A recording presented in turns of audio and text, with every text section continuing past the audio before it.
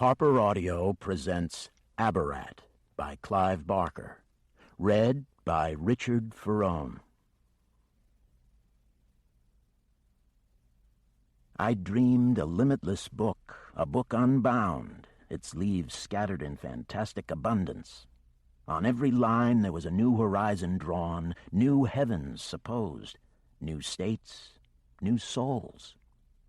One of those souls, dozing through some imagined afternoon, dreamed these words, and, needing a hand to set them down, made mine. Prologue. The Mission. From the notes of a monk of the Order of Sinoco, his name unknown. 3 is the number of those who do holy work.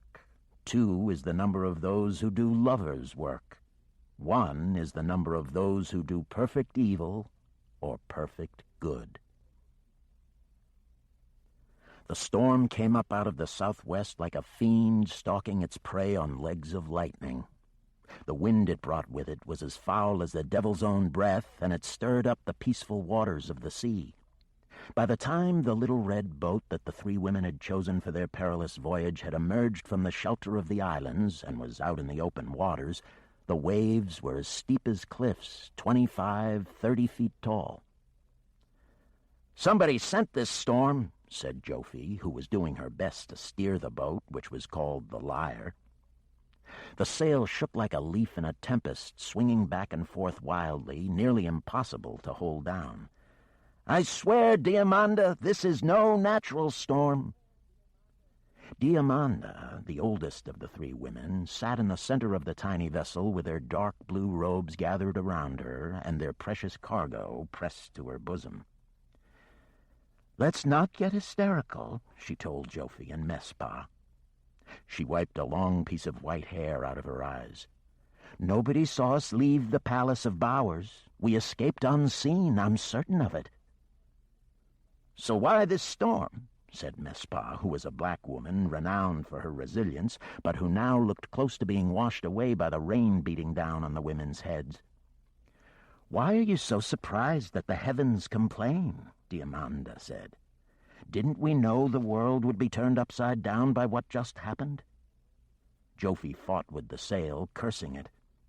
"Indeed, isn't this the way it should be?" Diamanda went on. "Isn't it right that the sky is torn to tatters and the sea put in a frenzy? Would we prefer it if the world didn't care?" No, of course not," said Mespa, holding on to the edge of the pitching boat, her face as white as her close-cropped hair was black. "I just wish we weren't out in the middle of it all." "Well, we are," said the old woman. "And there's not a thing any of us can do about it, so I suggest you finish emptying your stomach, Mespa." "It is empty," the sick woman said. "I have nothing left to bring up." "And you, Jofie, handle the sail." "Oh, goddesses," Jofie murmured.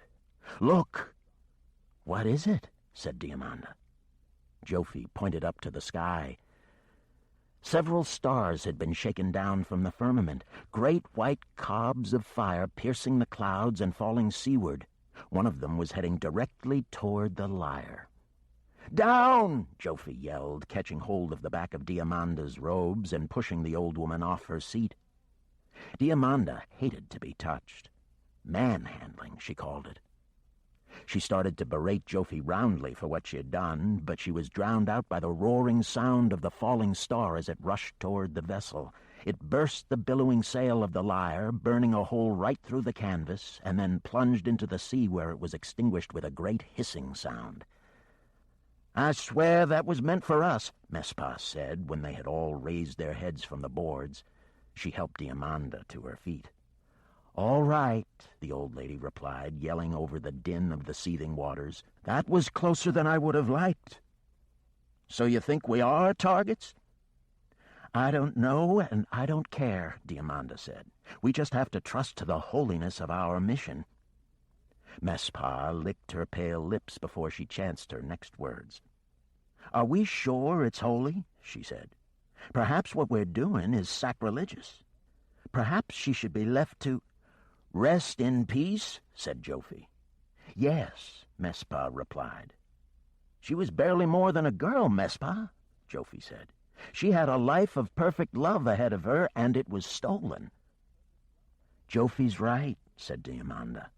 "Do you think a soul like hers would sleep quietly, with so much life left to live?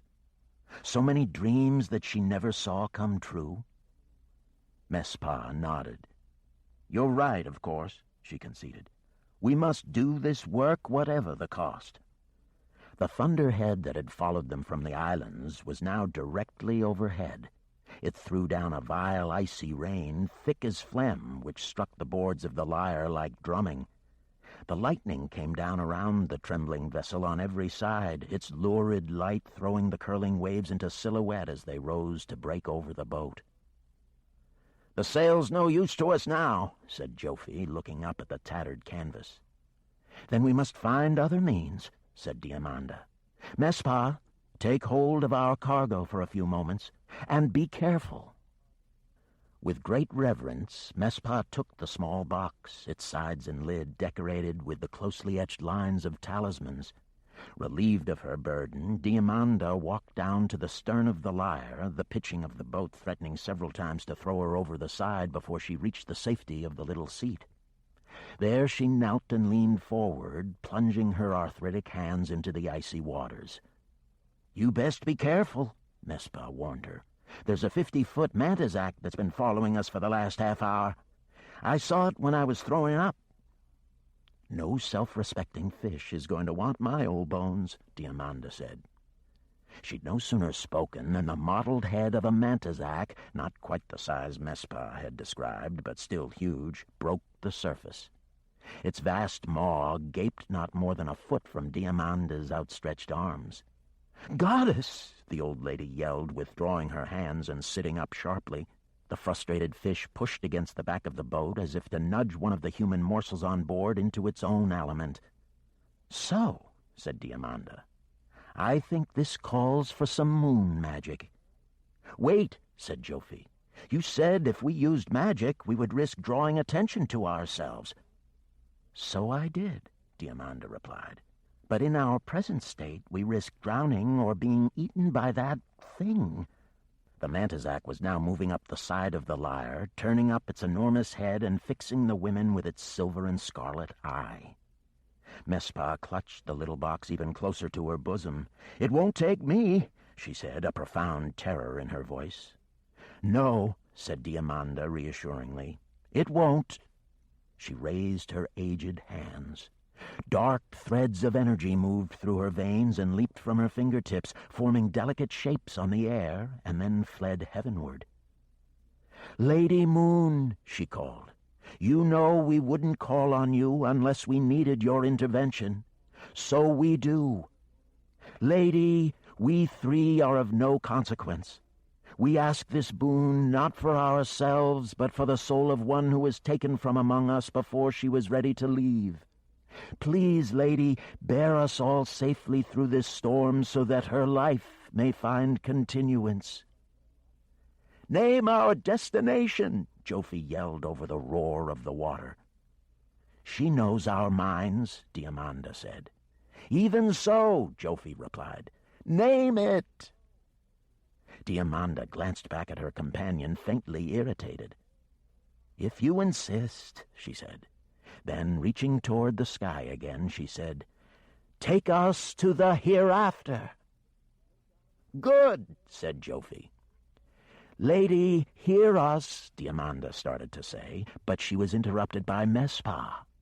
"She heard, Diamanda." "What?" "She heard." The three women looked up. The roiling storm clouds were parting as though pressed aside by titanic hands. Through the widening slit there came a shaft of moonlight, the purest white, yet somehow warm.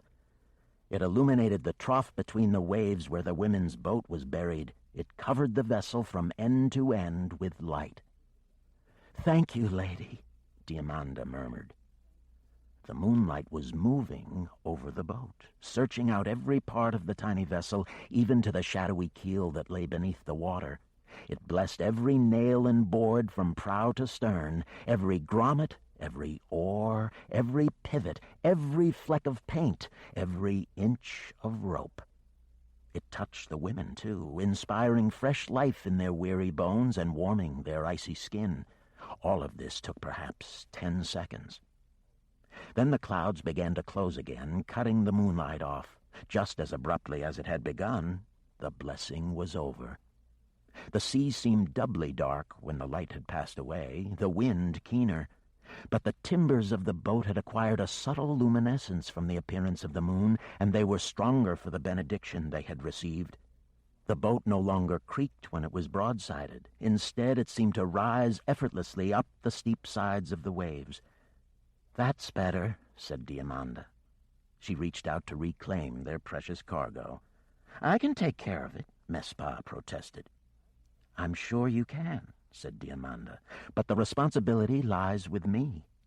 I know the world we're going to, remember? You don't." "You remember the way it was," Jofi reminded her. "But it will have changed." "Very possibly," Diamanda agreed. "But I still have a better idea of what lies ahead of us than you two do. Now give me the box, Messpa." Messpa handed the treasure over, and the women's vessel carved its way through the lightless sea, picking up speed as it went, the bow lifting a little way above the waters. The rain continued to beat down on the women's heads, gathering in the bottom of the boat until it was 4 inches deep. But the voyagers took no notice of its assault. They simply sat together in grateful silence as the magic of the moon hurried them toward their destination. "There," said Jofi. She pointed off toward the distant shore. "I see the hereafter." "I see it too," said Messpa. "Oh, thank the goddess! I see it! I see it!" "Hush yourselves," Diamanda said. "We don't want to draw attention." "It looks empty," Jofi said, scanning the landscape ahead. "You said there was a town." "There is a town, but it's a little distance from the harbor." "I see no harbor." "Well, there's not much of it left," Diamanda said. "It was burned down long before my time." The keel of the Lyre was grating on the shore of the hereafter. Jofi was first out, hauling on the rope and securing it to a piece of aged timber that was driven into the ground. Messpa helped Diamanda out, and the three of them stood side by side, assessing the unpromising landscape spread before them.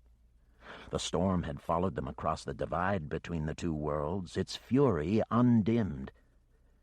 "Now, let's remember," said Diamanda. "We're here to do one thing and one thing only. We get our business done and then we leave. Remember, we should not be here." "We know that," said Messpa. "But let's not be hasty and make a mistake," Jofi said, glancing at the box Diamanda carried. "For her sake, we have to do this right. We carry the hopes of the Abarat with us." Even Diamanda was quieted by this remark. She seemed to meditate on it for a long moment, her head downturned, the rain washing her white hair into curtains that framed the box she held. Then she said, "Are you both ready?" The other women murmured that yes, they were, and with Diamanda leading the way, they left the shore and headed through the rain-lashed grass to find the place where Providence had arranged they would do their holy work.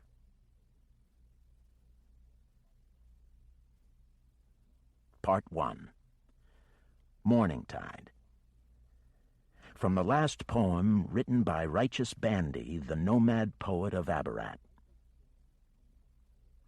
Life is short and pleasures few, and hold the ship and drown the crew. But oh, how very blue the sea is.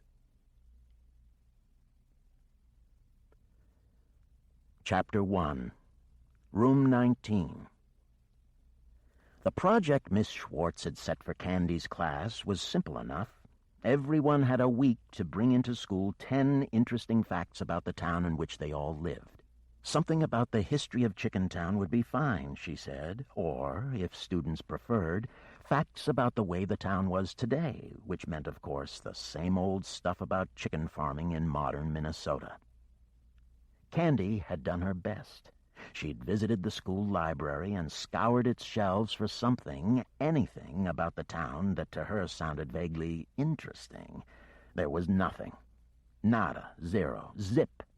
There was a library on Norton Street that was 10 times the size of the school library, so she went there. Again she scanned the shelves. There were a few books about Minnesota that mentioned the town, but the same boring facts were repeated in volume after volume. Chickentown had a population of 36,793, and it was the biggest producer of chicken meat in the state. One of the books, having mentioned the chickens, described the town as otherwise undistinguished. Perfect, Candy thought.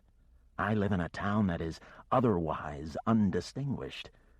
Well, that was fact number 1. She needed only 9 more. We live in the most boring town in the country, she complained to her mother, Melissa, when she returned home.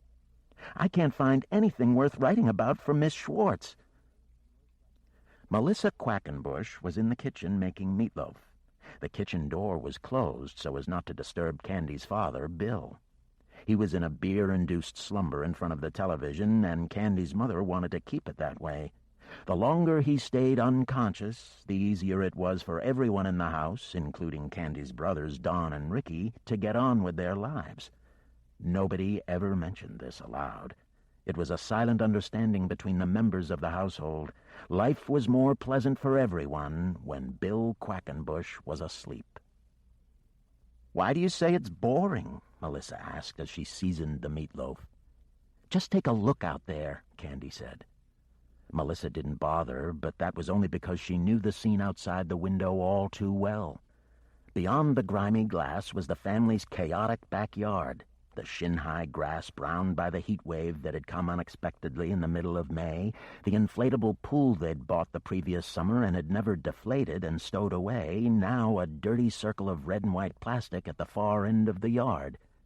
Beyond the collapsed pool was the broken fence, and beyond the fence, another yard in not much better shape, and another, until eventually the yards ended, and the streets too, and the empty grasslands began. "I know what you want for your project," she said. "Oh," said Candy, going to the fridge and taking out a soda. "What do I want?" "You want something weird," Melissa said, putting the meat into the baking tin and thumbing it down. "You've got a little morbid streak in you, just like your Grandma Frances. She used to go to the funerals of complete strangers." "She did not," Candy said with a laugh. "She did, I swear. She loved anything like that. You get it from her. You certainly don't get it from me or your dad." "Oh, well, that really makes me feel welcome." "You know what I mean," Candy's mother protested. "So you don't think Chickentown is boring?" Candy said. "There are worse places, believe me," Melissa said. "At least it's got a bit of history." "Not much of one. Not according to the books I looked at," Candy said. "You know who you should talk to?" Melissa said. "Who?" "Norma Lipnick. You remember Norma? She and I used to work at the Comfort Tree Hotel together." "Vaguely," Candy said. "All kinds of strange things happen at hotels, and the Comfort Tree has been around since, I don't know. You ask Norma, she'll tell you." "Is she the one with the white blonde hair who always wore too much lipstick?" Melissa looked up at her daughter with a little smile. "Don't you go saying anything rude to her now." "I wouldn't do a thing like that." "I know how these things slip out of you." "Mom, I'll be really polite." "Good. You do that. She's the assistant manager there now, so if you're real nice to her and you ask the right questions, I bet you she'll give you something for your project that nobody else in class will have." "Like what?" "You go over there and ask her. She'll remember you. Ask her to tell you about Henry Murkett." "Who's Henry Murkett?" "You go and ask her. It's your project. You should get out there and do some legwork, like a detective." "Is there much to detect?" Candy said. "You'd be surprised." She was. The first surprise was Norma Lipnick herself, who was no longer the tacky woman that Candy remembered, her hair teased high and her dress too short. In the 8 years or so since Candy had seen Norma, she had let her hair go naturally gray. The bright red lipstick was a thing of the past, as were the short dresses. But once Candy had introduced herself, Norma's new professional reserve was soon cast to the winds, and the warm, gossipy woman Candy remembered emerged. "Lord, how you've grown, Candy," she said.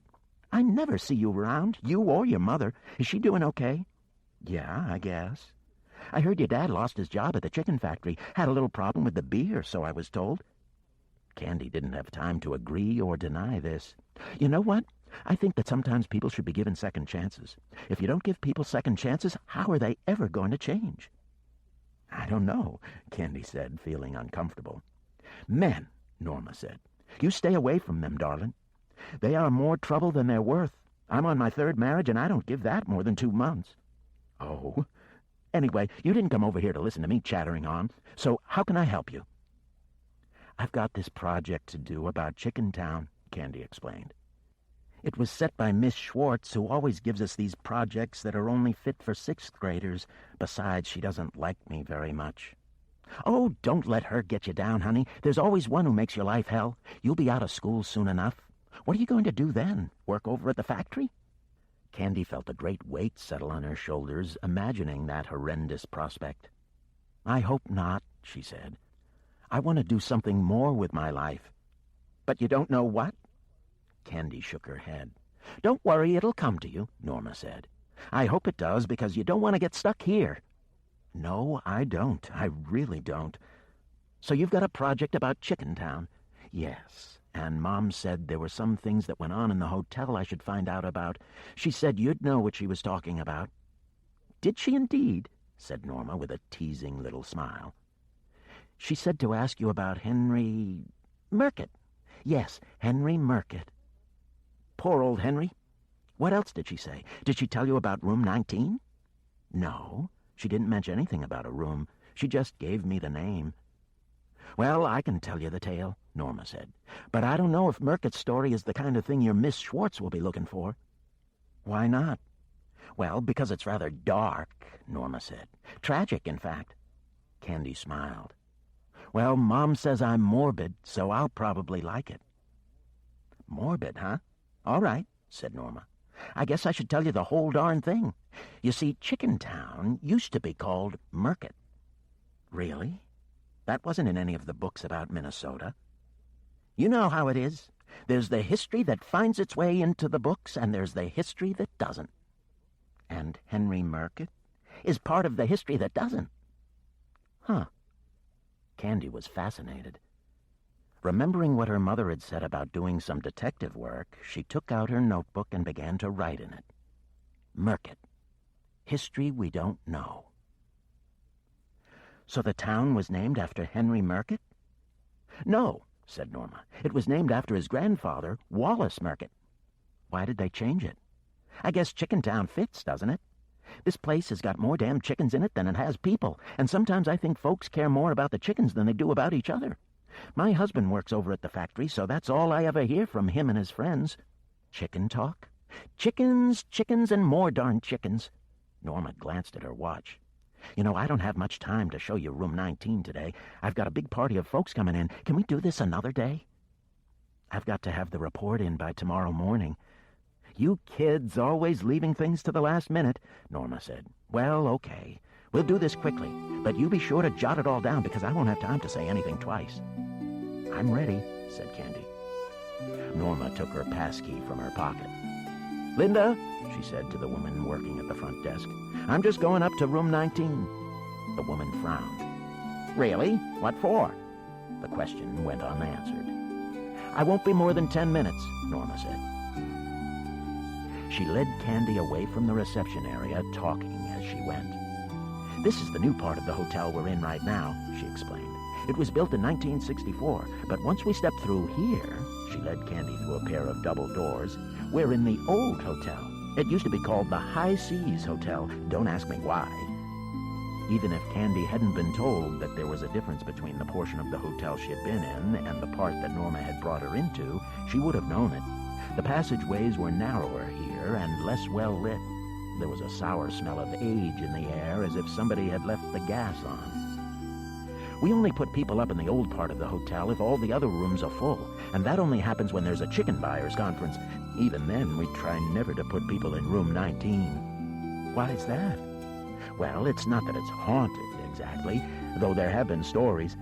Personally, I think all that stuff about the afterlife is nonsense. You get one life, and you'd better make the best of it. My sister got religion last year, and she's shaping up for a sainthood, I swear. Norma had led Candy to the end of a passageway where there was a narrow staircase illuminated by a single lamp. It cast a yellowish light that did nothing to flatter the charmless wallpaper and the cracking paintwork. Candy almost remarked that it was no wonder the management kept this part of the hotel out of the sight of guests, but she bit her tongue, remembering what her mother had said about keeping less courteous thoughts to herself. Up the creaking stairs they went. They were steep. "I should stop smoking," Norma remarked. "It'll be the death of me." There were 2 doors at the top. One was room 17, the other was room 19. Norma handed the pass key to Candy. "You want to open it?" Norma said. "Sure." Candy took the key and put it in the lock. "You have to jiggle it around a little." Candy jiggled, and after a little work the key turned, and Candy opened the ill-oiled door of room 19.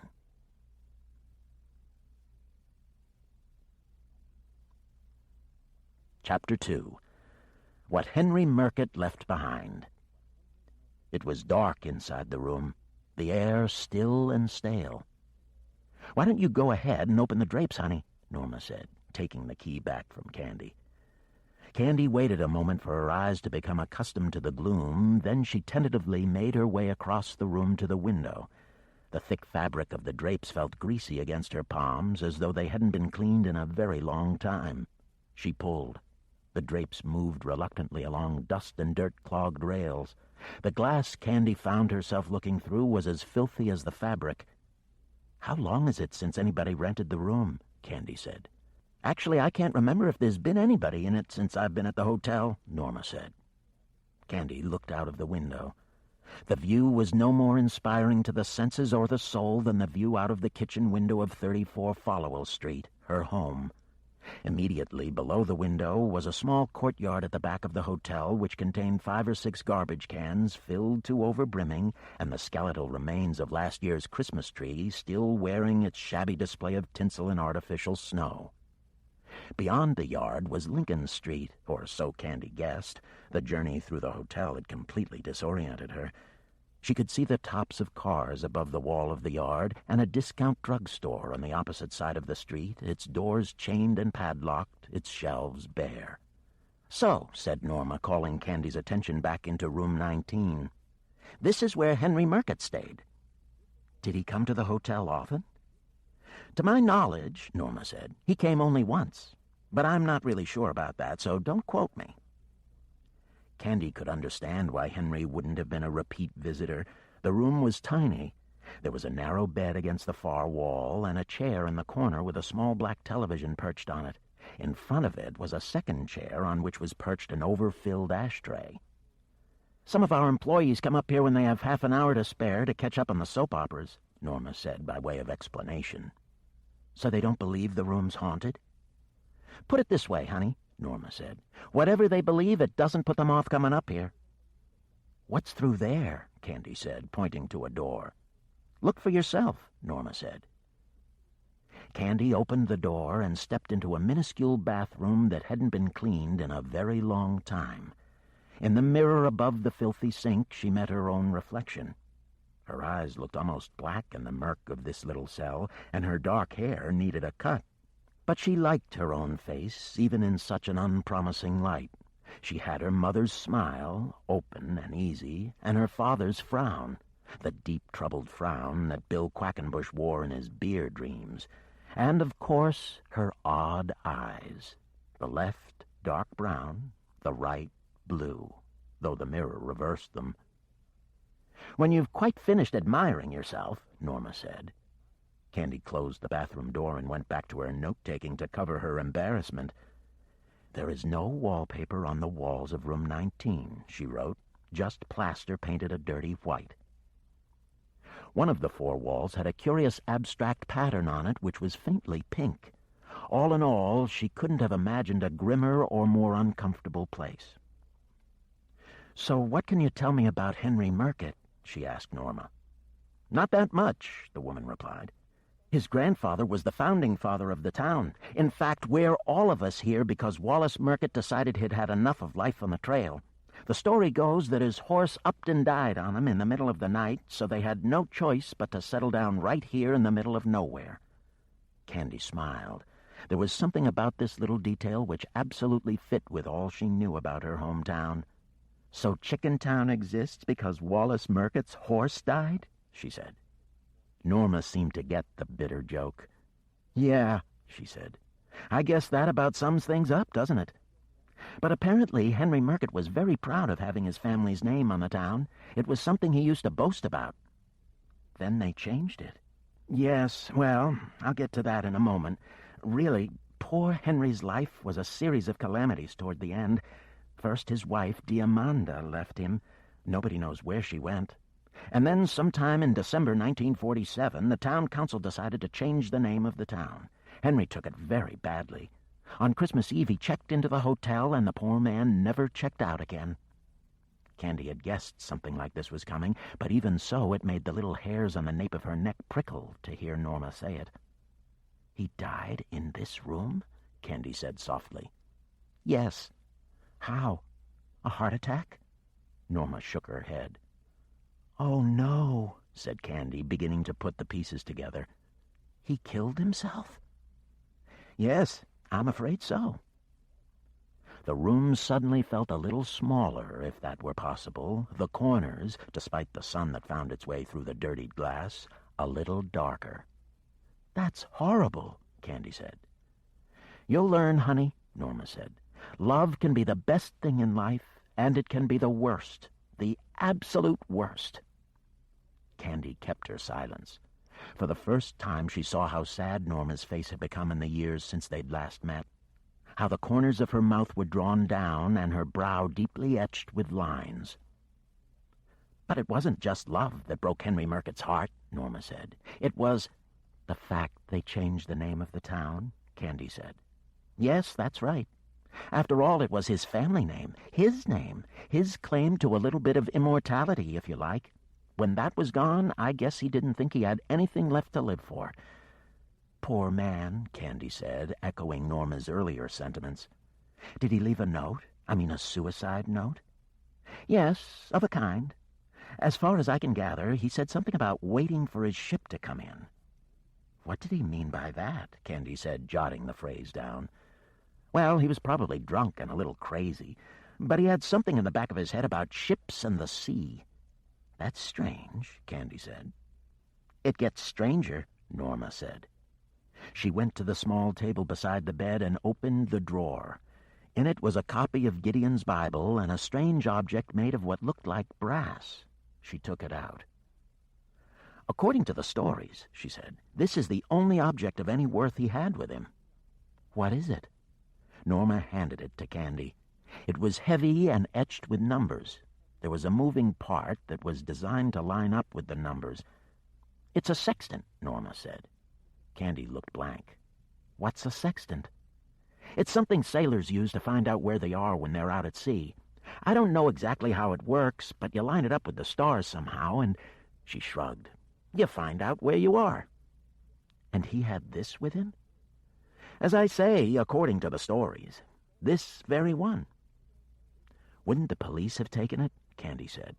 "You would think so, but as long as I've been working in the hotel, that thing has been here in that drawer beside the Gideon's Bible. Henry Murkett's sextant." "Huh," said Candy, not at all sure what to make of any of this now. She handed the object back to Norma, who carefully, even a little reverently, returned it to its place and slid the drawer closed. "So that and the note were all he left?" Candy asked. "No," said Norma. "He left something else." "What?" "Look around you," Norma replied. Candy looked. What was there here that could have belonged to Henry Murkett? The furniture? Surely not. The age-worn rug under her feet? Perhaps, but it was unlikely. The lamp? No. What did that leave? There weren't any pictures on the wall, so "Oh, wait a minute," she said, looking at the stains on the wall. "Not those." Norma just looked at her, raising a perfectly plucked eyebrow. "Those?" Candy said. "No matter how many coats of paint the workmen put on that wall, the stains show through." Candy went closer to the wall, examining the marks. A part of her, the part that her morbid grandmother could take credit for, wanted to ask Norma the obvious question. How had the stains got up there? Had he shot himself or used a razor? But there was another part that preferred not to know. "Horrible," she said. "That's what happens when people realize their lives aren't what they dreamed they'd be," Norma said. She glanced at her watch. "Oh, Lord, look at the time. I've got to get going. That's the story of Henry Murcutt." "What a sad man," Candy said. "Well, I guess all of us are waiting for our ships to come in one way or another," Norma said, going to the door and letting Candy out onto the gloomy landing. "Some of us still live in hope," she said with a half-hearted smile. "But you have to, don't you?" And with that she closed the door on the room where Henry Murcutt had breathed his last.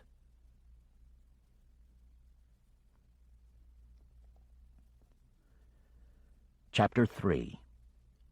Doodle. Miss Schwartz, Candy's history teacher, was not in a pleasant mood at the best of times, but today her mood was fouler than usual. As she went around the classroom, returning the project papers on Chickentown, only her few favorite students, who were usually boys, earned anything close to good marks. Everyone else was being criticized. But nothing the rest of the class had faced compared with Miss Schwartz's attack on Candy's paper. "Facts, Candy Quackenbush," the woman said, tossing Candy's paper about Henry Murcutt's demise down on her desk. "I asked for facts, and what do you give me?" "Those are facts, Miss—" "Don't answer back," Miss Schwartz snapped. "These are not facts. They are morbid pieces of gossip, nothing more. This work, like most of your work, is worthless." "But I was in that room in the Comfort Tree Hotel," she said. "I saw Henry Murcutt's sextant." "Are you hopelessly gullible?" said Schwartz. "Or are you just plain stupid? Every hotel has some kind of ridiculous ghost story. Can't you tell the difference between fact and fiction?" "But, Miss Schwartz, I swear these are facts." "You get an F, Candy." "That's not fair," Candy protested. Miss Schwartz's upper lip began to twitch, a sure sign that she was going to start yelling soon. "Don't talk back to me," she said, her volume rising. "If you don't stop indulging in these dim-witted fantasies of yours and start doing some real work, you're going to fail this class completely, and I'll personally see you held back a year for your laziness and your insolence." There was a lot of tittering from the back of the class where the coven of Candy's enemies, led by Deborah Hackbarth, all sat. Miss Schwartz threw them a silencing look, which worked, but Candy knew they were smiling behind their hands, passing notes back and forth about Candy's humiliation. "Why can't you be normal?" Miss Schwartz said. "Give me work like this from Ruth Ferris." She leafed through the pages. Miss Schwartz held up the papers so that everybody could see what an exemplary piece of work Ruth had done. "You see these graphs?"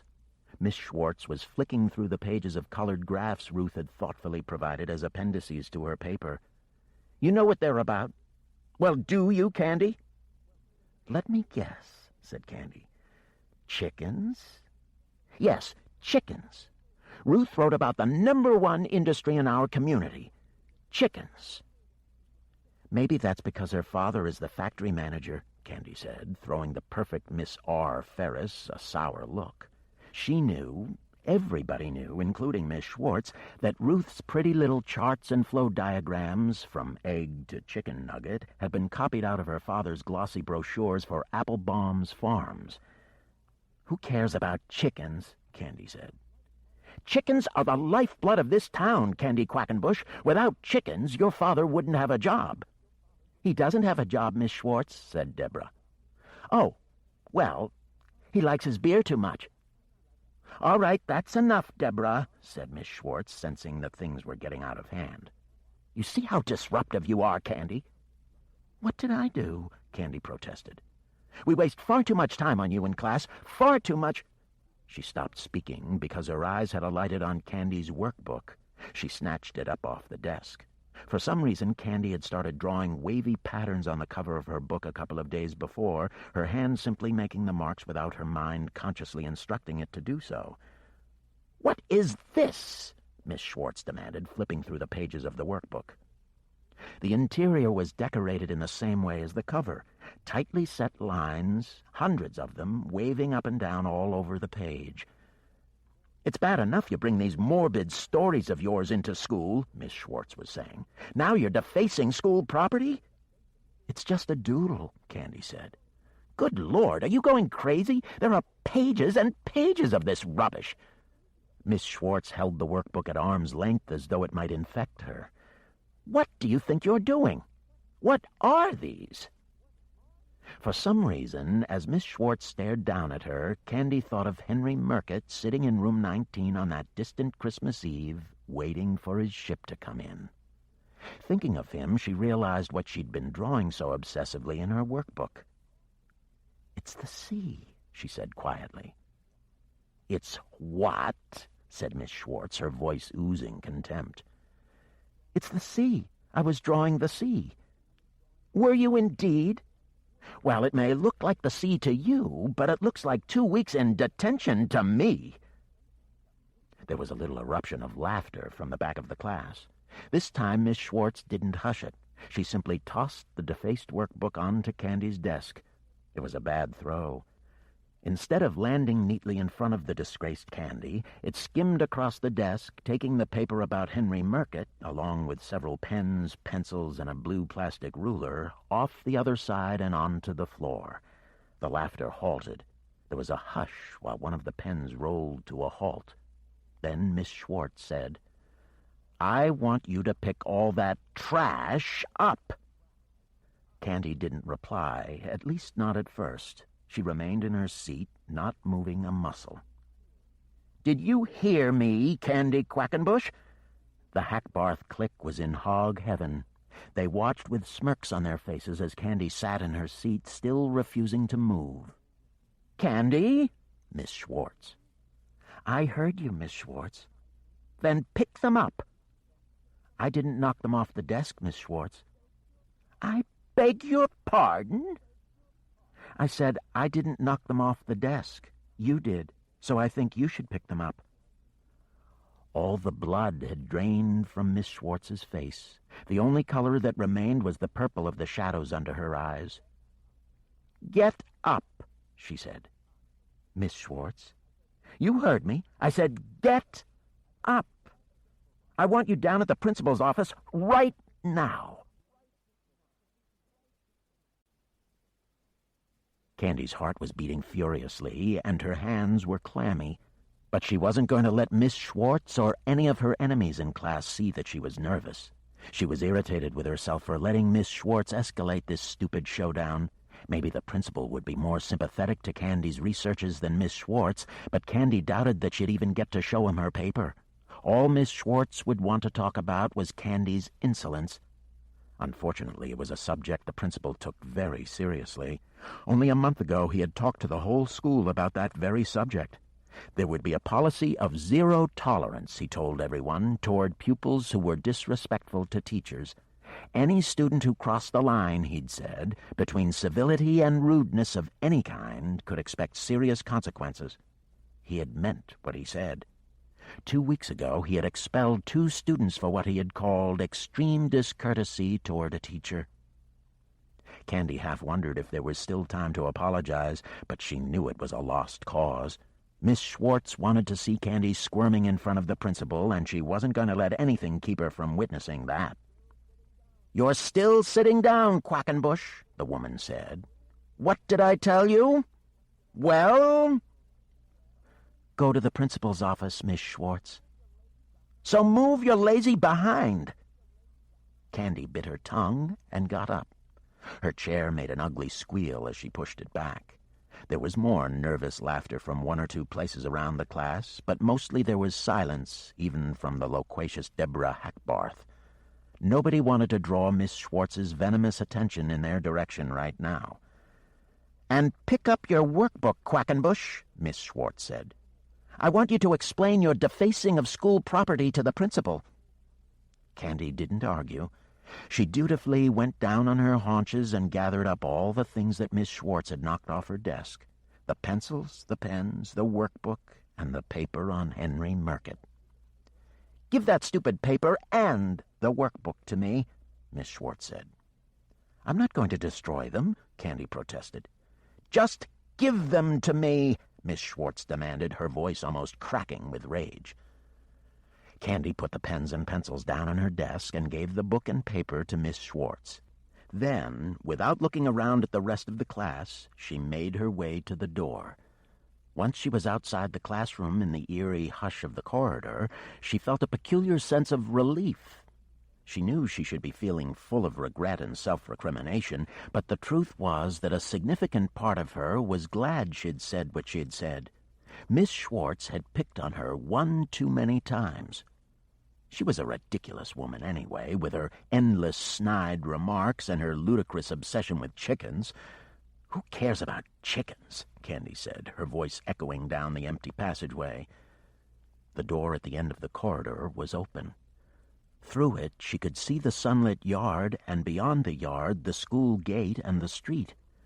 It would be so easy, she thought, just to walk out of here right now and never have to hear Miss Schwartz pontificate on the glories of chicken farming ever again. What was she thinking? She couldn't do that. She'd be expelled for certain. "So what?" said a voice at the back of her head. "Just walk out. Go on. Walk out." For some reason, the doodles that she had drawn in her workbook came back into her mind. Only this time, instead of being black lines on gray recycled paper, they were bright in her mind, very bright. And all kinds of colors, the way the sun appeared in your mind if you looked at it for a moment and then closed your eyes. Dozens of little suns, green and red and gold, then colors, too, that you couldn't even name. That was the way the lines looked in Candy's mind's eye. And they were moving. The wavy lines were rolling across the darkness inside her skull, rolling and breaking, the brilliant colors bursting into arabesques of white and silver. Behind her she heard a familiar sound, the click-click-click of Miss Schwartz's heels. "What are you still doing in the corridor, Candy Quackenbush?" she yelled down the corridor. "I told you to report to the principal's office." Everyone in the classes along the passage had heard the woman Candy knew. Tomorrow she'd be the butt of every idiotic joke. Candy glanced over her shoulder. Miss Schwartz was gaining on her, her arms crossed in front of her bosom. Held captive behind them was the evidence for the prosecution, Candy's workbook and the paper on Henry Murkett. Poor Henry Murkett, sitting in that cold little room in the hotel, waiting with his sextant for a ship to come and find him. Checking the stars, consulting his watch, waiting and waiting until he could stand the wait no longer. Candy looked away from Miss Schwartz, her gaze returning to the rectangle of brightness at the end of the corridor, and still the lines rolled on in her mind's eye, rolled and broke, rolled and broke. "Where do you think you're going?" Miss Schwartz demanded. Candy's feet knew, even if her brain was a little slow at catching up with the idea. They were taking her out of here. "You head right back to the principal's office," Miss Schwartz called after her. Candy didn't really hear the woman's words very clearly now. The lines in her head were making a sound, like the din of white noise on an untuned television. It washed away Miss Schwartz's demands. "Candy Quackenbush, come back here!" Her shrill voice was being heard from one end of the school to the other, but the person to whom they were directed was deaf to them. Out she went, with Miss Schwartz pursuing her, inventing new threats and demands to throw in Candy's direction. Candy took no notice of them. She stepped over the threshold and out into the bright morning. A little portion of her mind still said, "Candy, turn around. What are you doing? They'll expel you for certain." But the voice was too small to convince her feet. At the threshold, she broke into a run. It took her 30 seconds to reach the school gate and get out into the street. A few students caught sight of her as she made her departure. Those who knew her said they'd never seen Candy Quackenbush looking happier.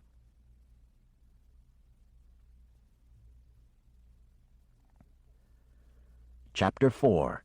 Street Ends. The bright rolling doodle stayed in Candy's mind's eye, even though her feet had obeyed its instruction and carried her out through the school gates and into the street. She briefly thought about going home, but the notion didn't stay in her head for long. She had no desire to be back in Followell Street. Though her mom would be at work, her father would be up and about by now, and he'd want to know why she had returned from school in the middle of the morning. So she walked in the opposite direction, down Spaulding Street to the intersection with Lenox, over Lenox, and on toward the Comfort Tree Hotel on Stillman Street.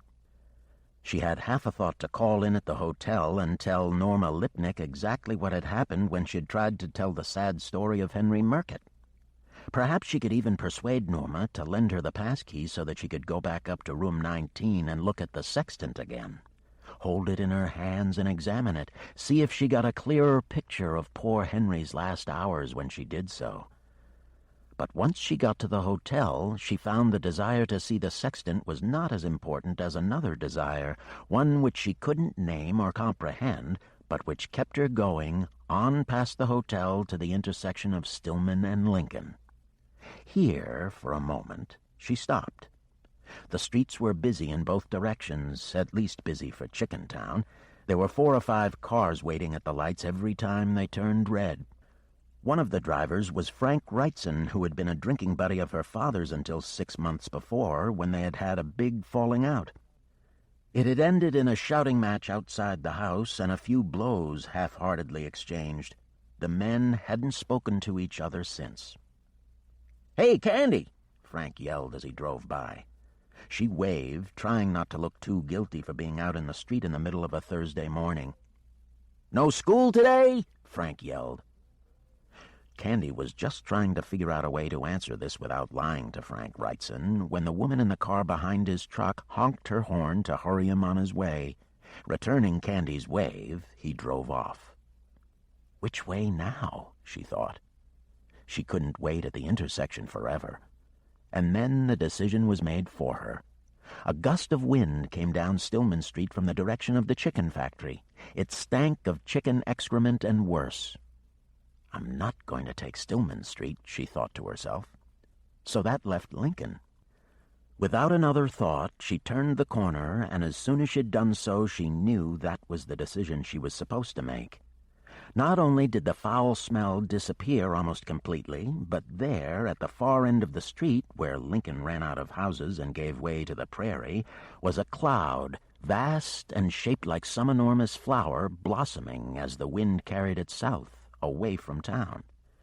For some reason, the sight of it, its golden color, its shape, its sheer size, put everything she'd left behind, Miss Schwartz and her stupidities, Deborah Hackbarth and the rest, even the smell on Stillman Street, out of her head.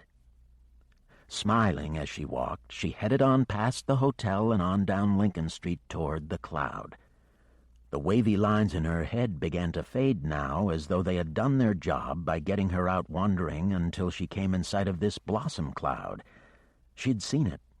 She had her destination. The houses were thinning out now as she approached the end of Lincoln Street. She could remember venturing so far in this direction only once before, and that was because Patty Gibson, who'd been her best friend 3 years ago, had brought her down here to show her one of the few memorable front lawns in Chickentown. It had belonged to an old woman by the name of Lavinia White, known to all as the Widow White. In place of flowers, Lavinia had planted plastic pinwheels in the grass, the kind constructed of brightly colored plastic that made a whirring sound when the wind spun them. No doubt the Widow White was a little bit crazy, because she hadn't simply put 3 or 4 of these things in her garden. She'd planted hundreds in place of ordinary flowers. Some bright scarlet, some eye-pricking green, some striped or spiraled. It had been quite a sight, Candy remembered. To her astonishment, she found that they were still there. She heard them before she saw them, the massed noise of their whirring coming to meet her down Lincoln Street. When she came in sight of them, she found that they were all rather the worse for wear. Clearly the Widow White hadn't replaced the pinwheels with new ones over the last few seasons, and many had been knocked over by the wind or had lost their plastic blooms, and she'd simply left the sticks in the dirt. But perhaps 1 in 3 of them remained operational, and that still provided a bizarre spectacle. Candy glanced up at the house itself as she passed, and there in the upper window, sitting in a wheelchair watching the world go by, or as much of the world as would pass by the last house in the street before the grasslands began, was old Widow White herself. She had her eyes on Candy, so Candy gave her a wave and a smile. The Widow White returned neither. There was no barricade or fence at the end of the street, just a sign placed at the limit of the asphalt that stated, with absurd redundancy, "Street Ends." "Oh, really?" said Candy, looking up at the sign. Beyond it, there was just rolling prairie and the cloud. It had grown in size in the time that Candy had taken to walk the length of Lincoln Street, and it was no longer moving away from town. The wind had changed direction and now seemed to be coming from the north. It had a curious tang to it, which was not the smell of the factory and its clotted drains. She didn't know what it was. She glanced back over her shoulder down the length of Lincoln Street. From here, it was a half-hour walk home at least. If the great gilded cloud was bringing rain, then she was going to get wet on her way back to Followell Street. But she had no desire to start the homeward trek, not for a little while at least. She had no idea of what lay ahead of her besides the wild hills and the long grass, and the orange milkweed, the larkspur, and prairie lilies in among the grass. But walking for a while where nobody except the Widow White knew she had gone was better than going home to listen to her father in the first stages of the day's drinking, raging on about the injustices of his life. Without another thought, she walked on past the Street Ends sign, catching it with her palm as she went so that it rocked in the shallow holes some lazy workman had made for it, and headed out into the gently swaying grass. Butterflies and bees wove ahead of her as if they were showing her the way. She followed them happily. When next she looked back, the shoulder-high grass had almost obscured Chickentown from sight. She didn't care. She had a good sense of direction. When the time came for her to find her way back, she'd be able to do just that. Her eyes glued to the great swelling mass of the cloud, she walked on, her griefs and humiliations left somewhere behind her, where the road ended and the ocean of grass and flowers began.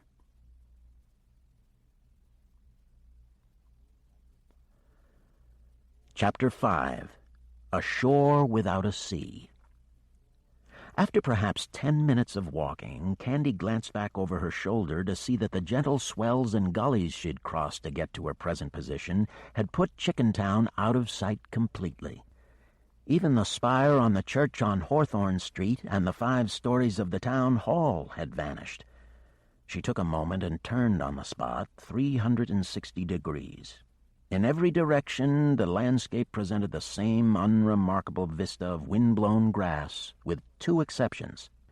Some way off to her right lay a small copse of trees, and nearly dead ahead of her was a much more curious sight, a kind of skeletal tower set in the middle of this wilderness of grass and flowers. What was it? Some kind of watchtower? If it had been a watchtower, then those who'd occupied it must have been very bored with nothing to watch. Though it promised to be nothing more than a near ruin, she decided to make it her destination. She'd get there, sit for a while, and then head back. She was getting thirsty, for one thing. She wanted a glass of water. Maybe on the return journey she'd pick up some soda from Niles' drugstore. She dug in her pocket just to see what she had. 2 singles, 1 $5, and 1 $10 bill. She pushed them down to the very bottom of her pocket so they wouldn't slip out. The wind had become stronger in the time since she had left the limits of Chickentown, and a little more bracing. There was still the smell of spring green in the air, but there was something else besides, something Candy couldn't quite name, but which teased her nevertheless.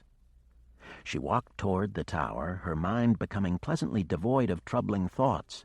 Miss Schwartz, letters threatening expulsion, her father in his drinking chair staring up at her with that look of his, the look she knew meant trouble, All of it was left behind where the street ended. Then her toe caught some object so that it skipped ahead of her through the grass. Just a stone, surely. Nevertheless, she bent down to take a closer look, and to her surprise she saw that it was not a stone at all, but a shell. It was large, too, about the size of her balled fist, and there were a number of short spikes on it. It wasn't, she knew, a snail's shell. For one thing, it was too big, and she had never seen a snail shell with spikes. No, this was a seashell, and it was clearly old. Its colors had faded, but she could still see an elaborate pattern upon it, a design that followed its diminishing spiral. She turned it over, brushed what looked suspiciously like sand out of its crevice, and put it to her ear. It was a trick her grandfather had first taught her, listening to the sea in a shell. And though she knew it was just an illusion, the subtle reverberations of the air in the shell's interior, she was still half persuaded by it, half certain she heard the sound of waves, as if the shell still had some memory of its life in the ocean. She listened. There it was. But what was a seashell doing out here? Had somebody dropped it while walking here? That seemed highly unlikely. Who went walking with seashells in their pocket? She looked down, wondering if anything else had been dropped in the vicinity. To her surprise, the answer was yes. There were a number of odd items scattered under her feet. More shells, for one thing, dozens of them. No, hundreds. Some small, a few even larger than the one she'd picked up. Most were cracked or broken, but some were still intact, their shapes and designs more beautiful, more bizarre than anything she'd ever seen in a book. And there was more besides, a lot more. As she studied the ground, her eyes becoming accustomed to picking out curiosities, the curiosities multiplied. There were pieces of wood scattered among the shells, most smoothed into little abstract sculptures by the pale freckled sand that was mingled with the dark Minnesota dirt. As she bent to pick one of the sculptures up, she saw that there was glass here, too. Countless fragments, green, blue, and white, turned into smoky jewels.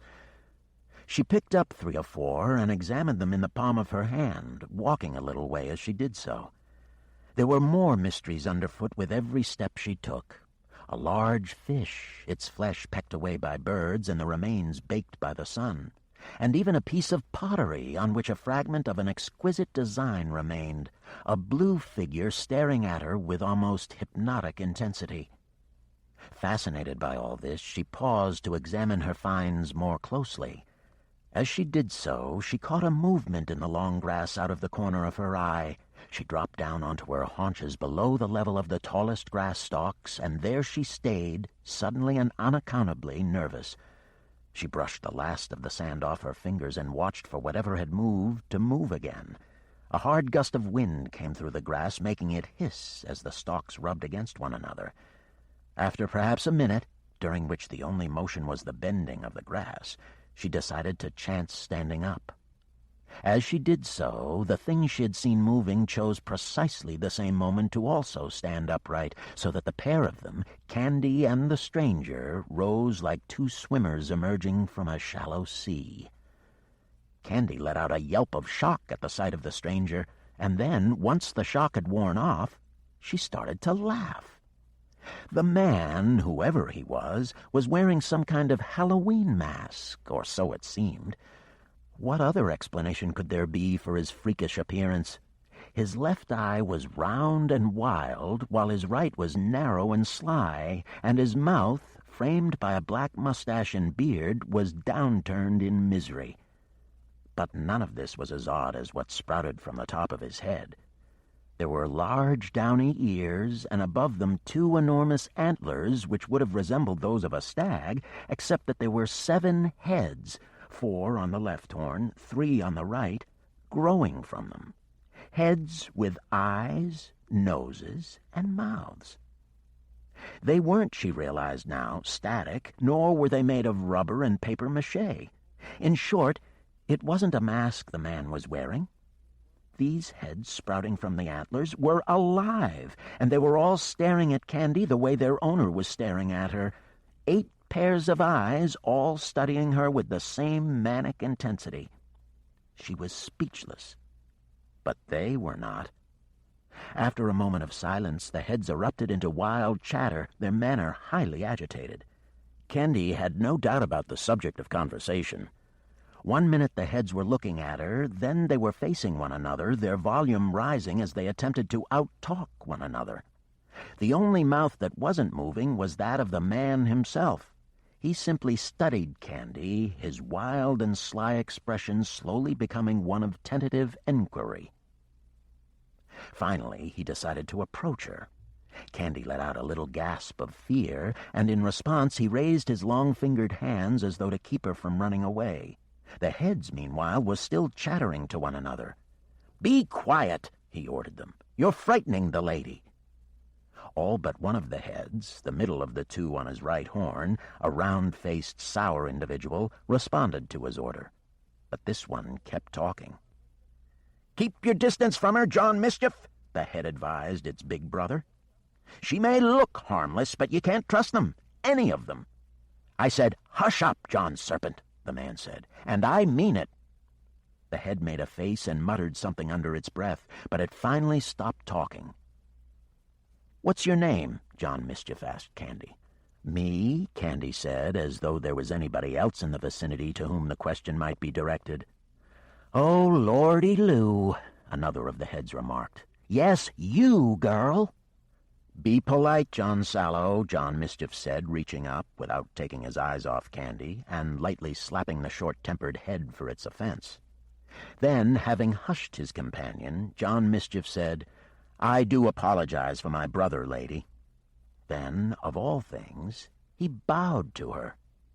It wasn't a deep bow, but there was something about the simple courtesy of the gesture that completely won Candy over. So what if John Mischief had 7 extra heads? He'd bowed to her and called her lady.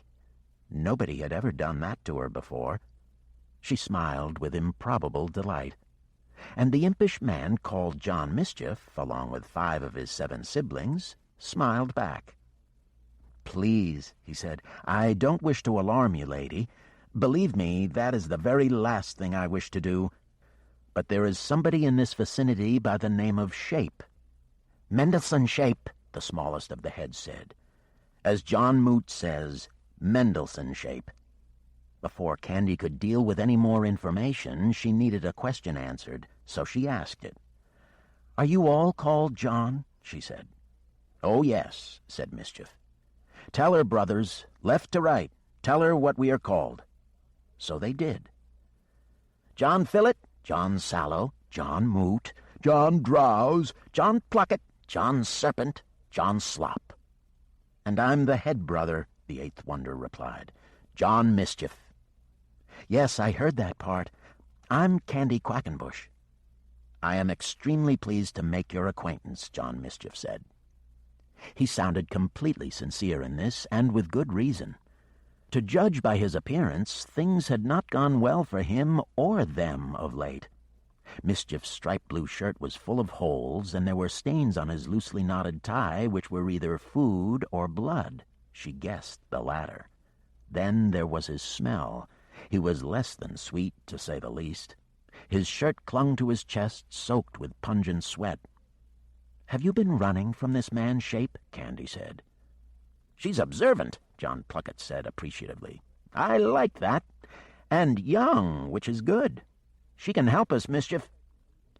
"Either that or she can get us in even deeper trouble," said John Serpent. "We're as deep as we can get," John Slop observed. "I say we trust the girl, Mischief. We've got absolutely nothing to lose." "What are they all talking about?" Candy asked Mischief. "Besides me." "The harbor," he replied. "What harbor?" Candy said. "There's no harbor here. This is Minnesota. We're hundreds of miles from the ocean. No, thousands." "Perhaps we're thousands of miles from any ocean you're familiar with, lady," said John Fillet with a gap-toothed smile. "But there are oceans and oceans, seas and seas." "What on earth is he talking about?" Candy asked Mischief. John Mischief pointed toward the tower that stood 60 or 70 yards from where they stood. "That, lady, is a lighthouse," he said. "No," said Candy with a smile. The idea was preposterous. Why would anybody— "Look at it," said John Drowse. "It is a lighthouse." Candy studied the odd tower again. Yes, she could see that indeed it could have been designed as a lighthouse. There were the rotted remains of a staircase spiraling up the middle of it, leading to a room at the top which might have housed a lamp. But so what? "Somebody was crazy," she remarked. "Why?" said John Slop. "Oh, come on," said Candy. "We've been through this. We're in Minnesota. There is no sea in—" Candy stopped mid-sentence. Mischief had put his hand to his mouth, hushing her. As he did so, all of his brothers looked off in one direction or another. A few were sniffing the air, others tasting it on their lips. Whatever they did and wherever they looked, they all came to the same conclusion, and together they murmured two words. "Shapes here," they said.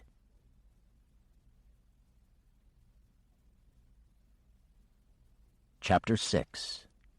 The Lady Ascends. Mischief instantly grabbed Candy's arm and pulled her down into the long grass. His eyes were neither wild nor sly now. They were simply afraid. His brothers, meanwhile, were peering over the top of the grass in every direction, and now and then exchanging their own fearful looks. It was most peculiar for Candy to be with one person and yet be in the company of a small crowd. "Lady," Mischief said very softly, "I wonder if you would dare something for me." "Dare? I would quite understand if you preferred not. This isn't your battle, but perhaps Providence put you here for a reason." "Go on," Candy said. Given how unhappy and purposeless she'd been feeling in the last few hours— no, not hours, months, even years— she was happy to listen to anybody with a theory about why she was here. "If I could distract Mendelssohn Shape's attention away from you for long enough, maybe you could get to the lighthouse and climb the stairs.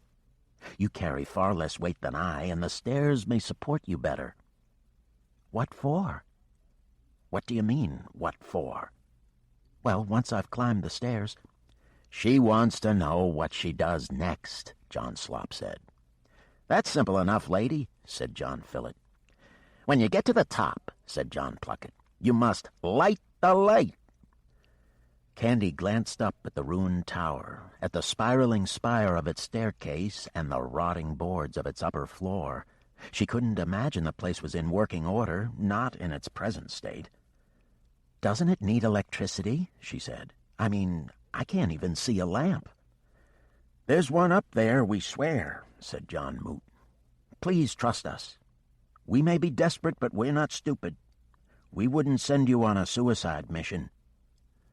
"So how do I make this lamp work?" Candy asked. "Is there an on-off switch?" "You'll know how to use it the moment you set eyes on it," Mischief said. "Light's the oldest game in the world." She looked at them, her gaze going from face to face. They looked so frightened, so exhausted. "Please, lady," said Mischief.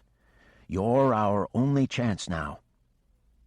"Just one more question," Candy said. "No time," said Drowse. "I see shape." "Where?" said Fillet, turning to follow his brother's gaze. He didn't need any further direction.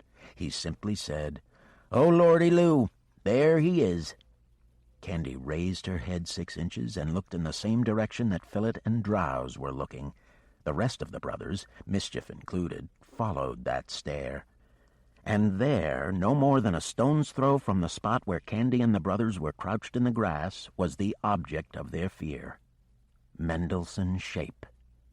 The sight of him made Candy shudder. He was twice the height of Mischief, and there was something spiderish about his grotesque anatomy. His almost fleshless limbs were so long she could readily imagine him walking up a wall.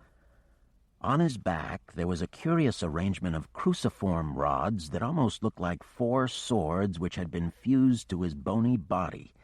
He was naked but for a pair of striped shorts, and he walked with a pronounced limp. But there was nothing frail about him. Despite the lack of muscle and that limp of his, he looked like a creature born to do harm. His expression was joyless and sour, filled with hatred toward the world. Having got herself a glimpse of him, Candy ducked down quickly before Shape's wrathful gaze came her way. Curiously, it was only now, seeing this second freakish creature, that she wondered if perhaps she wasn't having some kind of hallucination. How could such beings be here in the world with her? The same world as Chickentown, as Miss Schwartz and Deborah Hackbarth. "Before we go any further," she said to the brothers, "I need an answer to something." "Ask away," said John Swallow. "Am I dreaming this?" By way of reply, all 8 brothers shook their heads, their faces for once expressing the same thing. "No, this is no dream," those faces said. Nor, deep in her bones, had she expected the answer to be any different. They were all awake together, she and the brothers, and all in terrible jeopardy. Mischief saw the sequence of thoughts crossing her face, the doubt that she was even awake, and then the fear that indeed she was. "This is all Providence, I swear," he said to her. "You're here because you can light the light. You and only you." She did her best to put the fear out of her head and to concentrate on what John Mischief had just said. In a curious way, it made sense that she was here because she had to be here. She thought of the doodle she'd made on her workbook, the way it had seemed to brighten in her mind's eye, inspiring her limbs to move.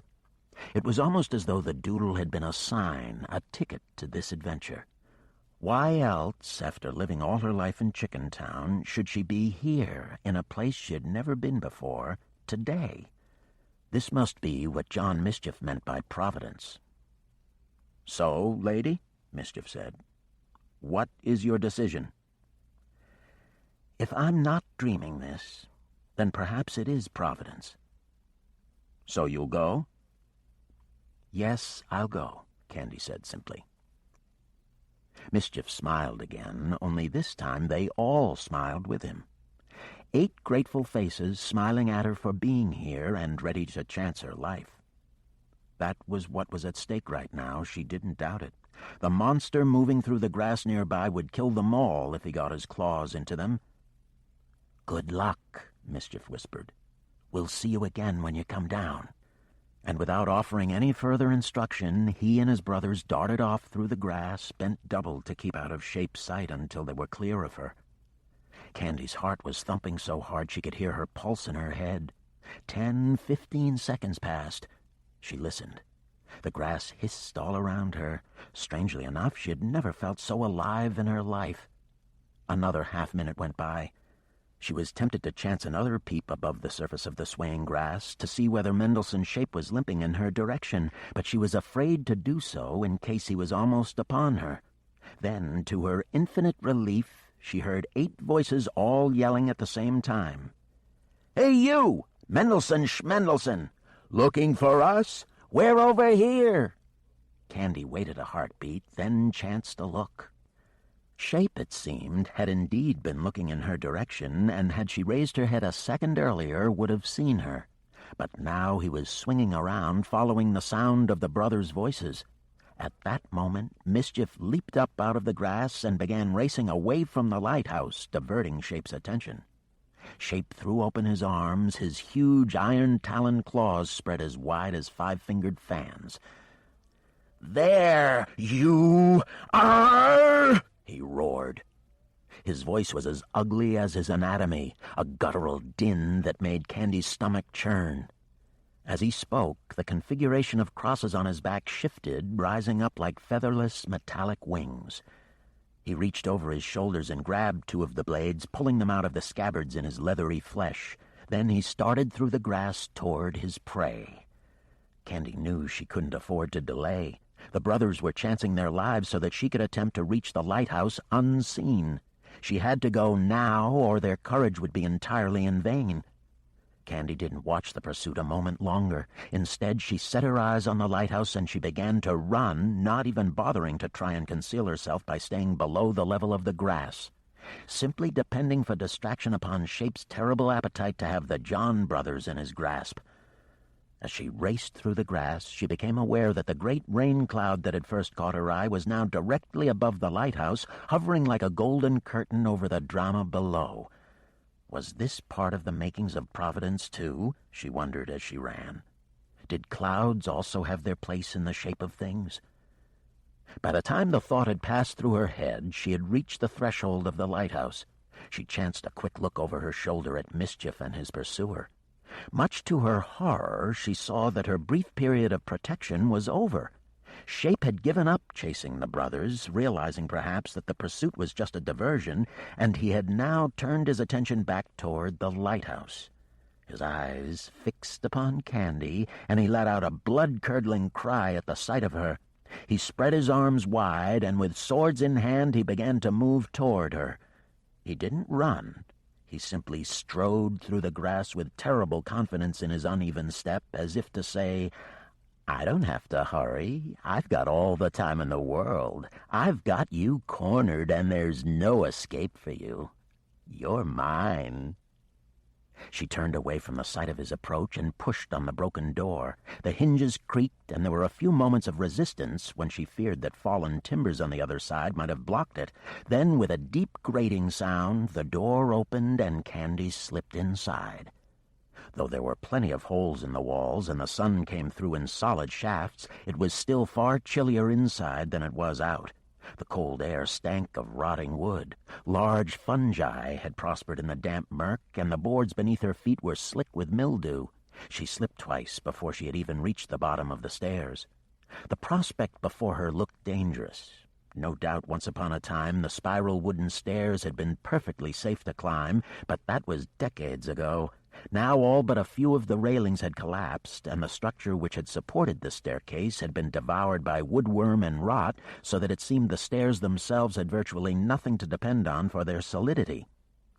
She peered through one of the holes in the wall just to confirm what she already knew. Mendelssohn's Shape was still advancing toward the lighthouse. Unlikely as a safe ascent seemed, there was no way back now. Shape would be at the front door in just a few seconds. She had no choice but to try the stairs. She put her hand on the shaky banister and began her cautious ascent. Outside in the long grass, the John brothers watched the silhouetted form of the Lady Quackenbush as she started up the stairs. "She's something special, that one," Drowse murmured. "What makes you say that?" Moot remarked. "Look at her," Drowse said. "Not many creatures of this wretched hereafter would be so brave." "She's half mad," said Serpent. "That's why. I saw it in her eyes, right from the beginning. She's a little bit crazy." "So we send a crazy girl to do our handiwork for us?" Pluckett said. "That's not very heroic." "Will you just shut your cake holes, all of you?" Mischief snapped. "Drowse is right. There is something about the lady. When we first laid eyes on her, didn't anybody think they'd maybe seen her before?" There was silence from above. "Well?" "You told us to shut our cake holes," Sallow reminded him airily. "We're just obeying instructions." "Well, I think she's got a touch of magic about her," Mischief said, ignoring Sallow's riposte. He went to his belt and unsheathed the little knife that hung there. "And we have to protect her." "You're not," Moot began. "Intending to attack," Pluckett continued. "Mendelssohn's Shape," Slop went on. "Not with that pitiful excuse for a weapon," Phillip concluded. "Well," said Mischief, "unless somebody has a better idea." "He's twice our size," said Sallow. "3 times," said Moot. "He'll tear out our heart," said Slop. "Well, we can't leave the Lady Quackenbush undefended," Mischief replied. "I vote we run," Moot said. "This is a lost cause, Mischief. At least if we get away now, the key's safe with us. If we throw ourselves into the fray, we're not just endangering our lives, which are very valuable," John Serpent remarked. "We're endangering the key," Moot reasoned. "We can't afford to do that." "Moot's right," said John Sallow. "We've got a chance to run. I vote we take it." "Out of the question," Mischief remarked. She's risking her life for us." "As I observed," Sallow replied, "the creature's half mad." "And as I said," Mischief replied. "You can all shut your cake-holes because you're wasting your breath. We're going to keep Shape away from her as long as we can." So saying, Mischief set off running through the grass toward Mendelssohn, his little knife at the ready. As he came within 6 or 7 strides of his target, Shape sensed his presence and swung around, the swords whining through the air. His mouth was wide and foamy, as though he was working up an appetite as he approached the tower. The pupils of his eyes had gone to pinpricks, giving him an even more monstrous expression. His aim was poor. The blades missed the brothers by a foot or more, simply lopping off the feathery heads of the prairie grass. Mischief just ducked down and doubled his speed, running at the enemy. "Everybody," he said, "give the warriors yell!" At which point all the Johns loosed a cry so discordant, so insane, so bestial, "Yeah!" that even Shape hesitated and for a moment looked as though he might retreat. Then he seemed to remember the absurdity of his enemy, and instead of backing away, he came at them again with the swords. But the Johns were swift. Mischief darted under Shape's vast hand and pushed his little blade into Shape's thigh. The knife went in 3 or 4 inches and lodged there, blood spurting over Mischief's hand and arm. It was enough to make the monster let out a cry of rage and pain. He dropped the blades and clutched the wound, gritting his teeth as he pulled the knife out. Inside the lighthouse, Candy had climbed 15 steps when she heard Mendelssohn shout. She carefully ascended another 3 until she could see through a hole in the wall. She had quite a good view. She could see that Mischief was playing David to Shape's Goliath out there. The sight gave her courage. Instead of advancing up the stairs tentatively, as she'd been doing, she picked up her speed. With every step she took, the whole structure rocked and groaned, but she reached the top of the flight without incident and found herself in a round room perhaps 8 or 9 feet across. She'd reached the top of the lighthouse. But now that she was actually up here, where was the light? It was just as she'd feared.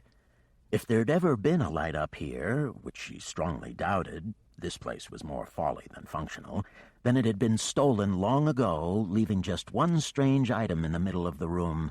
An inverted pyramid, perhaps 3 feet high and carefully balanced on its tip, its 3 sides decorated with a number of designs like hieroglyphics. On the top of the pyramid, or rather on what had been its base, was a small, simple bowl. The purpose to which any of this obscure arrangement might have been put escaped Candy entirely. Then she recalled what Mischief had said when she had remarked that she couldn't even see a lamp up at the top of the tower. What was it exactly? He'd said something about light being the oldest game in the world. Perhaps this odd creation represented some kind of game, she thought. The problem was that she had no idea how to play it. And now, as if matters weren't bad enough, she heard the din of Shape beating down the lighthouse door, smashing it to smithereens in his fury. The noise reached a chaotic climax, followed by a few seconds of silence. Then came the limping footfall of the monster himself as he climbed the lighthouse stairs to find her.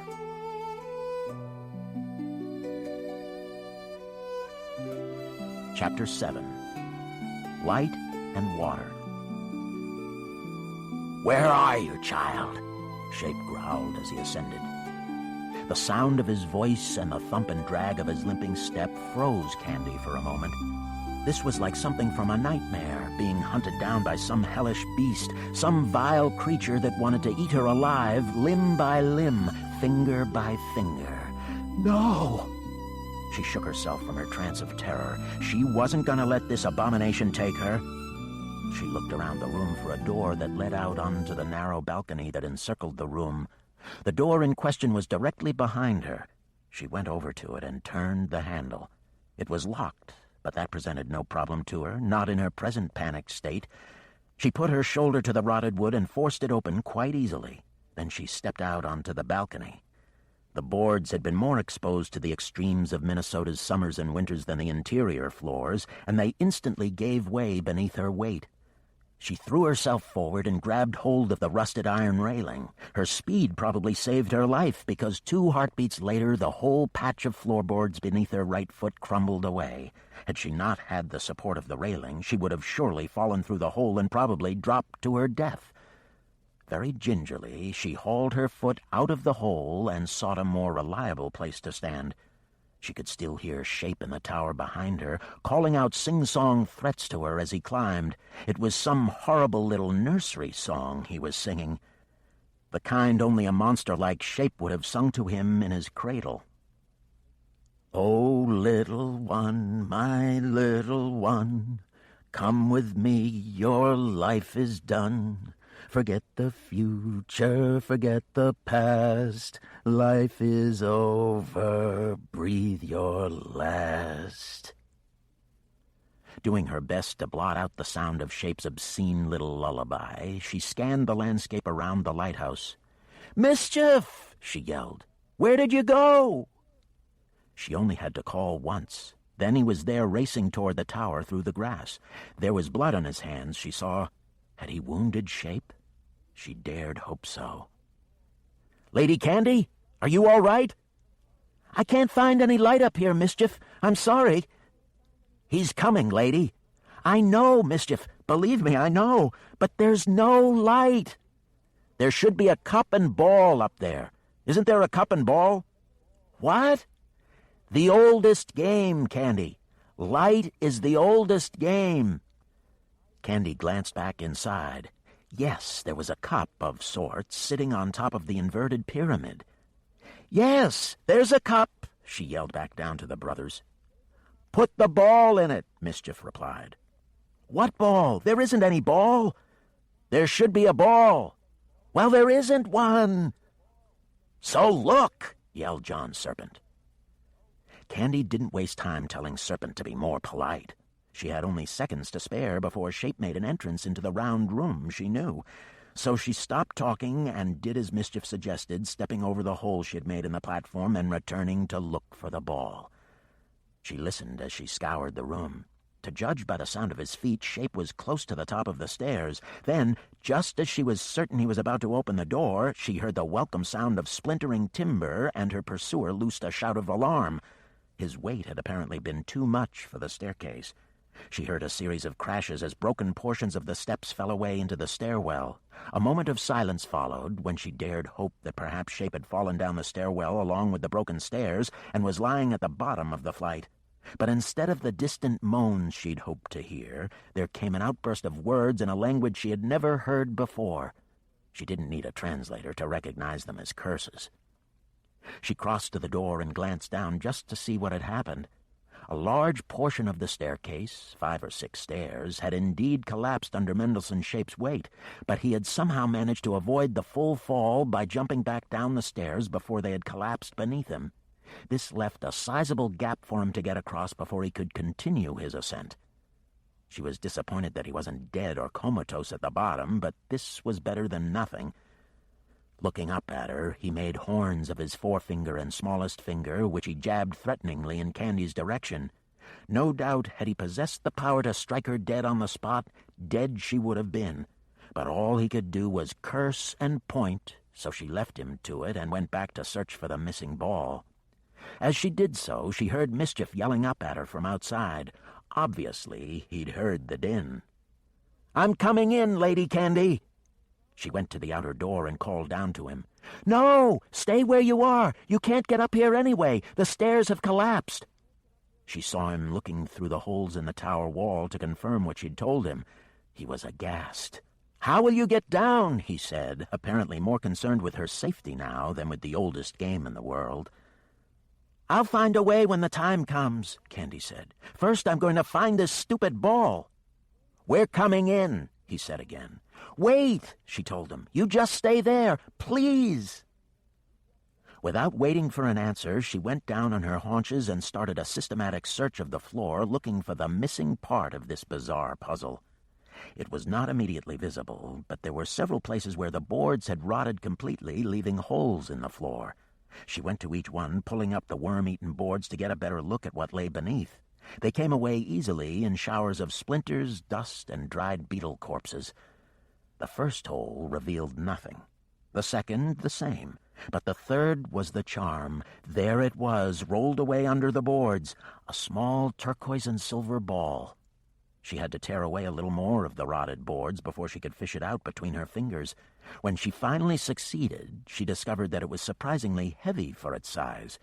It wasn't wood or plastic. It was metal, and elegantly engraved on its blue-green surface was a design she knew. There it was, etched into the metal, the doodle she'd drawn so obsessively in her workbook. She didn't have any time to wonder at this. Behind her, she heard a series of fierce grunts from the stairwell, followed by another crash. She knew in an instant what was going on. In his ambition to get to her, Shape had dared to try and jump the gap in the stairs. She glanced up at the door, which stood open a few inches. Through it, she could see Shape. He had succeeded in leaping over the gap, and he was coming up the remaining stairs 2 at a time, his razor claws making a horrid squeal on the timbers that lined the stairwell. Candy looked at the small, simple cup that sat on the pyramid. Mischief's words echoed in her head. Light's the oldest game in the world. Shape was at the door, staring with one pinprick pupil through the crack at Candy, his jaws wide, dripping foam like the maw of a mad dog. He started to sing his lullaby again, but more softly now, more liltingly. Forget the future, forget the past. Life is over. Breathe your last. As he sang, he pushed the door slowly, as though this was some game. Candy didn't have time to cross to the pyramid and put the ball in the cup. If she wasted those 3 or 4 seconds, then Shape would be through the door and tearing out her throat, no doubt of it. She had no choice. She had to play the game. She took a deep breath and threw the ball. It wasn't a good throw. The ball hit the edge of the cup instead of landing in it, and for several seconds it circled the rim, threatening to topple out. "Please," she willed it quietly, staring at the ball like a gambler watching a roulette wheel, knowing she had this throw and only this throw. There would be no second chance. And still the ball rolled around the rim of the cup, undecided where to fall. "Go on," she murmured, trying to ignore the creak of the door behind her. The ball made one last lazy circle of the rim and then rocked back and forth for a moment and toppled into the cup, rattling around for a few seconds before finally settling. Shape let out a sound that was as far from human as any throat that was fashioned like his could make. A profound din that rose from a hiss to the noise of a creature tormented to the edge of madness. As he loosed this unearthly sound, he pushed open the door, threw Candy aside, and reached for the ball so as to snatch it out of the cup. But the tower was having none of that. Some process beyond Candy's comprehension had begun with that simple throw of hers. An invisible force was in the air, and it pitched Shape back, its power sufficient to carry him out through the door. Outside, Candy heard Mischief and his brothers whooping like a pack of ecstatic dogs. Though they couldn't possibly see what she'd done, they knew she'd succeeded. Nor was it hard for Candy to understand how they knew. There was a wave of pure energy emanating from the pyramid. She felt the fine hairs at the base of her skull starting to prickle, and behind her eyes the design of the ball turned blue and green and gold. She retreated a step, then another, her eyes fixed on the ball, cup, and pyramid. And then, to her astonishment, the pyramid began to move on its pinpoint axis. It quickly gathered speed, and as it did so, a fire seemed to be ignited in its heart, and a silvery luminescence, flickering tentatively at first, but quickly becoming solid and strong, flowed out through the designs on the sides of the device. It was just before noon in Minnesota. Even with a thin cloud layer covering the sun, the day was still bright. But the light that now began to spill through the hieroglyphics on the spinning pyramid was brighter still. There were brilliant streams pouring out in all directions. She heard a soft, almost mournful noise from Mendelssohn Shape. She glanced over at him. He was staring at the device with all the malice, all the intent to do harm drained from his face. He was apparently resigned to whatever happened next. He could do nothing about the phenomenon except watch it. "Now look what you've done," he said very, very softly. "What exactly have I done?" she said. "See for yourself," he replied, and for a moment he unhooked his gaze from the spinning pyramid so as to nod out at the world beyond the lighthouse. She didn't have any fear of turning her back on him now. At least until this miraculous process was over, it seemed, he was pacified. She went to the door and stepped out, over the hole she had made, to stand on the platform and see what she and the game of ball and cup had brought into being. The first thing she noticed was the blossom cloud. It was no longer moving slowly, responding to the gentle dictates of the wind. It was moving speedily overhead like an immense golden wheel with the tower in which she stood as its axis. She stood and admired the sight for a few moments, amazed at it. Then she looked down at the John brothers, who had turned their faces from the tower and were all looking out across the wide expanse of open prairie. What were they looking at, she wondered. She knew there was nothing out there for many miles, not so much as a house. For some reason, though the suburbs of Chickentown had spread in every other direction from the heart of the town, they had never spread northwest beyond Widow White's house. This was empty land, unused, unwanted. And yet there was something out there that John Mischief and his siblings wanted to see. Mischief was cupping his hands over his eyes as he stared into the far away. Candy could feel the light from the pyramid like a physical presence pressing against her back. It wasn't an unpleasant sensation. In fact, it was quite pleasurable. She imagined that she could sense the power of the light passing through her body, lending her its strength. She seemed to feel it being carried through her veins, spilling out of her pores and out on her breath. It was just a trick her mind was playing, she suspected, but then perhaps not. Today she couldn't be certain of anything.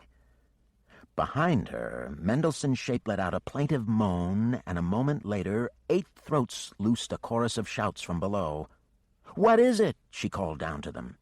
"Look, lady, look!"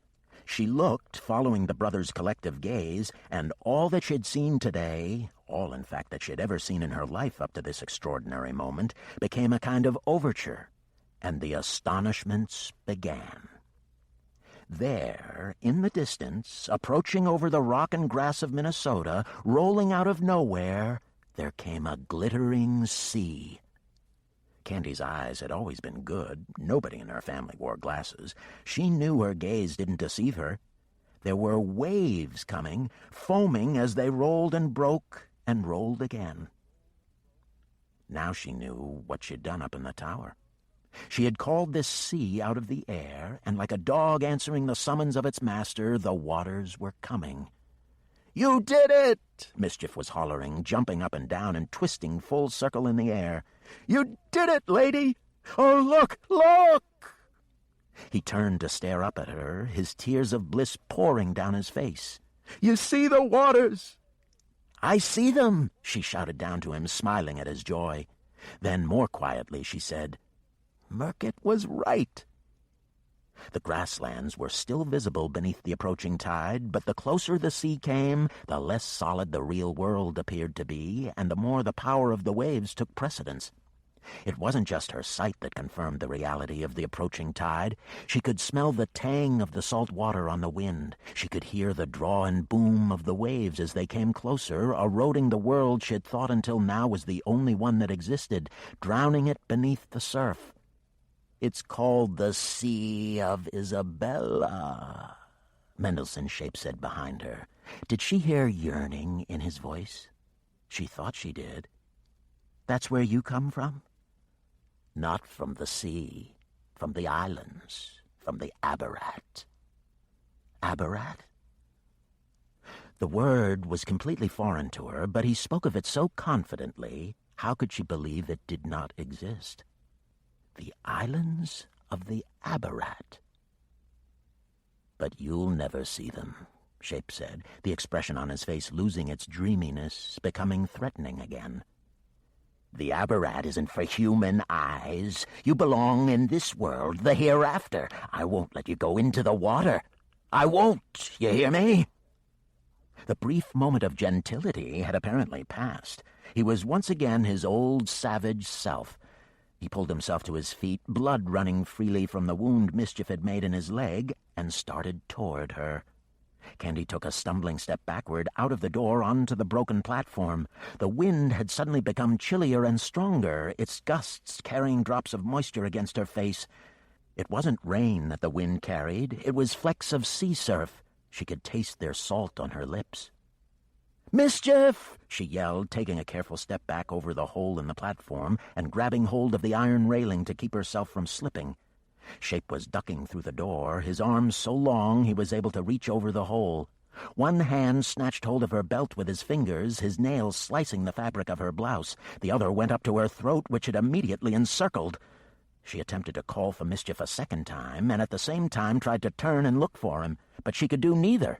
Shape had too tight a stranglehold upon her. She tried again to call out, but seeing what she was attempting to do, Shape tightened his grip still further till tears of pain sprang into Candy's eyes and blotches of whiteness appeared at the corners of her vision.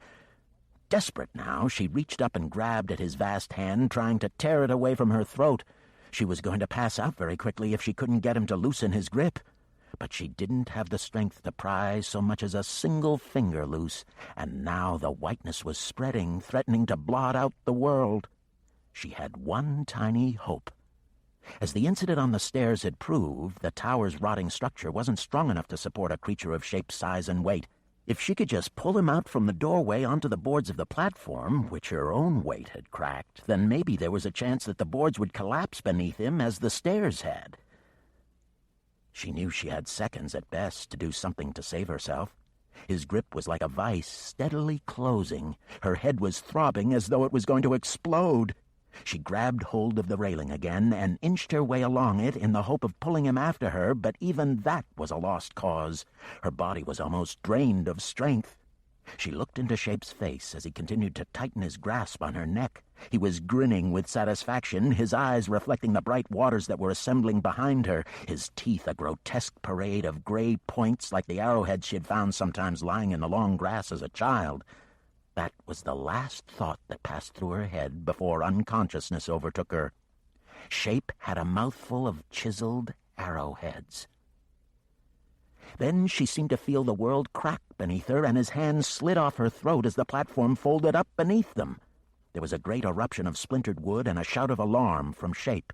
His hands slipped off her neck, and suddenly she was falling through the broken platform, dropping to the ground in a rain of broken planks. Had she been conscious when she fell, she would have done herself very considerable damage, but luckily she passed out as she fell and thus landed with every muscle in her body relaxed. And there she lay, lost to the world, sprawled in the grass at the foot of the lighthouse, while the waters of the Sea of Isabella came rolling in to meet their summoning light.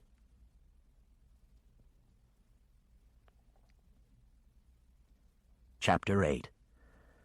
A Moment with Melissa. Several miles away from the place where her daughter lay unconscious in the grass, Melissa Quackenbush was out in the backyard of 34 Followill Street, cleaning the barbecue after work. It was a task she hated, scraping pieces of burned-to-charcoal chicken meat off the grill, while the armies of ants that had been devouring the remains scattered in all directions. Of course, it was always her job, never her husband's. The lump, she called him behind his back, and not fondly. Right now he was sitting inside, slumped in front of some game show that he was only half watching through a haze of beer. In the early days after his being laid off, his lack of motivation to get up and find himself a new job had angered her, but now she was resigned to it, just as she was resigned to scraping off the remains of last week's barbecue from the grill. It was her life. It wasn't what she'd wanted, nor what she'd dreamed for herself, not remotely, but it was all she had. The lump and the kids and a barbecue grill caked with carbonized chicken. And then, just as she was finishing with the task, she felt a gust of wind coming from somewhere far, far off. She'd worked up quite a sweat as she scraped at the caked meat, and the wind was welcome, cooling the beads of perspiration on her forehead and the back of her neck, where her graying hair had stuck to her skin. But it wasn't the temperature of the wind that made her close her eyes and luxuriate in it. No, it was the smell that it carried on its back. Absurd as it was, she could smell the sea. It was impossible, of course. How could the wind be carrying a smell over 1,000 miles? But even as half her mind was saying, this can't possibly be the sea that I'm smelling, the other half was murmuring, but it is, it is. Another gust came against her face, and this time the smell it brought, and the feelings the smell evoked, were so strong they almost overwhelmed her. She dropped the can of cleaning spray. She dropped the metal spatula she'd been using to scrape off the meat. As they hit the paving stones, a memory came into her head from some long ago. It was a memory she wasn't even sure she was pleased to be conjuring up, but she had no choice in the matter. It came into her mind's eye so powerfully, so clearly, that it might have happened yesterday. She remembered rain battering down on the top of the old Ford truck she and Bill had owned when they'd first been married. They'd run out of gas in the middle of the rainstorm, and Bill had gone off to fetch enough gas to get them running again, leaving her alone in the middle of the downpour that had come out of nowhere. Alone in the dark and the cold. Well, no, that wasn't altogether true. She hadn't been completely alone. There'd been a baby in her belly.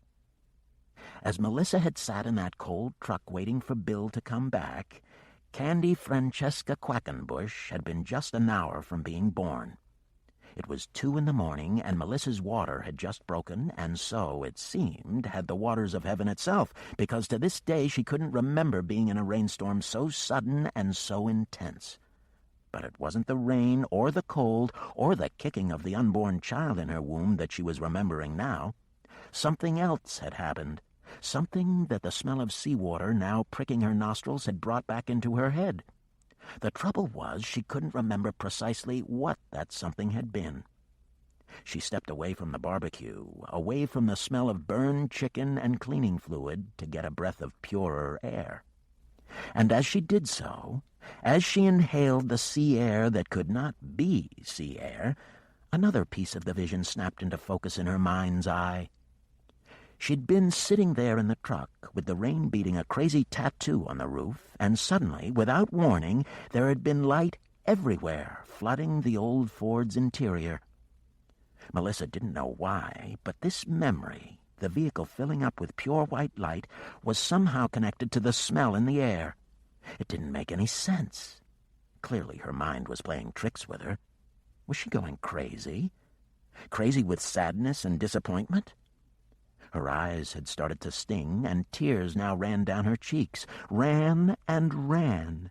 She told herself not to be silly. What was she crying about? "I'm not crazy," she said to herself softly. Nevertheless, she felt suddenly lost, unanchored.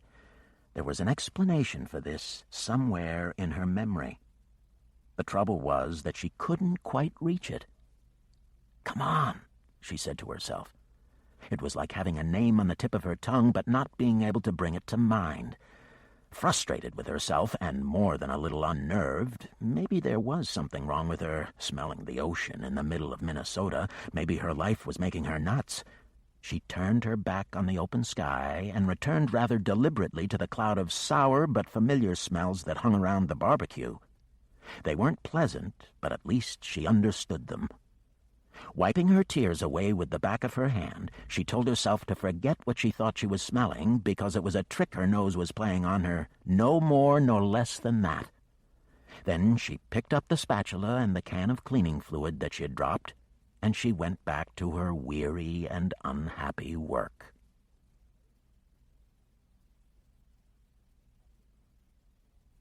Chapter 9. Events on the Jetty. Candy heard a chorus of voices, all speaking the same word. "Lady," they were saying. "Lady, lady, lady."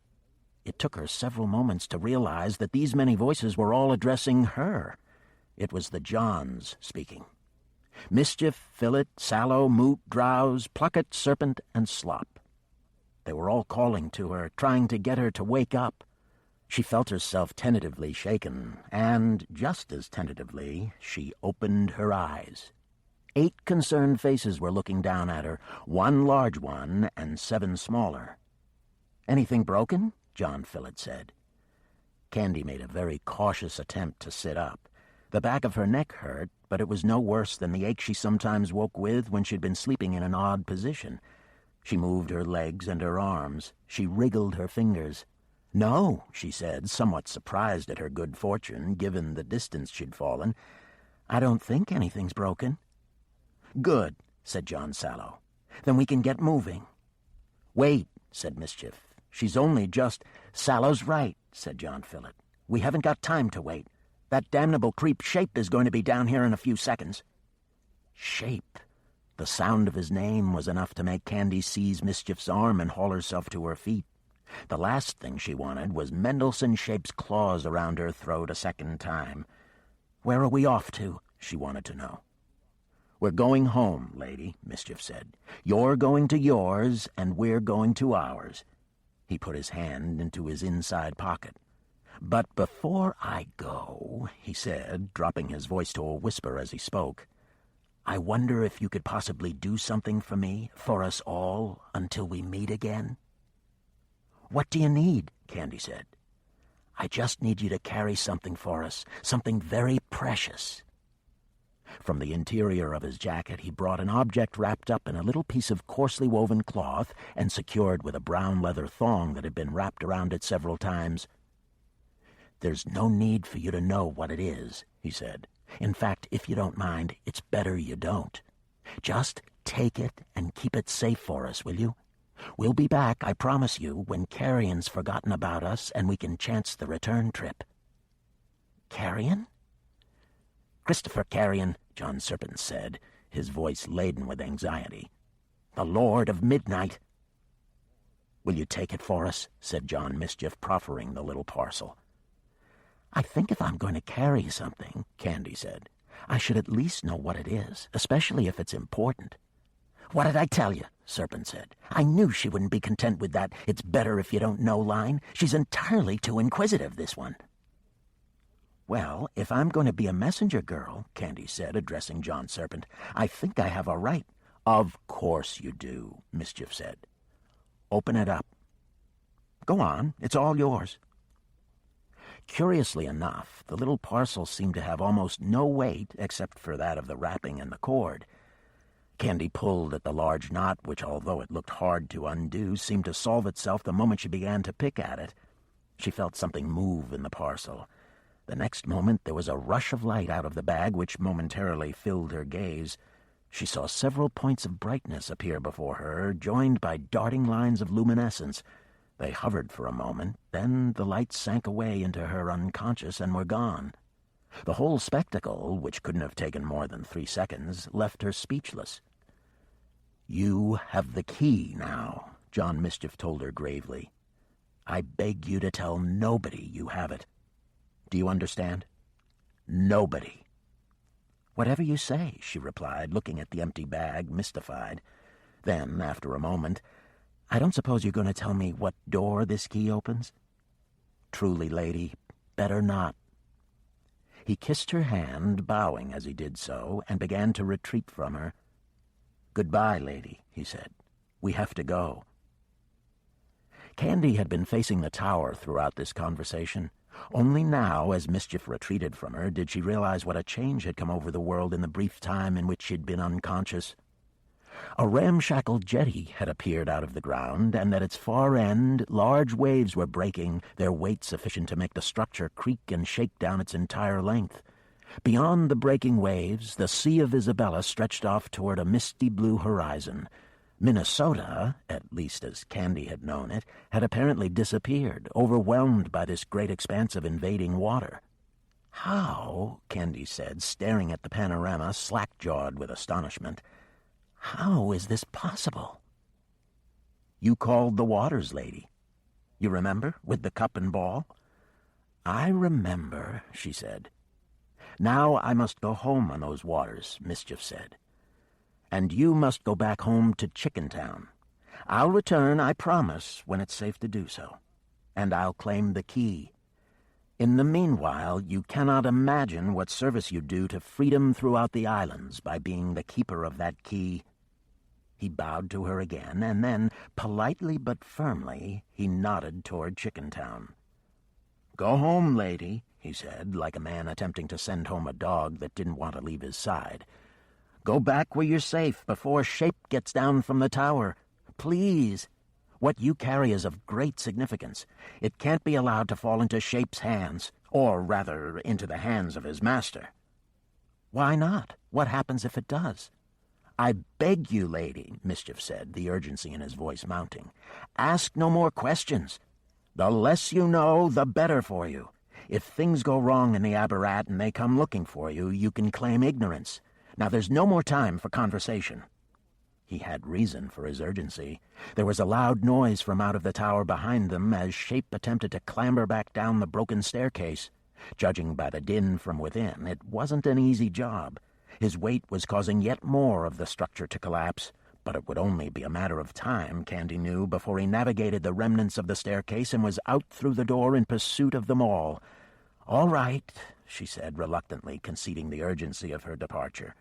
"I'll go, but before I go, I have to have one proper look." "At what?" "The sea," Candy said, pointing off down the jetty toward the open expanse of bright blue water. "She'll be the death of us," Serpent growled. "No," said Mischief. "She has a perfect right." Mischief grabbed hold of Candy's hand and helped her up onto the jetty. It creaked and swayed beneath them. But having dared the tower stairs and balcony, Candy wasn't in the least intimidated by a little rotten wood. The jetty shook violently with every wave that struck it, but she was determined to get to the end of it and see the Sea of Isabella for herself. "It's amazing," she said as they proceeded down the length of the jetty. She had never seen the sea before. All thought of Shape and his claws had vanished from her head. She was entranced by the spectacle before her. "I still don't see how it can have happened," she said. "A sea coming out of nowhere." "Oh, this is the least of it, lady," Mischief said. "Out there, far off from here, are the 25 islands of the Abarat. 25? One for every hour of the day, plus the 25th hour, which is called Autumn Spire, which is a time out of time." It all sounded too strange and preposterous, but then here she was, standing on a jetty looking out over a sea that hadn't existed 10 minutes before. If the sea was real, and real it was, or else why was her face cold and wet? Then why not the islands, too, waiting where the Sea of Isabella met the sky? They had come to the end of the jetty. She gazed out over the waters. Fish leaped up, silver and green. The wind carried seabirds the likes of which she had never seen or heard before. In just a few seconds, Mischief and his brothers were going to be gone into these mysterious waters, and she was going to be left to return to her boring, suffocating life in Chickentown. Oh, God, Chickentown! After all this, these wonders, these miracles, Chickentown! The thought was unbearable. "When will you come back?" she said to Mischief. "Wait, lady," Mischief replied. "What?" "Stay very still." As he spoke, he went into the outer pocket of his jacket and he pulled out, of all things, an old-fashioned pistol. It was a small weapon, and it looked as though it was made of brass. "What are you doing?" she said, dropping her voice to a whisper. "Doing what I can," he said softly, "to save our lives." She saw his eyes flicker over his shoulder in the direction of somebody on the jetty behind her. "Shape?" she murmured. "Shape," he replied. "Please, lady, don't move." So saying, he suddenly stepped to the side of her and he fired. There was a loud crack, and a plume of purple-blue smoke erupted from the barrel of the pistol. A moment later there was a second sound, much less loud, as the bullet struck its intended target. Candy knew immediately what John Mischief had done. He hadn't shot Shape. He'd fired at the cup on the top of the pyramid, and the ball had jumped out of it. She could instantly sense the massive change in the air around them. "Nice shot," said Sallow. "Though why you couldn't have put a bullet through Shape's eye defeats me." "I take no pleasure in putting holes in living things," Mischief said, pocketing the gun. Candy glanced over her shoulder. Shape was standing about halfway along the jetty, glancing back toward the tower. It was clear that he, too, knew what Mischief had done. How could he doubt it? The air was vibrating with the news. "The tide's changing, lady," Mischief said, "and I have to go with it. Shape will follow me, all being well, because he believes I have the key. "No, wait," Candy said, seizing hold of Mischief's arm. "Don't do this." "Don't do what?" said John Moot. "I don't want to go back to Chickentown." "Where else can you go?" said John Sallow. "With you." "No," said John Serpent. "Yes," said Candy. "Please, I want to go into the water." "You have no idea of the risks you'd be taking." "I don't care," Candy said. "I hate where I live. I hate it with all my heart." As she spoke, she felt the wind change direction. The waters around the jetty had become highly agitated now, almost frenzied, in fact. The tide was turning on itself, and in the process making the antiquated boards of the jetty rattle and shake. She knew she only had a few seconds to persuade Mischief and his brothers. Then they'd be gone, into the water and away with the tide, away to Abarat, wherever that was. And what chance did she have of ever seeing them again once they'd gone? Sure, they'd tell her they'd come back again, but what was a promise worth? Not much, in her experience. How many times had her father promised never to slap her again? How many times had she heard him swear to her mother that he was going to give up drink forever? None of it meant anything. No, once they were gone, she might very well never see them again, and what would she be left with? A memory and a life in Chickentown. "You can't do this to me," she told Mischief. "You can't leave me here not knowing if you'll ever come back." As she spoke, she heard the jetty creak behind her. She looked around, already knowing what she would see. Mendelssohn's shape was coming down the jetty toward them. For the first time she saw quite clearly why he limped, and perhaps why he hadn't been quite agile enough to catch hold of her. He was missing his right foot. It was severed at the ankle, and he walked on the stump as though it were a peg leg. If it gave him any pain, he didn't display it. He wore his arrowhead tooth grin as he approached his victims, spreading his arms like an old-style preacher welcoming them into his lethal flock. Candy knew that she still had a chance to escape, but she had no desire to turn back. Even if it meant risking life and limb to stay here on the jetty with Mischief, it was worth the risk. She grabbed a fierce hold of Mischief's hand and said, "Wherever you all go, I go." 8 faces looked at her wearing 8 different expressions. Philip looked perplexed, Sallow blinked, Moot feigned indifference, Drowse laughed, Pluckett sucked in his cheeks, Serpent scowled, and Slop blew out his lips in exasperation. Oh, and Mischief? He gave her a wide but unquestionably desperate smile. "You mean it?" he said. Shape was 30 yards from them, closing fast. "Yes, I mean it." "Then it seems we have no choice," he said. "We have to trust to the tide. Can you swim?" "Not very well." "Oh, Lordy-Loo," Mischief said, and this time all 8 faces did the same thing. They rolled their eyes. "I suppose not very well will have to do." "Then what are we waiting for?" Candy said. In the time it had taken them to have this short conversation, Shape had halved the distance between his claws and their throats.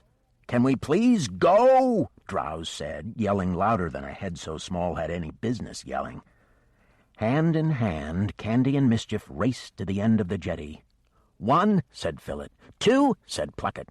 "Jump!" said Slop. And together they leaped into the air, committing their lives to the frenzied waters of the Sea of Isabella.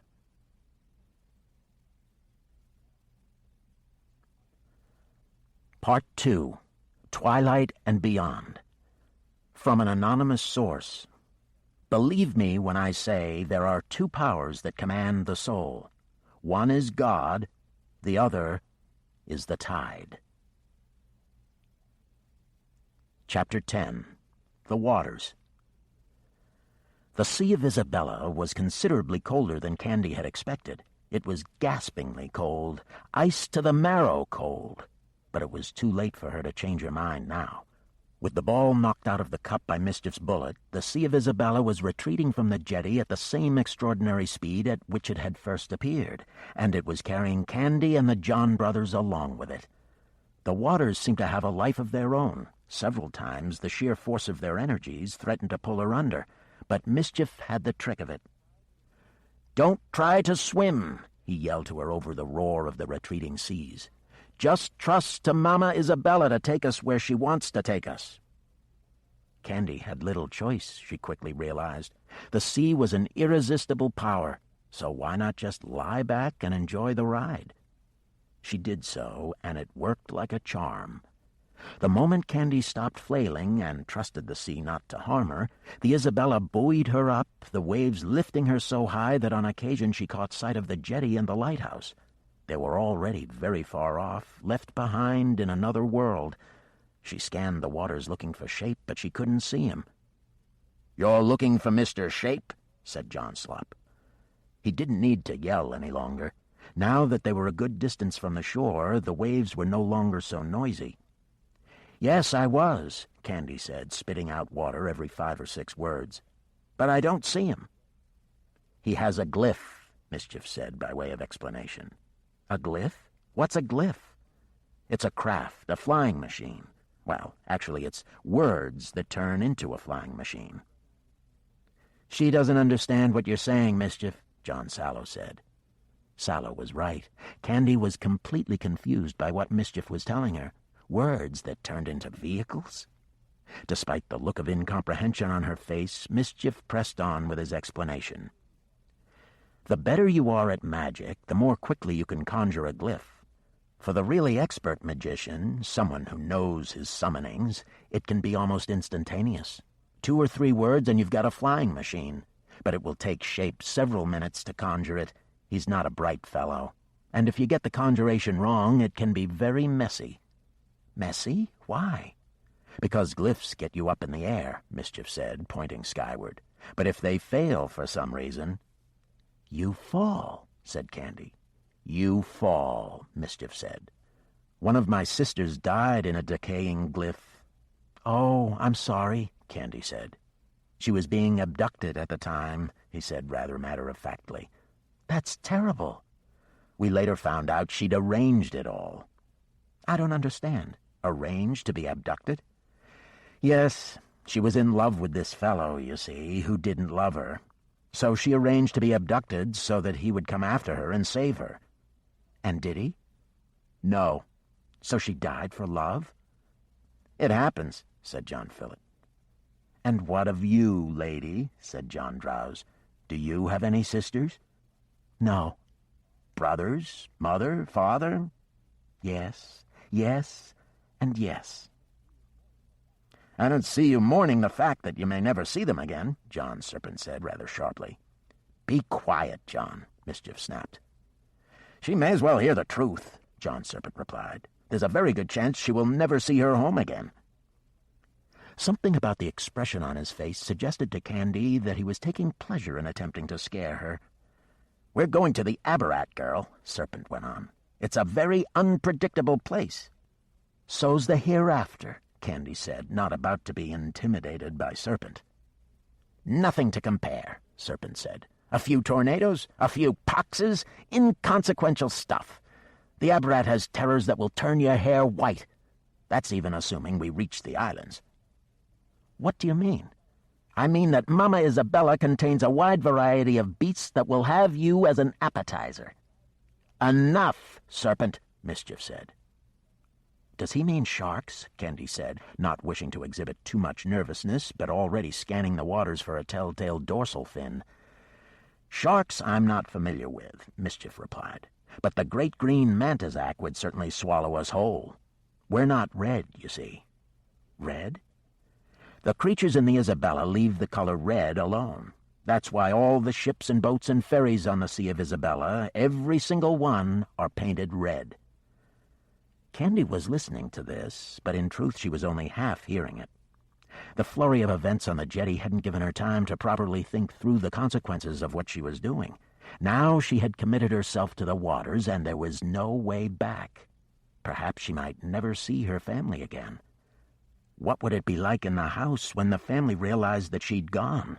They would surely assume the worst, think she'd been abducted or simply run away. It was her mother she was most concerned about because she'd take it the hardest. Hopefully there'd be some way to get a message to her when she reached their destination. "You're not regretting that you came, I hope," Mischief said, his expression suggesting he was feeling a little guilty for his own part in this. "No," Candy replied firmly. "Absolutely not." The words had no sooner escaped her lips than a big wave lifted her up and wrenched her away from the John brothers. In just a couple of seconds, she and Mischief were carried away from one another. She heard 3 or 4 of the brothers yelling to her, but she couldn't make sense of what they were saying. She caught sight of them in the dip between the waves, but the glimpse was brief. The next moment they were gone. "I'm over here!" she yelled, hoping that Mischief was a stronger swimmer than she was and would be able to make his way back to her. But the words were no sooner out of her mouth than another wave of substantial size came along and carried her even farther away from the spot where they'd been parted. A little twitch of fear clutched her stomach. "Don't panic," she told herself. "Whatever you do, don't panic." But her own advice was hard to take. The waves were getting larger all the time, each one carrying her a little higher than the one that preceded it, and then delivering her into an even deeper trough. However much she told herself not to be afraid, there was no escaping from the facts. She was suddenly alone in an alien sea filled with all kinds of... Her panic stopped in its tracks, shocked out of her by a sight of such peculiarity all other concerns were forgotten. There, squatting around a small table at the bottom of the next wave, were 4 card players. The table around which they were sitting was apparently floating freely a couple of inches above the surface of the water, and the players were squatted around it, the very picture of nonchalance. Candy just had time to think, "I've seen everything now." Then another wave caught her, and she was carried down its steep blue slope into the midst of the game.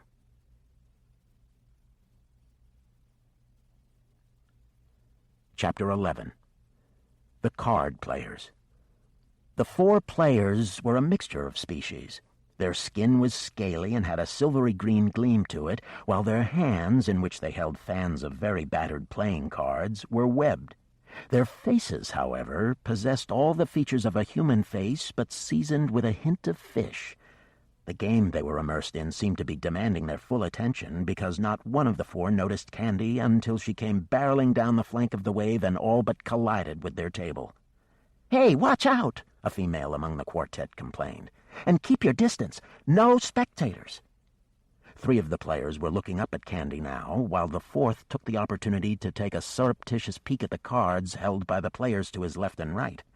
As soon as he had done so, he concealed his cheating by feigning a great deal of interest in Candy. "You look lost," said the cheat, who was a male of this hybrid species. His accent seemed vaguely French. "Yes, I suppose I am," said Candy, spitting out water. "Actually, I suppose I'm very lost." "Helpa de," the cheat casually said to the player on his left. "You're going to lose this game anyway." "How do you know?" It was the 4th player, a female, who offered up the answer. "Because you always lose, my dear," she said, patting his shoulder. "Now go and help the girl." De glanced at his hand of cards, and, seeming to realize that he was indeed going to lose, tossed them down onto the table. "I don't see why we can't play water polo like everybody else," he complained, with more than a hint of piscatorial pout. Then he drained the liquor glass that was sitting on the table in front of him and did something that defied all expectation. He got up from the table, and using his enormous feet, he skipped over the water to Candy, then squatted down again in the sea beside her. The smell of his breath was potent, and he seemed to have some difficulty fixing his focus on her. She was familiar with people in this condition, and it irritated her, but she was happier to have company in the water than to be alone. "I'm de," the creature said. "Yes, I heard," Candy said. "I'm Candy Quackenbush." "You're from the hereafter, aren't you?" he said as they bobbed up and down together. "Yes, I am." "If you're thinking of going back, it's going to be a long trip." No, I don't want to go back," Candy said. "I'm headed for the Abarat." "You are?" At the mention of the Abarat, there was a show of interest from the rest of the table. 2 of the 3 other players threw in their hands, leaving the cheat protesting that this was unfair because he had the winning hand. "That's because you cheated, Pucks," one of the females said, and getting up in the same casual fashion as De, skipped over to Candy. Unlike her partner, she wasn't drunk. Indeed, she studied their human visitor with a curious intensity which put Candy in mind of the look Mischief had first given her. "Are you by any chance responsible for this occurrence?" "Which occurrence would that be?" Candy said. "You are, aren't you?" the female said. "I'm Tropella, by the way." "I'm very pleased." Yes, Tropella said impatiently. You called the Isabella, didn't you?" Candy saw no reason not to tell the truth. "Yes," she admitted. "I called the sea. I didn't realize what I was doing when—" Again, rather rudely, she was cut off. "Yes, but why? It is forbidden." "Oh, let the girl alone," Duh said. "No, but this is not to be taken lightly. The waters were never to go back to the hereafter. We all know that. So why—" "Look," said Candy, interrupting her questioner with the same curtness she'd received from Tropella. "Can we have this conversation later? I have a friend somewhere in the sea, and I've lost him." "Oh, Lordy Lou," said Duh. "What's his name?" "Well, there are 8 of them. He has these brothers, and they live—" "On his head?" Duh said, leaning closer to Candy, his eyes wide. "Yes, you know him?" "That can only be John Mischief," Tropella said. "Yes, that's him." At the mention of John Mischief's presence hereabouts, the remaining card player abandoned their table and skipped over to Candy. She had all their attention now. "You know John Mischief?" Tropella said. "A little." "He's a master criminal," Pucks chimed in. "Wanted on several hours for grand larceny, and the Lord alone knows what else." "Really? He didn't seem like a criminal to me. In fact, he was very polite." "Oh, we don't care if he's a criminal," said Tropella. "The laws of the land aren't like the laws of the sea. We don't have courts and prisons." "We don't have a lot of thieves," Puck said, "because we don't have much to steal." "We're all sea skippers, by the way," Duh explained. "And you?" Tropella said, still studying Candy with that odd intensity of hers. "You were not wanted there, perhaps?" "I'm sorry?" "You weren't wanted in your world. Your business is in the Abarat." Tropella didn't seem to require Candy to confirm or deny this. She was simply informing her of something she had already decided. "I wonder if we could do something about finding Mischief," Candy said, looking from face to face. "Duh," Puck said. "You have the largest voice." "Oh, my pleasure," said Duh. He clambered somewhat unsteadily onto the surface of the water and skipped up the side of the next large wave. Having reached the top, he stood there and hollered, confirming the fact that he did indeed have a voice of operatic proportions. "Mr. Mischief," he yelled, "we have your girlfriend, and we will eat her in 2 minutes with a small side salad unless you come here and save her." He grinned at Candy. "Just kidding," he said. "Well, Mr. Mischief," he yelled again, "where are you?" "He is joking?" Candy said to Pucks. "Oh, yes," said Pucks. "We wouldn't eat an important person like you. Sometimes we'll take a sailor, but," he shrugged, "so would you if it was always fish. Yellow fish, green fish, blue fish, fish with funny little eyes that go pop in your mouth. It gets so boring eating fish. So, yes, we eat a sailor now and then. But not you. You we will see safely to your destination. On that you may rely." Duh was still hollering, running up waves like a man running up a down escalator so as to stay at the top. "Hey, Mischief! We are very, very hungry!" "I think the joke's," Candy was about to say, "over," but she never finished the sentence. Before she could do so, John Mischief erupted out of the water behind Duh and grabbed him around the waist. Duh toppled backwards, and the two of them flailed wildly in the water for half a minute, the brothers hollering all manner of threats, until Pucks and Tropella were able to skip over and bring the altercation to a halt. Hey, Duh said, climbing back onto the water to retreat from a furious Mischief. He held his webbed hands up, palms out, to keep his attacker at bay. "It was a joke, a little joke. I was just trying to get your attention. We mean your cutie pie no harm. I mean, what kind of fish folk do you think we are? Tell 'em, Candy." "They've all been very kind to me," Candy confirmed. "Nobody's laid a finger on me." The Johns were not convinced. They were all exchanging fiercely suspicious glances.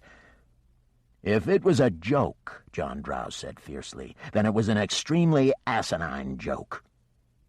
I would have drowned without their help, Candy said, attempting to cool the situation down. I swear I was starting to panic. But you're right, Puck said. It was an imbecilic, stupid joke. So, please, in the name of peace, let us carry you both to the Abarat. The Isabella can be rough, and we wouldn't wish to see two such significant personages drown. You would carry us, said John Mischief, smiling his unruly smile. Truly? Truly, said Tropella. It's the least we can do. It certainly sounded like a good idea to Candy. Despite the fact that she had done as John Mischief had suggested and relied on Mama Isabella to bear her up, she was still extremely tired. The icy water and the pummeling of the waves, not to mention the pursuits that had preceded this aquatic adventure, had taken their toll. "What do you think?" Candy said to the Johns.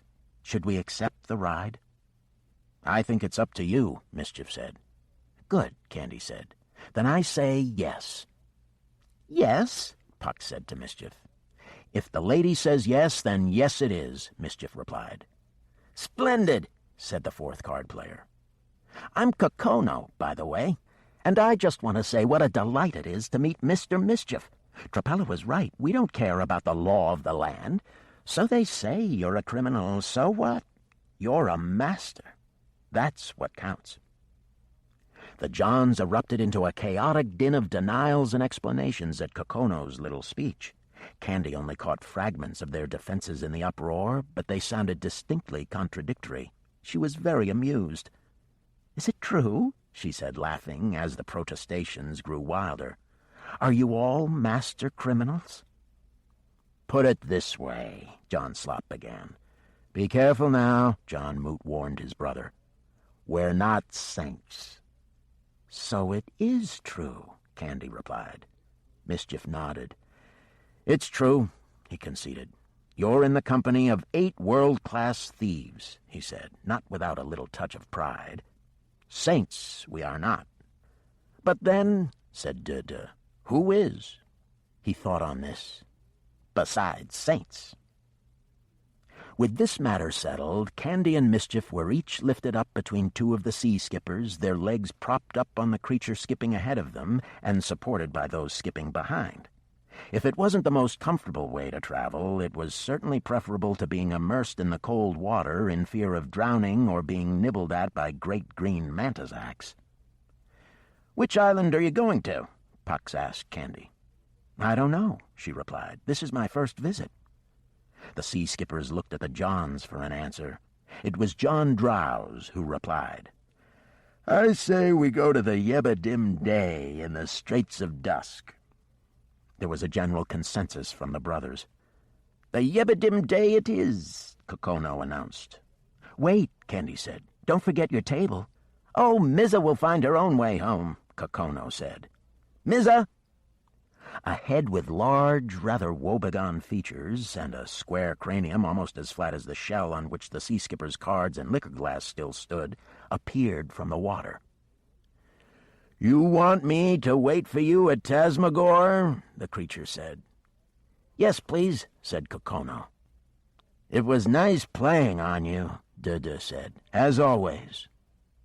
"Oh, think nothing of it," the card table replied, and paddled off through the swell.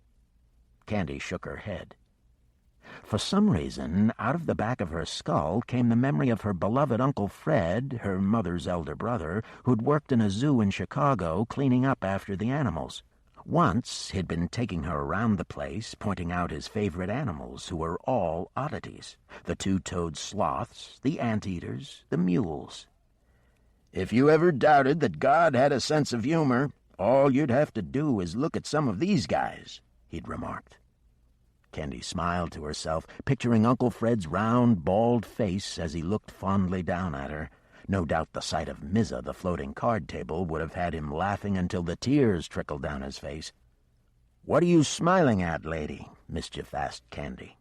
But before she had a chance to explain, the sea skippers took off at a breath-snatching speed, and they were on their way to the Dim Day.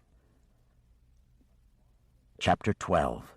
A Talk on the Tide. It was a bizarre journey for Candy. For John Mischief, too, she suspected.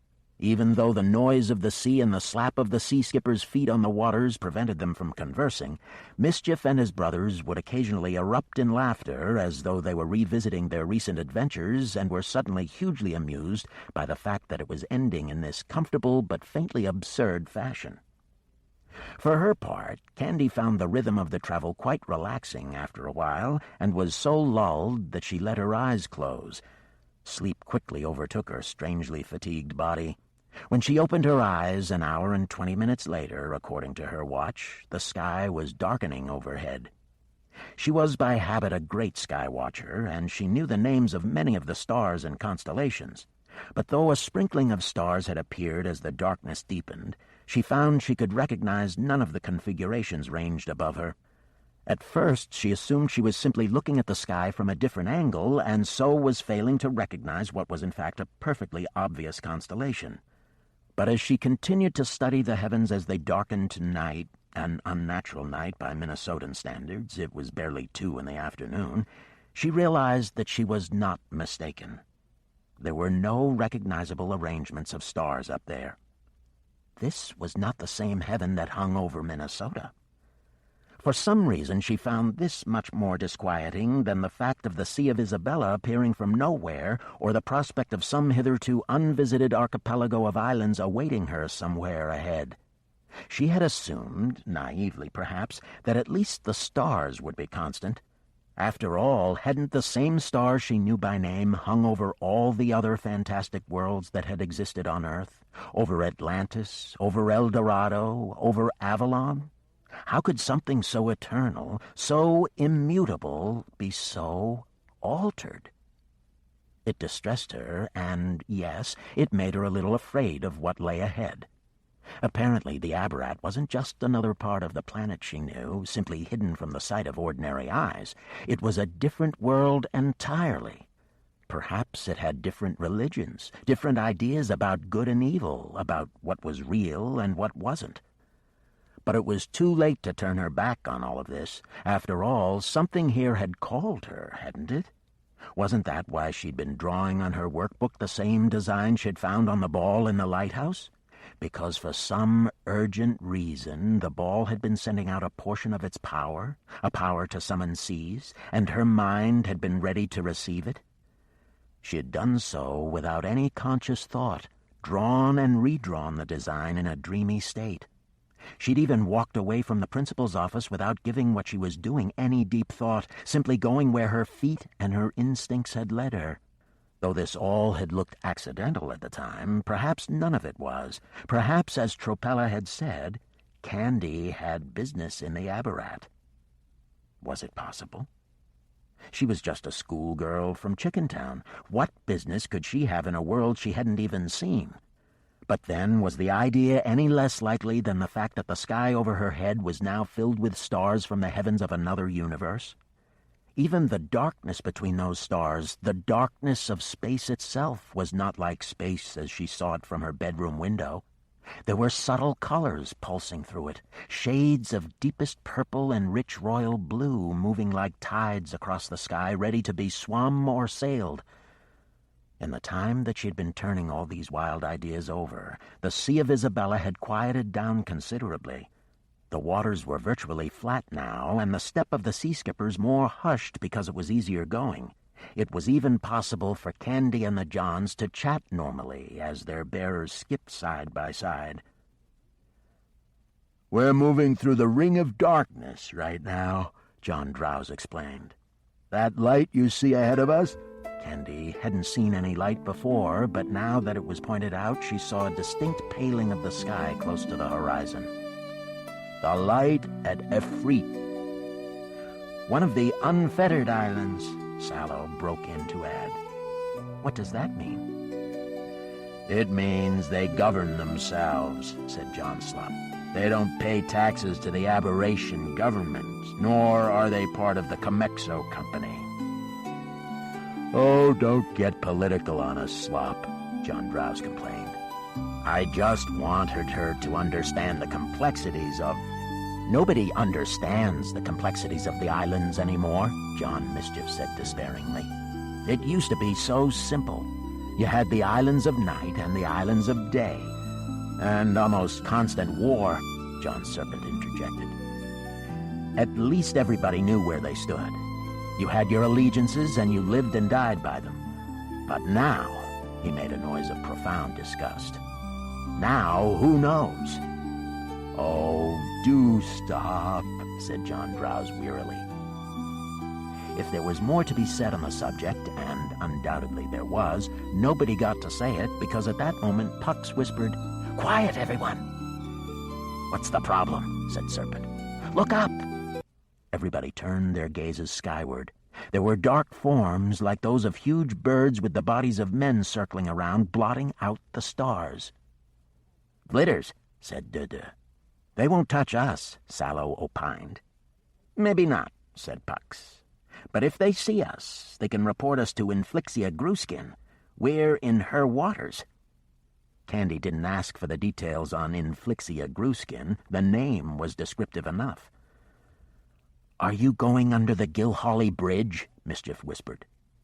"It's the quickest way," said Tropella. "And we're all getting tired. Trust us. We know what we're doing." Mischief duly fell silent. By degrees, the travelers approached the bridge in question, which spanned perhaps half a mile's width of glacial water between two islands. On one side, the light was still embryonic, barely delineating the shapes of the cliffs and the immense buildings that were perched on top of them. On the other side, the light was noticeably brighter. Candy could see a temple of some kind, or perhaps the ruins of a temple, and beside it a row of pillars. One of the creatures Pucks had referred to as vlitters swooped down and skimmed the shining water, its lower jaw cutting through the reflection of the starlit heavens. Candy caught only a glimpse as it dived, skimmed, and rose again. It was an odd-looking beast, a cross between a bat and a human being. Though it had failed to see the sea skippers and their passengers, the vlitter did see something edible. It scooped up a fish the size of a baby, which let out a furious dog-like yelping as it was taken, and continued to yelp until the vlitter consumed it, mercifully somewhere too high up to be seen. They moved on, with the yelping of the doomed dogfish still echoing off the walls of the temple and the cliffs, away from the calm waters beneath the bridge.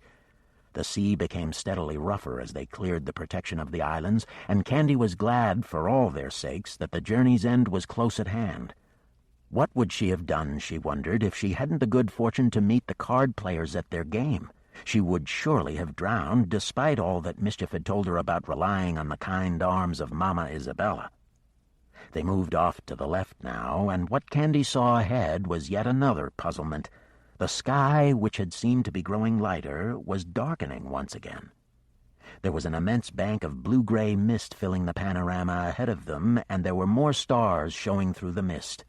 No doubt of it, the glimpse of day she'd seen had been only that, a glimpse. Now night was approaching again. The sight of this murky vista was clearly a welcome one for the sea skippers. Pucks was so happy he broke out into song as he skipped. The ditty was sung to the familiar tune of "O Christmas Tree," but the words were unexpected. "Oh, woe is me, oh, woe is me, I used to have a hamster tree, but it was eaten by a newt, and now I have no cuddly fruit. Oh, woe is me, oh, woe is me, I used to have a hamster tree." "You like my song?" Puck said when he was done. "It wasn't quite what I was expecting," Candy said, "but yes, it was certainly unusual." "I'll teach it to you," Puck said. "Then you'll have something to sing as you go around the Yebba-Dim Day, and people will think, 'Oh, she's one of us.'" "Is this a very well-known song?" "Believe it or not," said John Serpent, his expression one of profound distaste, as usual. "Yes." "Then I should learn it," Candy said, secretly glad to be causing the condescending John Serpent a little discomfort. "So," said Mischief, "from the top, all together now." Everybody joined in with the song this time, except Serpent and Moot, and Candy quickly picked it up. By the time they came to the fourth rendition, Puck said, "This time a solo from Miss Quackenbush." "Oh, no." "Oh, yes," said Dudu. "We've carried you all this way. The least you can do is sing us a song." It was a reasonable request, so Candy sang out her first aberration song as the mist ahead began to thin and they skipped their way into the straits of dusk. "Nice, very nice," said Pucks when she was done. "Now I'll teach you another." "No, I think one's enough for now. Maybe another time." "I don't imagine there will be another time," said Tropella. "We very rarely come into the shipping routes. It's not safe. If we go to sleep on the waves, we risk getting mown down by a ferry. That's why we head back out to the Ring of Darkness. It's safer there." "Don't be so sure you won't meet this lady again," Mischief said to the company. "I believe she's in your lives forever now, and we're in hers. There are some people you know who are too important to ever be forgotten. I think she's one of them." Candy smiled. It was a sweet speech, even if she didn't quite believe it. Nobody seemed to know what to say when Mischief had finished, so there was just a thoughtful silence for a minute or two as the mists ahead of them continued to part. "Ah," said John Sallow, "I do believe I see the Yebadim Day." The last scraps of mist parted now, and their destination came into view. It was not an island in any sense that Candy understood the word. It seemed to be a huge stone-and-metal head with towers built on top of its cranium, all filled with pinprick windows from which beams of light emerged to pierce the mist. "Set your watch to 8, Mischief said to Candy. "I don't understand," Candy said. "One minute it looks like it's dawn, the next it's night, and now you're saying set my watch to 8 o'clock. "That's because we're now in the Straits of Dusk," said John Sallow, as though the matter were simplicity itself. "It's always 8 in the evening here." Candy looked well and truly confused. "Don't worry," said Duh-Duh. "Eventually you'll get the knack of it. For now, just go with the flow. It's easier that way." While Candy set her watch to 8 o'clock, the sea skippers brought them around the front of the immense head of the Yebadim Day. A steep staircase ran like a vein up the side of the place, and more light poured from a host of windows and doors. There was a great riotous commotion coming out of the head, the din of voices shouting and singing and crying and laughing, all echoing across the water. "So, lady," said Duh-Duh, "here we are." The sea skippers brought them to a tiny harbor in the nook where the Titan's chest met his arm. There were a number of small red boats in the harbor, many of which were in the process of entering or leaving, and a sizable crowd on the quayside.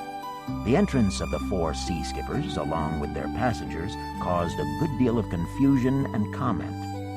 Very soon, people were appearing from inside the great head to see what all the brouhaha was about. Among these newcomers were several people in uniforms. "Police," said John Sallow sharply. The word was echoed among his brothers. "Police! Police! Police!" Mischief turned to Candy and swiftly caught hold of her arm. "So quickly," he said. "What do you mean?" "I have to go. So quickly." "Because of the police?" "Keep your voice down," said John Serpent, his usual charmless self. "Hush," Mischief said to him. "Don't you ever talk to my lady that way again." "Your lady," Serpent snorted, as though in these final snatched moments he wanted to express his contempt for Mischief's respectful handling of Candy. But there was no time, not for Serpent nor for Mischief, not even for Candy to say more than a hurried "Goodbye." The police were coming down the dock, parting the crowd as they advanced. Candy doubted that they'd recognize the criminals yet, though Mischief's antlers made him exceptionally easy to spot, but they were interested in these new arrivals, and Mischief wasn't going to allow their general curiosity to turn into an arrest scene. "Do you have a permit for those sea skippers?" one of the policemen hollered. "This is where we part, lady," Mischief said. "We'll meet again, I know we will." He took her hand, turned it over, and lightly kissed the palm. Then he jumped into the water. "Hey, you!" a second policeman yelled, barging through the crowd to make his way to the end of the quayside. "It's him!" he yelled. "Oh, no," Candy heard Duh-Duh say. "This is a pleasant introduction to the Yebadim Day." "We should have gone to Specklefru," said Tropella. "It would have been a sight quieter." "Well, it's too late now," said Pucks. "He's getting away!" the second policeman was shouting. "Who?" came the reply from one of his companions. "What's his name? The one who cleared out Malleus Nice's house in Tasmagor. Him! What's his face?" He was steadily becoming redder and redder as his frustration mounted. "The master criminal!" At which point about 7 people in the crowd said, "John Mischief," at the same time. "Yeah, that's what I said," the policeman replied lamely. "John Mischief." Now all eyes, both those of the crowd and of the officers, were fixed on the patch of turbulent water where John Mischief had last been seen. One of the policemen, a huge blue-skinned man with a square-cut orange beard, now attempted to commandeer one of the faster-looking boats in the little harbor, apparently intending to give chase in it. But its owner, who was almost as big as the officer and had the advantage of being 6 or 7 yards away across a span of grimy dock water, wasn't playing. "You! Get that boat over here!" the officer yelled. The man deliberately neglected to look in the officer's direction and proceeded to maneuver his vessel out through the knot of boats. Clearly, the idea of losing his precious boat to a belligerent officer with more testosterone than sea sense had made him nervous. The attempted retreat enraged the officer even more. "Come back!" he yelled. "Your vessel is commandeered!" "Let it be, Branks," one of the other officers called. "There are plenty of other boats." But Officer Branks wasn't going to have his authority disregarded. Pulling off his jacket and boots, he jumped into the dirty water and began to swim toward the retreating vessel, yelling as he went. "You bring that boat right back here! Do you hear me? Right back here!" His absurd behavior had trebled the crowd on the dock. The wooden structure was creaking, sending up a warning to those perched on it that it would not be wise to perch there much longer. The warning was, however, ignored, and the noisier the crowd became, the more people emerged from the great head to see what was going on. "You know, Candy," Tropella said, "I don't want another hurried goodbye, but if I'm going to go without being noticed, this would be a smart time to do it. Don't you agree?" "Absolutely," Candy said. Everybody's attention was on the swimming policeman who had managed to reach the escapee in the boat and had hauled himself on board where, despite cries from his fellow officers that he should desist, he proceeded to harangue the boat owner, who promptly hit the policeman with an oar. The oar broke, and Officer Branks toppled over the edge of the boat like a silent comedian, sinking into the filthy water. Consternation. Now it was the boat owner who dived in to drag the unconscious man up out of the water, mindful, no doubt, of what the penalty would be if the overzealous officer drowned. The dousing had shocked Policeman Branks out of his unconscious state, however, and as soon as he surfaced, the altercation began afresh. The 2 men struggled and flailed in the water for a while, during which time Candy, having exchanged the very briefest of farewells with the sea skippers, slipped away through the crowd toward the door of the Yebadim Day. As she went, she glanced over her shoulder so as to have one last glimpse of her friends to fix in her head, just in case Mischief was overly optimistic in his beliefs, and none of them ever met again. But Mischief had long gone, and all 4 skippers had already leaped into the water and dived down under the boats so as to escape the harbor undetected. Candy experienced a sudden and acute sense of loss. She felt utterly and painfully alone. Without John Mischief, how would she get by in this strange world? It wasn't that she felt the need to turn around and go home. There was nothing for her back in Chickentown, or at least nothing that she wanted. She hated her father, and her mother, well, she just made her feel empty. No, there was nothing for her there. But coming here, entering this strange new world, was like being born again. A new life under new stars. So it was with a curious mingling of anticipation and heavy heart that she pressed against the flow of the crowd and eventually brought herself through the doors and into the city that stood on the Straits of Dusk. Chapter 13. In the Great Head. Candy had always prided herself upon having a vivid imagination.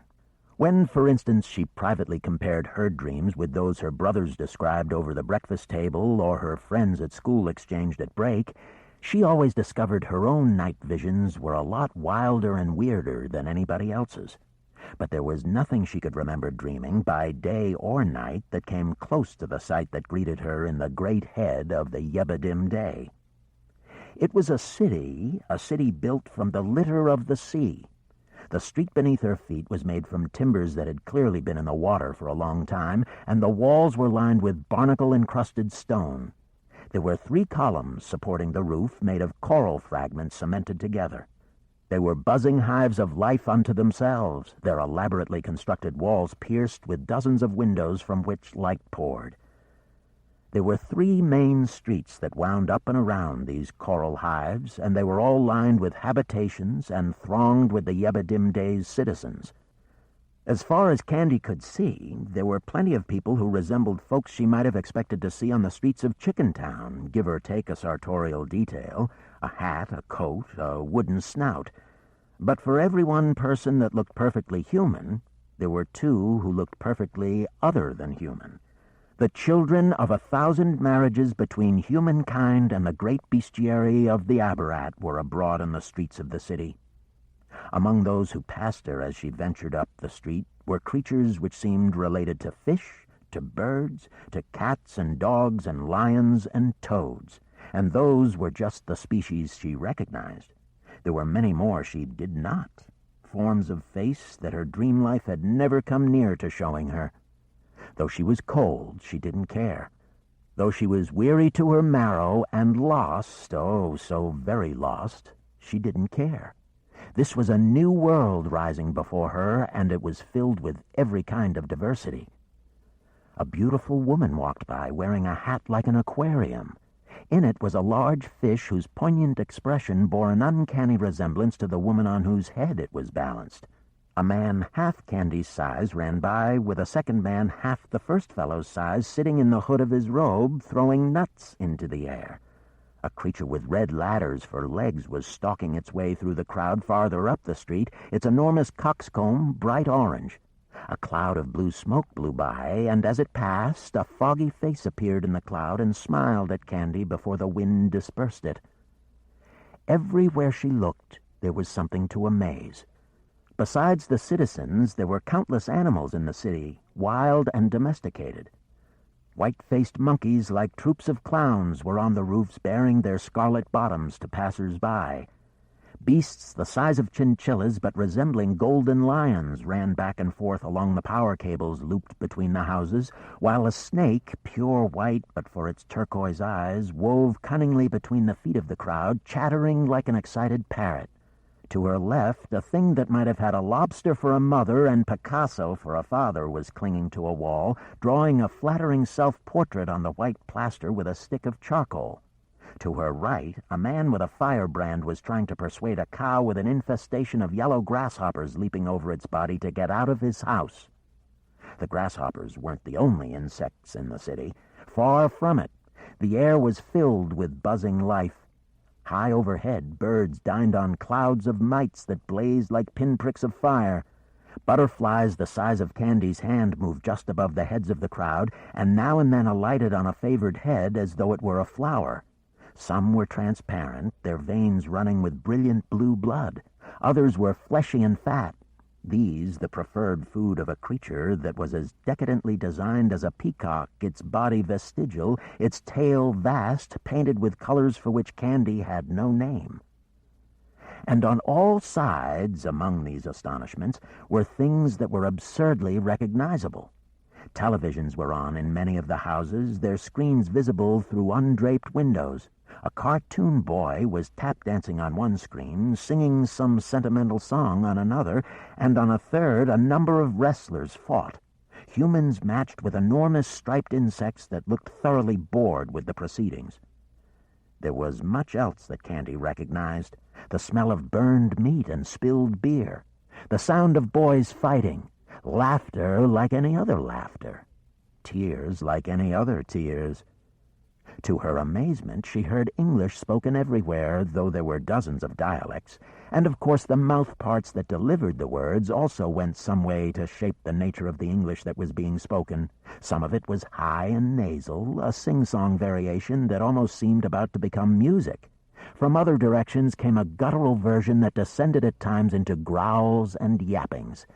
All this, and she had advanced perhaps 50 yards into the Yebadimday. The houses at the lower end of the great head, where she was presently walking, were all red, their fronts bowed. She quickly grasped why. They were made of boats, or the remains of boats. To judge by the nets that were hung as makeshift doors, the occupants of these houses were the families of fishermen who'd settled here. They'd dragged their vessels out of the cool evening air and taken a hammer and crowbar to the cabins and the deck and hold, peeling apart the boards so as to make some kind of habitation on land. There was no order to any of this. People just seemed to take whatever space was available. How else to explain the chaotic arrangement of vessels, one on top of the other? As for power, it seemed to be nakedly stolen from those higher up in the city, and therefore presumably more wealthy. Cables ran down the walls, entering houses and exiting again to provide service for the next house. It was not a foolproof system by any means. At any one moment, looking up at the hundreds, perhaps thousands of heaped-up houses, somebody's lights were flickering, or there was an argument going on about the cables. No doubt the presence of monkeys and birds pecking at the cables or simply swinging from them did not improve matters. It was a wonder, Candy thought, that this outlandish collection of people, animals, and habitations worked at all. She couldn't imagine the people of Chickentown putting up with such chaotic diversity. What would they think of the ladder-legged creature, or the smoke creature, or the baby beast throwing nuts in the air? I need to remember as many details as I can, so when I get back home, I can tell everybody what it was like, down to the last brick, the last butterfly. I wonder, she thought to herself, if they make cameras here. If they have televisions, she reasoned, then surely they have cameras. Of course, she'd first have to find out if the few soaked and screwed-up dollars she had in the bottom of her pocket were worth anything here. If they were, and she could find somewhere to purchase a camera, then she could make a proper record of what she was seeing. Then she'd have proof, absolute proof, that this place, with all its wonders, existed. "Are you cold?" The woman who had addressed her looked as though she might have some sea skipper in her heritage. Vestigial gills ran from the lower half of her cheek into her neck, and there was a faintly mottled quality to her skin. Her eyes had a subtle cast of silver about them. "Actually, I am a little," Candy said. "Come with me. I'm Izarith." "I'm Candy Quackenbush. I'm new here." "Yes, I could tell," Izarith said. "It's cold today. The water gets up through the stones. One day this place is just going to rot and collapse on itself." "That would be a pity," Candy said. "You don't live here," Izarith said with a trace of bitterness. She led Candy to one of the houses made from fishing boats. As she followed the woman to the threshold, Candy felt just a little pang of doubt. Why was she being invited into Izarith's house so quickly without any real reason beyond that of a stranger's generosity? Izarith seemed to sense her unease. "Don't come in if you don't want to," she said. "I just thought you looked in need of a fire to warm you through." Before Candy could reply, there was a series of crashes from outside the head, accompanied by a din of yells and screams. "The dock!" Candy said, looking back toward the door. Obviously, the jetty had finally given out beneath the weight of the crowd. There was a great rush of people out to see the calamity, which was, of course, only going to make matters worse out there. Izarith showed no desire to go and see what had happened. She just said, "Are you coming?" "Yes," said Candy, offering the woman a smile of thanks and following her inside. Just as Izarith had promised, there was a fire in the little hearth, which the woman fueled with a handful of what looked like dried seaweed. The kindling was consumed quickly and brightly. A soothing wave of warmth hit Candy. "Oh, that's nice," she said, warming her hands. On the floor in front of the fire was a child of perhaps 2, her features one generation further removed from the sea-dwelling origins of her grandparents, or perhaps her great-great-grandparents. "This is Mesa. Mesa, this is Candy. Say hello." "Hell-oh," said Mesa. With her duty to courtesy done, Mesa returned to playing with her toys, which were little more than painted blocks of wood. One of them was a boat painted red, a crude copy, perhaps, of the vessel whose boards had built these walls. Izarith went to check on the other child in the room, a baby asleep in a cot. "That's Nazray," she said. "She's been 6 since we came here. He was born at sea, and I believe he wants to go back there." She bent low, talking softly to the baby. "That's what you want, isn't it, dearling? You want to be out away from here." "You want that too?" Candy said. "With all my heart. I hate this place." "Can't you leave?" Izarith shook her head. "My husband Rufus had a boat, and we used to fish around the outer islands where the shoals are still good. But the boat was getting old, so we came here to trade it in for a new one. We had some money from the season's fishing, and we thought we'd be able to get a good boat, but there were no new boats to be had. Nobody's building anymore, and now we're almost out of money. So my husband's working putting in toilets for folks in the towers, and I'm stuck down here with the children." As she told her tale, she pulled back a makeshift curtain which divided the little room in two, and, sorting through a box of garments, she selected a simple dress which she gave to Candy. "Here," she said, "put this on. If you wear those wet clothes much longer, you'll get phlegmatic." Gratefully, Candy put it on, feeling secretly ashamed of her initial suspicion. Izarith obviously had a good heart. She had very little to share, but what she had, she was offering. "It suits you," Izarith said, as Candy tied a simple rope belt around her waist. The fabric of the dress was brown, but it had a subtle iridescence to it, a hint of blue and silver in its weave. "What's the currency here?" Candy asked. Plainly, Izarith was surprised by the question, understandably so, but she answered anyway. "It's a zem," she said, "or a paterzem, which is 100 zem note." "Oh, why do you ask this question?" Candy dug in the pocket of her jeans. "It's just that I have some dollars," she said.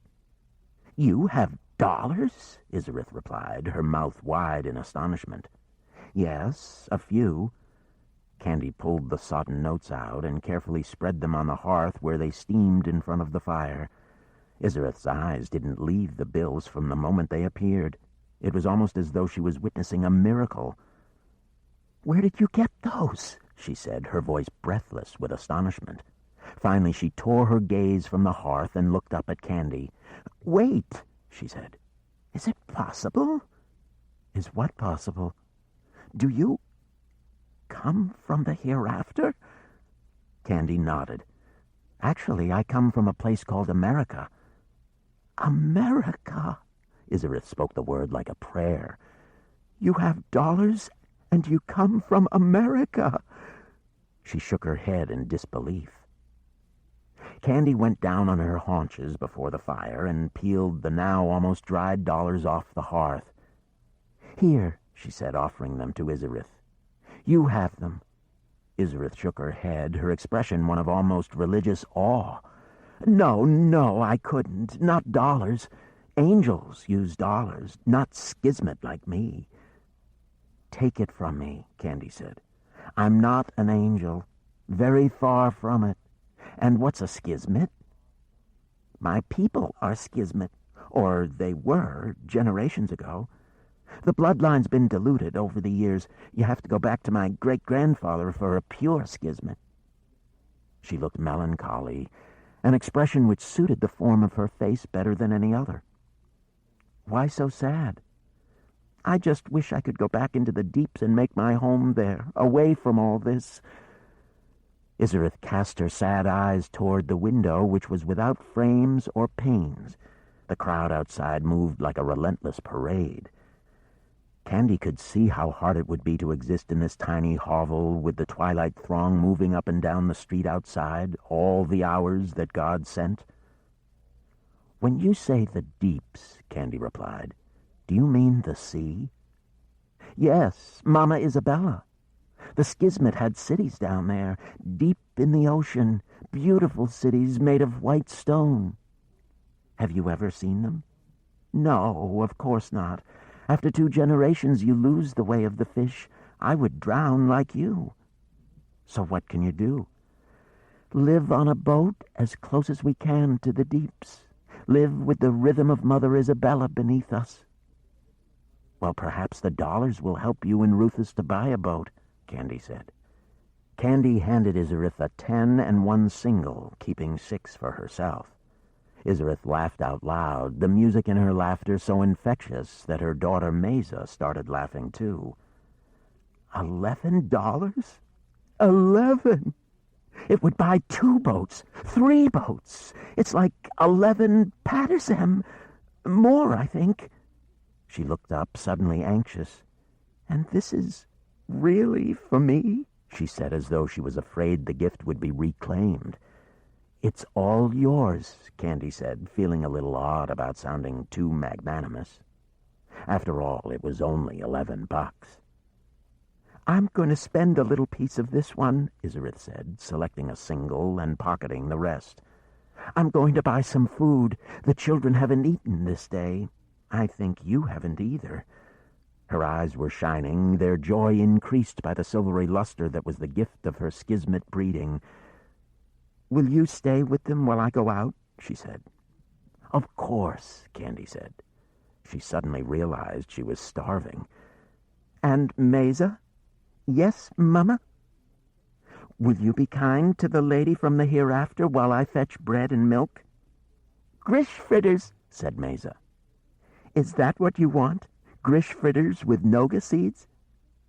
Grish fritter with noga seeds! Grish fritter with noga seeds! I won't be long, Isarith said. We'll be fine, Candy said, sitting down beside the child in front of the fire. Won't we, Mesa? The child smiled again, her tiny teeth semi-translucent, carrying a hint of blue. Grish fritters with noga seeds, she said. All for me!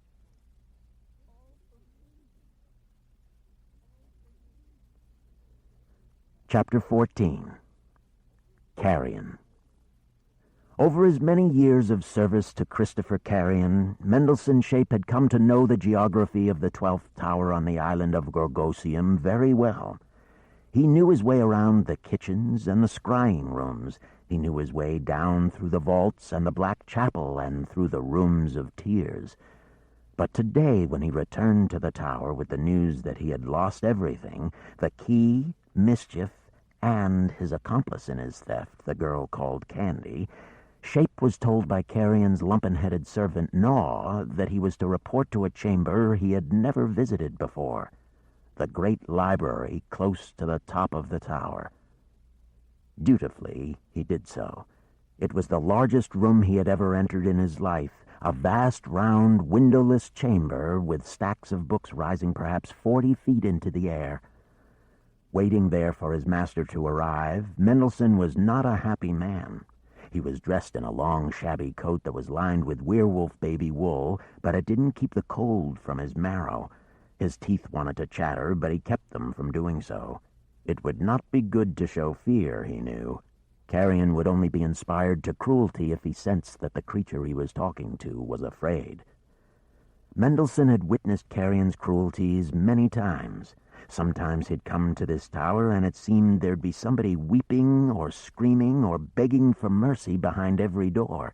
All Carrion's handiwork.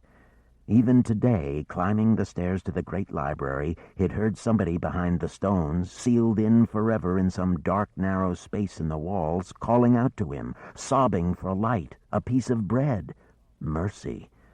But this was the wrong place to look for mercy, Mendelssohn knew. The vaulted ceilings of the 12th tower, which were painted with scenes designed to terrify, had looked down on many a dreadful scene, and none had ended, Mendelssohn was certain, with the granting of mercy. His footless leg was aching, but he didn't dare sit down in case Carrion entered and caught him lounging. Instead, to pass the time, he went to one of the many tables in the library stacked with books that had presumably been brought down from the shelves because they had caught Carrion's eye. One, set on a little lectern for easy reading, was a book Shape remembered from his childhood. Pincoffin's Rhymes and Nonsenses. The book had been a favorite of his, containing many a rhyme and lullaby he still knew by heart, including the one he'd sung to the girl from the hereafter. It was open to a grim little nursery song he had forgotten. But now, reading it, he was enchanted anew. Scare baby, where do you run? Out in the graveyard to have you some fun. Dancing with skeletons up from the ground. doing a jig on the burial mound. His lips moved as he scanned the words, and it brought back a distant memory of his mother, miasma-shape, sitting with her 3 boys, Niz, Knott, and Mendelssohn, reading aloud from Pincoffin's opus. Oh, how he'd idolized his mother. He read on. Scare baby, horrid you are, with the wings of a bat and a face with a scar. The fangs of a vampire, the tail of a snake. You open your mouth and the noise that you make is a song that the devil sings, bitter and loud. Tell me, my baby, was your mother proud? A song that the devil sings. That was a phrase that had lingered in his head over the years, though he had forgotten, until now, its source. He had many times wondered if he could ever hope to make such a song. He let a sound escape his throat now, a low, menacing growl that was magnified by the circular chamber. Oh, yes, that sounded like something to put fear in the hearts of his enemies. That was the noise, he thought to himself, that he would make when he found that wretched girl again. A sound so horrible her wits would crumble. He made a louder noise still, and from the top of the stacks of books, disturbed by the din, there swooped 2 winged creatures that descended to a point about 3 feet over his head, and there hovered. They were the size of vultures, and they had ashen, bloated faces like monstrous cherubs. "What do you want?" he said, staring up at them. Their tiny, whiteless eyes fixed on him for a moment. Then they seemed to decide that he was nothing of importance and returned to their roosts, climbing in wide spirals to the top of the stacks. Mendelssohn returned to the final verse of the poem. Scare baby, where do you run? Not out to the morning, not out in the sun. You live in my nightmares, you hide from the day, and their little shape. The one-footed man turned. The voice had come out of the shadows across the room.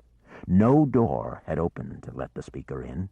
He'd been here all the time, watching Mendelssohn, listening to him practice his growls. Mendelssohn didn't move. He simply studied the shadows, waiting for the appearance of the person who had addressed him. He knew, of course, who that somebody was. It was the Lord of Midnight himself, Christopher Carrion.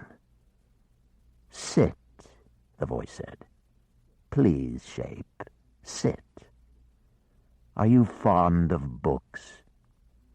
The voice was deep and, even in the simplest of questions, was somehow tinged with despair. It was the voice of someone who had walked in the abyss. Mendelssohn could see him now faintly. He was an imposing figure, 6'6" or more, his long robes black, which was why he had blended so well with the shadows. He walked toward Shape, and the candles on the table illuminated him a little. He had the most piercing eyes of any man Mendelssohn had met. They glistened in his bald, pale head. As always, he wore a collar of translucent material that resembled glass, which had been devised to cover the lower half of his head. It was filled with a blue fluid, which was now suddenly lit up by the presence of several snaking forms. They flickered in their fluid, some white as summer lightning, some yellow as sliced fat, weaving bright patterns around the Lord of Midnight's head.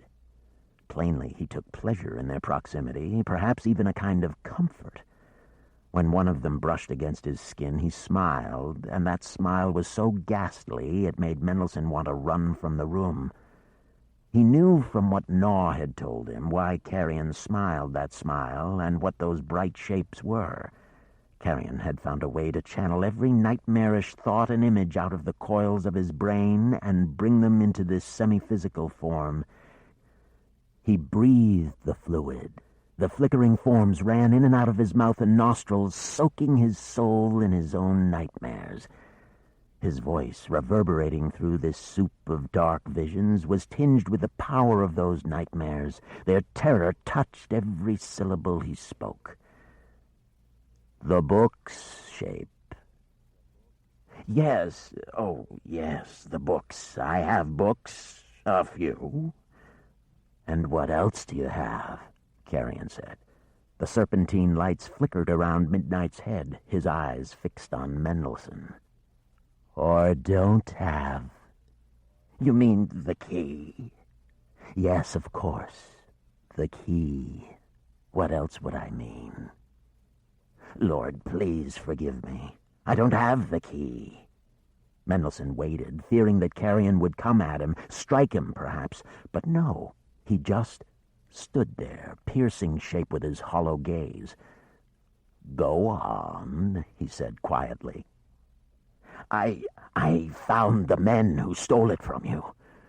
John Mischief and his brothers. Yes.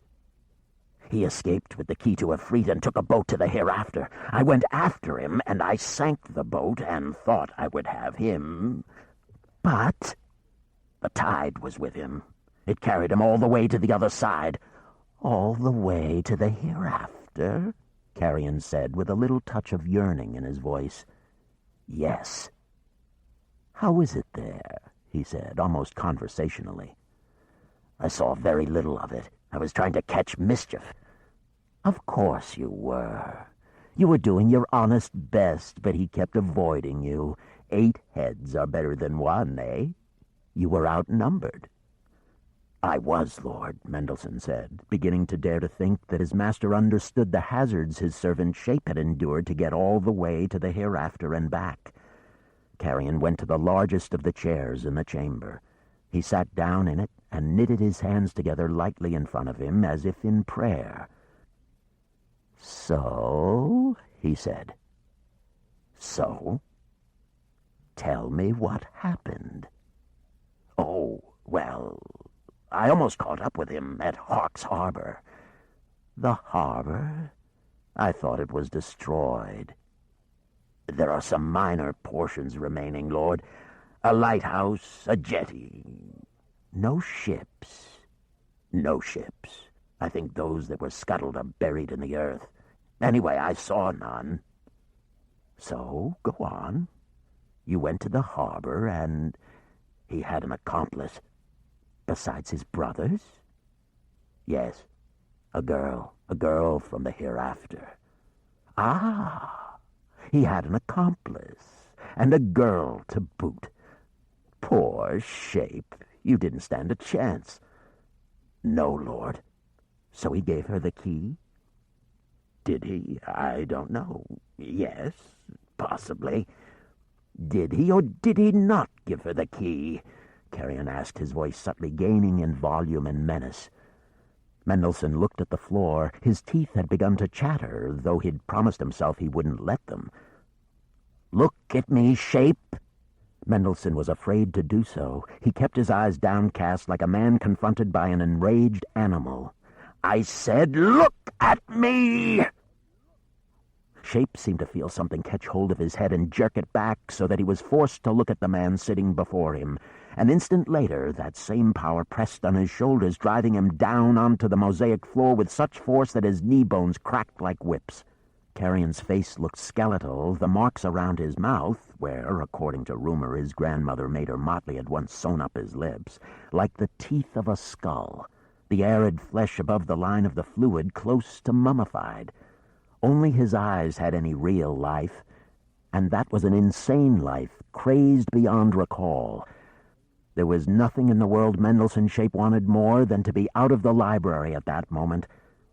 "You failed me," Carrion said.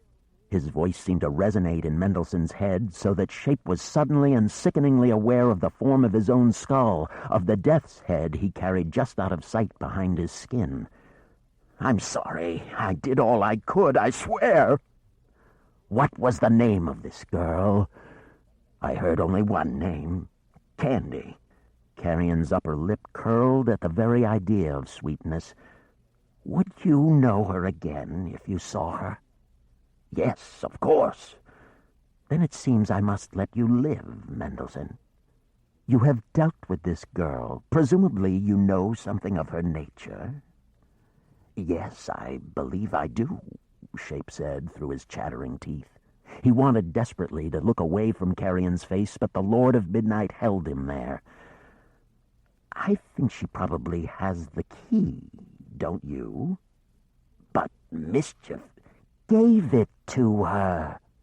I didn't see such a thing, Lord, but he will have done so. If I may ask, what makes you so sure? Because he's like you. He's tired of the chase. He wants somebody else to be the object of my eye, at least for a while. Carrion paused for a moment and looked up at the ceiling. The cherubic beasts, roused from their roosts by the sound of the torment below, were circling in the library vault, enjoying the spectacle. Finally, Carrion said, "You have to go back and find me this girl." "But, Lord..." "Yes? She came here." Carrion rose from his seat. "You saw her here?" "No, I saw the tide carry her away." "So she could have drowned. She could be in the belly of a Mantazak." He came at Mendelssohn finally, his hands raised. Filled with a kind of terrible relief that he was getting what he deserved, Shape felt himself lifted up, though Carrion made no contact with him. He was thrown across the nearest table, and the books, including Pincoffin's rhymes, went flying. Mendelssohn was held down by an invisible force so strong it kept his breath from coming freely. He heard his breastbone creak. "Listen to me, Shape," Carrion said. "Your brothers are dead for their failures, and you will join them in the lime pit if you do not succeed in this last venture. Do you understand?" Mendelssohn could barely manage a nod. "Find me this Candy. If she's dead, find me her body. I can interrogate the dead if I need to. I want to know what kind of creature she is. The tide carried her, you say?" "It seemed that way," Mendelssohn said. "That's strange. After all that happened, I'm sure Our Lady Isabella would drown most souls rather than carry them here." Carrion took his eyes off Shape for the first time in several minutes, and Shape felt the weight of the power upon him relax somewhat. "There is something strange here," Carrion said, half to himself. "Something mysterious. How will I find her, Lord, in all the islands?" "You will have help for that," Carrion said, his wrath apparently quenched. "Go down to the kitchens, eat, wait for word from Nor. I will see you again when I have some clue. Yes, Lord." "A girl, eh?" Carrion said, as though amused at the notion. Then he moved away and was enveloped by the darkness. The bone-cracking weight removed from his chest, Shape rolled off the table, gasping for breath. In the vaulted ceiling above, the vile cherubs were still circling, chattering to one another as they went, excited by the violence they'd just witnessed. Mendelssohn ignored them. He hauled himself up to his foot and stump and waited a few moments until the ache in his chest subsided. Then he hobbled to the door and headed away down to the kitchens, promising to himself he would burn his few books when he went home, for fear they would put him in mind of the terrors he had just endured.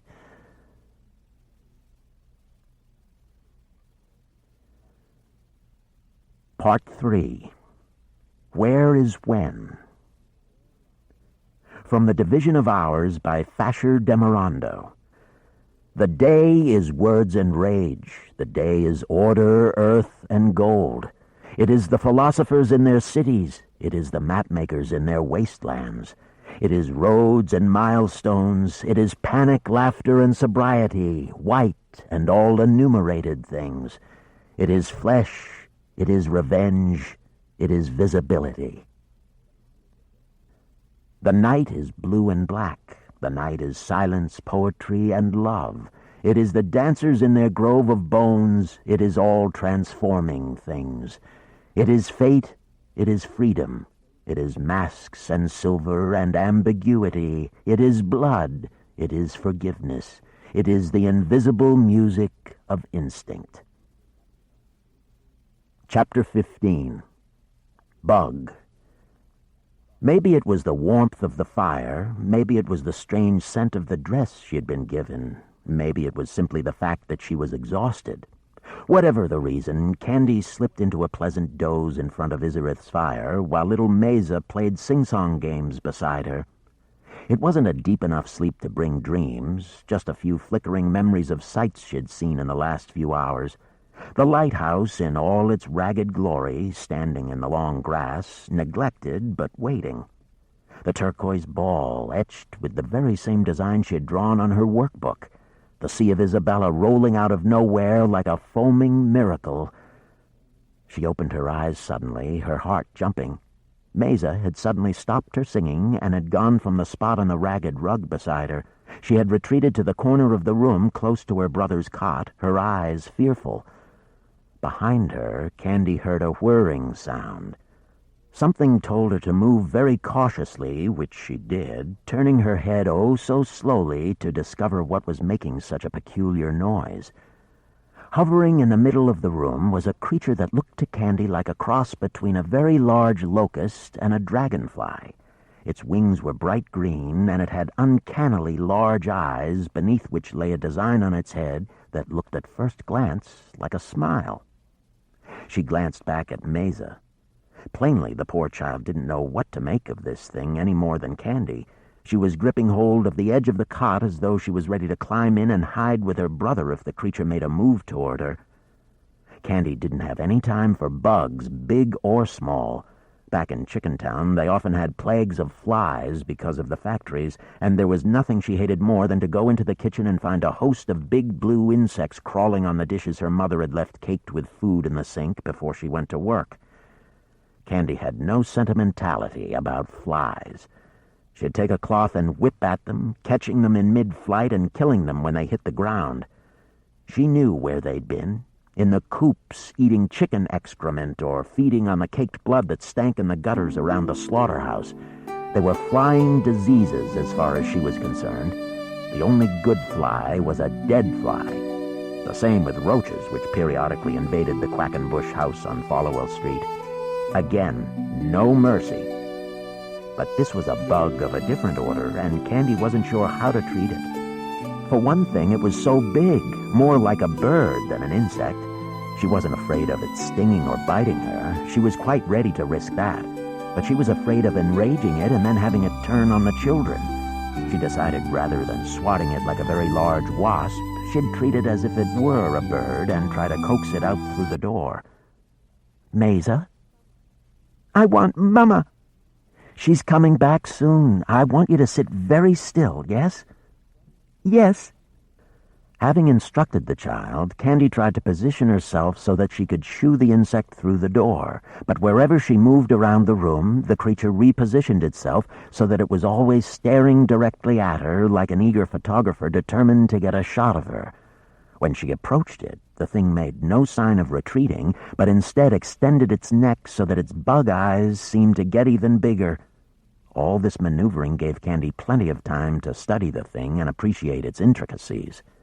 She should not have been surprised that a world which contained such a strange species as the sea skippers should have insects as bizarre as this, but the more she looked at it, the more unusual it seemed.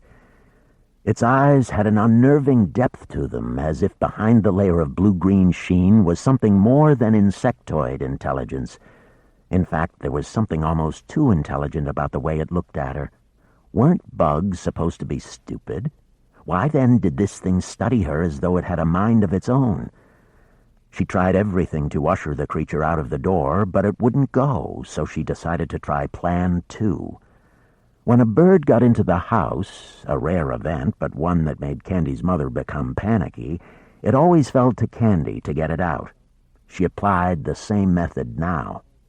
She went to the narrow pallet against the far wall where apparently Izarith, her husband, and Mesa slept, and picked up a sheet. When she turned, she found the creature had followed her across the room. Before it had time to work out what she was doing, she snatched up the sheet, threw it over the creature, and pulled it to the ground. The dragonfly instantly began to flap wildly and give off what sounded remarkably like a baby sobbing, rising scales of complaint which the sheet did very little to muffle. Candy held on tight, attempting to capture the creature without hurting it. She gathered up the sheet beneath the insect and gently transported it to the door, but she hadn't counted on the violence of the creature's motion. It flapped so wildly, and its wings were so strong, that it began to tear the thin fabric open as if it were no more than a paper bag. Candy hastened her trip to the door, but the creature was too quick for her. It tore out of the sheet and rose into the air again, hovering and turning on the spot 7 or 8 times. Plainly it wanted to ascertain who'd played this trick on it. When it fixed upon its captor, it defiantly flew closer than ever, and Candy saw the darkness behind its eyes close up like a mechanical iris. "You're not real," she said to it, amazed and annoyed at the same time. Amazed because she'd been fooled by its perfection for so long, and annoyed for exactly the same reason. The thing was spying on her. "Damn thing!" she said, whipping the sheet around as she would have done in the kitchen at Followell Street if she'd been in pursuit of a bluebottle. The creature was so big, and perhaps a little dizzied by its own maneuvers, that she quickly caught it in the sheet and brought it down. It struck the ground very hard. As soon as it hit the floorboards, she knew that her guess about its true nature was correct. The sound it made was undeniably metallic. She pulled off the sheet. The thing was lying on its side, one of its wings flapping weakly, the other entirely still, and its 6 legs pedaled slowly as though somebody had just snatched a bicycle from between them. But even now, wounded and dizzied, it turned its bug eyes toward Candy, and she heard a humming sound that the noise of its wings had hitherto disguised. It was the noise of the creature's mechanism she could hear, and it was clearly badly damaged. Even so, Candy didn't trust it. She'd seen roaches she was sure were dead and gone push themselves up off the ground and nonchalantly walk away. As long as this strange beast had life in it, it presented a danger. She went to the hearth and picked up the iron rod that was used to poke the fire. Then, keeping her distance from the thing, she touched the creature with the end of the poker. What happened next came so fast that it caught Candy completely off guard. The creature suddenly flipped itself over and crawled up the poker with the speed of a striking snake. Before Candy had time to let go of the poker, the design beneath the bug's eyes opened up like the mouth of a crab, and a spike about 5 inches long emerged and jabbed Candy's hand in the cradle of flesh between her forefinger and her thumb. Blood ran out of the wound. Yelping, Candy dropped the iron poker. She put the cut to her mouth immediately, tasting the tang of her own blood and perhaps something of the creature's metallic innards from whence the spike had come. Meanwhile, the insect had dropped off the poker and was finally retreating. It was wounded, she saw. 2 of its legs were set awry and were being dragged behind it. Even so, as it retreated, it underwent an extraordinary transformation. Without missing a steady step of its speedy stride, its back opened up, 2 doors sliding out of sight. Its wings were then raised and folded and slid with perfect accuracy into the opening, and its back closed up again. At the same time, a host of other smaller changes were taking place in its anatomy. A telescopic tail appeared, almost doubling the insect's length when it reached its full measure, and a second rack of legs appeared along its abdomen. When its reconfiguration was complete, it no longer resembled a locust or a dragonfly, but a huge centipede. Even its colors seemed to have changed subtly. Its bright greens bled of their intensity so that now it was a sickly mottled yellow. It no longer tried to record Candy or her surroundings. All it wanted now was to be away as fast as possible so as to avoid another attempt on its artificial life. Candy made no further attempt to stop it from escaping. It wasn't worth the risk. The creature was now about 2 feet from freedom, and then in walked Izarith. She failed to notice the thing scuttling beneath her feet. Good mother that she was, her eyes went first to her frightened daughter. "Watch out!" Candy yelled. Too late. Izarith had trodden on the tail of the creature, which cracked like the shell of a lobster. Izarith looked down. The food she had brought in with her fell from her hands. An expression of the most intense disgust came to her face. She raised her foot to stomp on it again. "Get it, Mama," Mesa said, silent tears running down her cheeks. "Be careful," Candy warned, still trying to stop the blood flowing from her hand. "It fights back." Izarith didn't seem to care. Her house had been invaded and her child had been terrorized. She was furious. She stamped on it twice, bringing her heel down hard. The creature was fast, however. It tried to rush away between Izarith's legs. But she took a step back to stop it, and realizing the way was barred, the creature turned, its bug eyes scanning the wall to the right of the door. Picking up the poker that Candy had dropped, Izarith pursued the creature to the corner of the room. But again, the insect showed a remarkable turn of speed. It ran toward the wall and leaped, driving its feet into the plaster. Then it made a zigzag ascent, evading each and every blow Izarith attempted to deliver. In a matter of seconds, it was out of her reach and heading across the ceiling to a place where the plaster had fallen away, exposing a sizable hole. It disappeared through it and was gone. "Hush," Izarith said to Nazre, who'd begun to cry out loud. The child stopped crying almost instantly. Candy listened. She could still hear the creature's feet as it scuttled away. Eventually they grew soft. Candy wasn't sure whether she was still hearing them or imagining it. Then they were finally gone. Candy looked down at her hand. It was still bleeding. Not a lot, but enough to make Candy feel faintly sick. It wasn't just the blood that sickened her. Candy had a strong stomach. It was much more to do with the memory of the creature's scrutiny, the horrid intelligence in its stare. "Do you know where that thing came from?" she asked Izarith. Izarith picked up what looked like the remains of a child's shirt and tossed it over to Candy. "Here," she said. "It'll stop the blood." "Well, do you?" "No," Izarith replied, not looking at Candy. "There are things like that all over, but never before in my home." "But it wasn't real, Izarith. It was a machine of some kind." Izarith shrugged, as though the matter of its being real or not was completely irrelevant. Candy tore the old garment she'd been given into 2 strips and bound it around her hand. It slowly stopped throbbing. As she tied off the knot, Izarith, who'd been silently working to calm and then feed her children, said, "I think you should go." She still wasn't looking at Candy. Plainly, the fact that she was ushering the girl who'd been so generous to her out of her house was an embarrassment, but her primary concern was her children's safety. "Will others like that thing come to replace it?" "I don't know," Izarith said, finally glancing up at Candy. The blood had gone from her face. Though she had dealt with the insect efficiently enough, she was obviously deeply afraid.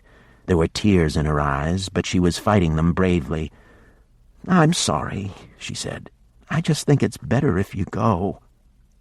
Candy nodded. "Of course," she said. "I understand.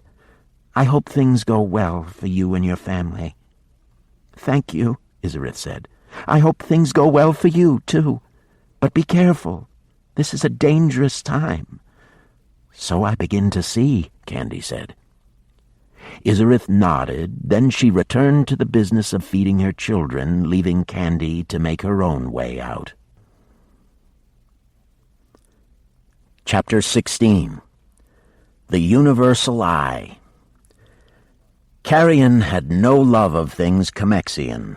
On the island of Pion, where it was always 3 o'clock in the morning, Rojo Pixler had built Comexo City, his so-called City of Light and Laughter. It had been many years before the site of the Carrion Night Mansion. The Lord of Midnight had happy memories of the times preceding the fire that destroyed the mansion, hours when Pion had been a place of play. He'd needed no magic then. He'd been the prince, his father's favorite.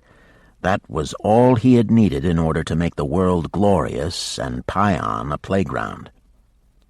But after the fire, he had never gone back, and when the man he'd thought was a harmless dreamer by the name of Rojo Pixler had offered to buy the land on which the ruins of the Night Mansion still stood, he'd readily sold it.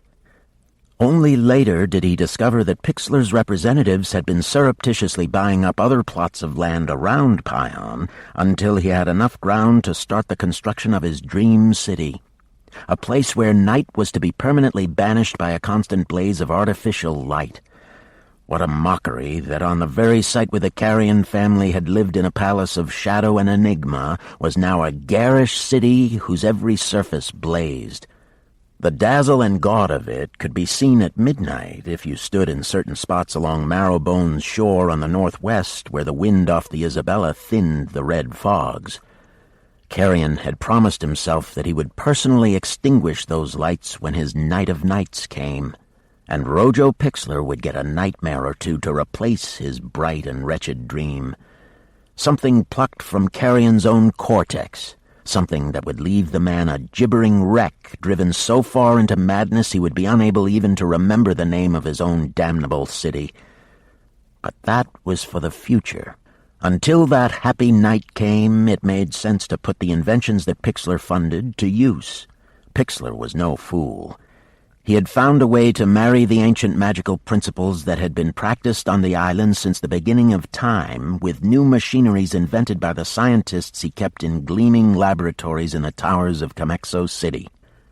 Where had Pixler found those first magical principles? In books he had paid professional thieves to steal from Carrion's own library, among other places. Carrion had let it be known that he was aware of the theft and even of the price Pixler had paid the thief, a fellow by the name of John Mischief, for his illicit services. Word had later reached him that Pixler, who was at heart a superstitious man, had become very agitated when he heard that his commissioned thefts were no secret. Fearing reprisal, he had casually offered the use of his sublime verities, as he called his marriage of science and magic, to Carrion should he ever have need of them. Well, that time had come. Immediately following his interrogation of Shape, Carrion had sent one of his trusted lieutenants, Otto Houlihan, the Crisscross Man, to Comexo City. He was sent with a very specific demand. He knew for a fact that, like any man of power, especially one who had risen suddenly, like Pixler, the king of Comexo City was not only superstitious, but paranoid. He feared for his life and for his city, and with reason. No doubt there were people on every island who hated Comexo City and all that it represented. Being a practical man, a man who believed in finding solutions, not simply stewing in his fear, Pixler had instructed his magical scientists to use their sublime verities in the creation of spies that would take the shape of living things and would be dispersed through the islands to watch for and report any sign of rebellion against him. Only a month before, the Crisscross Man had brought a dozen of these automaton spies to the 12th tower for the Lord of Midnight's amusement. They were like exquisite toys to Carrion's eye. He had amused himself by having Houlihan blindfold them, then watch them batter themselves to pieces against the walls of his scrying room. Some of the finest he had turned over to his own scientists for closer analysis. One, an artificial meckle bird, he had caged and kept for himself because it needed no nourishment and it sang so fetchingly even when blinded. Now he had a new reason for Rojo Pixler's spying operations. He wanted to know if the girl who'd apparently been Mischief's accomplice had survived the waters of the Isabella, and if so, where she'd gone. So he sent Houlihan to Comexo City. A short while later, the man returned, not with information, but with one of Pixler's chief scientists, a certain Dr. Vorzangler. The doctor appeared before Carrion dressed in a fine white linen suit with white shoes and white tie. He wore one of the more peculiar ocular devices Carrion had ever seen. It had the effect of taking the image of his eyes and superimposing them, one over the other, in the middle of his face. Vorzangler's eyes were not a perfect match. One of them was a little bigger than the other, and one seemed to be a little slower in its motion than its companion, so the cyclopic eye the device created was seldom whole. One image was always trailing half an eye behind the other. Whatever the reason for his wearing it, the thing didn't seem to impair Vorzangler's vision. He was studying the paintings on the walls of the gallery when Carrion came in. His voice when he spoke was high-pitched and weaselly. "I hear," he said, "that you are searching for somebody. Is that right? Somebody who has conspired against you? And you need Mr. Pixler's assistance?" Before Carrion could reply, the doctor continued, his voice, after a few sentences, already annoying Carrion. "Mr. Pixler instructed me to tell you that he is more than happy to help a friend and neighbor. Could you perhaps supply me with a brief description of the miscreant?" "No," said Carrion, "but I have somebody who can." He turned to Houlihan. "Where's Shape?" "I brought him up from the kitchens as you instructed, sir. He's waiting in the next room." "Fetch him." While Houlihan went off down the length of the gallery to fetch Shape, Carrion turned his full attention on Vorzangler. "So what have you brought to impress me with?" he said. Vorzangler began to blink his 1.5 eyes vigorously. "It was Mr. Pixler's desire that you be given access to our most secret spying device," he said. "The Universal Eye." "I'm honored," Carrion replied. "May I ask why, if it is so secret, Mr. Pixler so honors me?" "He looks to the future, Lord Carrion. He sees a time when, if I may be so bold, you and he may be more than distant neighbors." "Ah," said Carrion. "Good. Then let me see what proof of his intentions he has sent."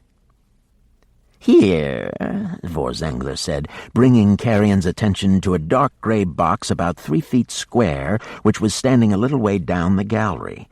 He took a small control unit out from his white jacket and touched it with his thumb. The response from the box was instantaneous. It rose into the air on a quintet of delicate legs on which it had been squatting. Then, without any further instruction from Vorzangler, it began to open up like a geometric flower so that it now presented 16 screens, 4 facing each wall of the room. An instant later, they all flickered into life, the images bright. Carrion smiled. "Well, well," he said. He started to move around the other side of the device, but as he did so, it accommodated him by flipping around so as to present him with 4 more screens. Some of the images were static, but more were moving, their motion sometimes chaotic, as the camera, wherever it was situated, went in pursuit of a particular suspect. By now, Houlihan had brought Shape in. He was still wearing the same shabby coat, except that it was now decorated with the remains of his meal in the kitchens. He looked embarrassed when Carrion called him to hobble forward and view the multiplicity of screens. "I'm hoping we're going to find our little Candy somewhere here," Carrion said to him. He turned to Vorzangler. "What kind of creatures do this spying for you?" he asked. "You saw some of them yourself, sir, a month ago." His cyclopic gaze became sly. "I believe you still keep the Meckel bird in your private rooms." The meaning of this remark wasn't lost on Carrion. Vorzangler was subtly telling him that even he, the Lord of Midnight, was spied upon. Carrion filed the information away for another time and simply pretended not to understand what he'd been told. "How many reports do you have in this device?" he asked. 19,412, Vorzangler replied. "That's just from the last 2 days. Of course, if you want to go back further—" No, said Carrion. 2 days is fine." "Shape?" "Yes, Lord." "Dr. Vorzangler is going to show you a lot of pictures. If the girl is among them, I want to know. Otto, come and find me when you're ready." Carrion left them to it and went out into the midnight, his thoughts straying from Vorzangler's sublime verities to subjects more massive and remote. It was the stars glimmering through the fog that were the present subject of his meditations. He knew from his books that each one of those distant lights was a sun unto itself, and though their meager illumination didn't disturb him, there were other creatures in the Abarat for which those little stars, not to mention the brightness of the noonday sun or the light of the pallid moons that hung over the islands, were a curse. They were called the Requiacs, these creatures, and their home was in the deepest trenches of the Sea of Isabella. Their age and their capacity for evil were both beyond calculation. Such indeed was the scale of their wickedness and the extent of their age, that many learned men and women who'd made it their business to study the innumerable life forms of the Abarat didn't even believe they existed. Wickedness of such proportions was a mythic invention, they said. The Requiacs could not be real.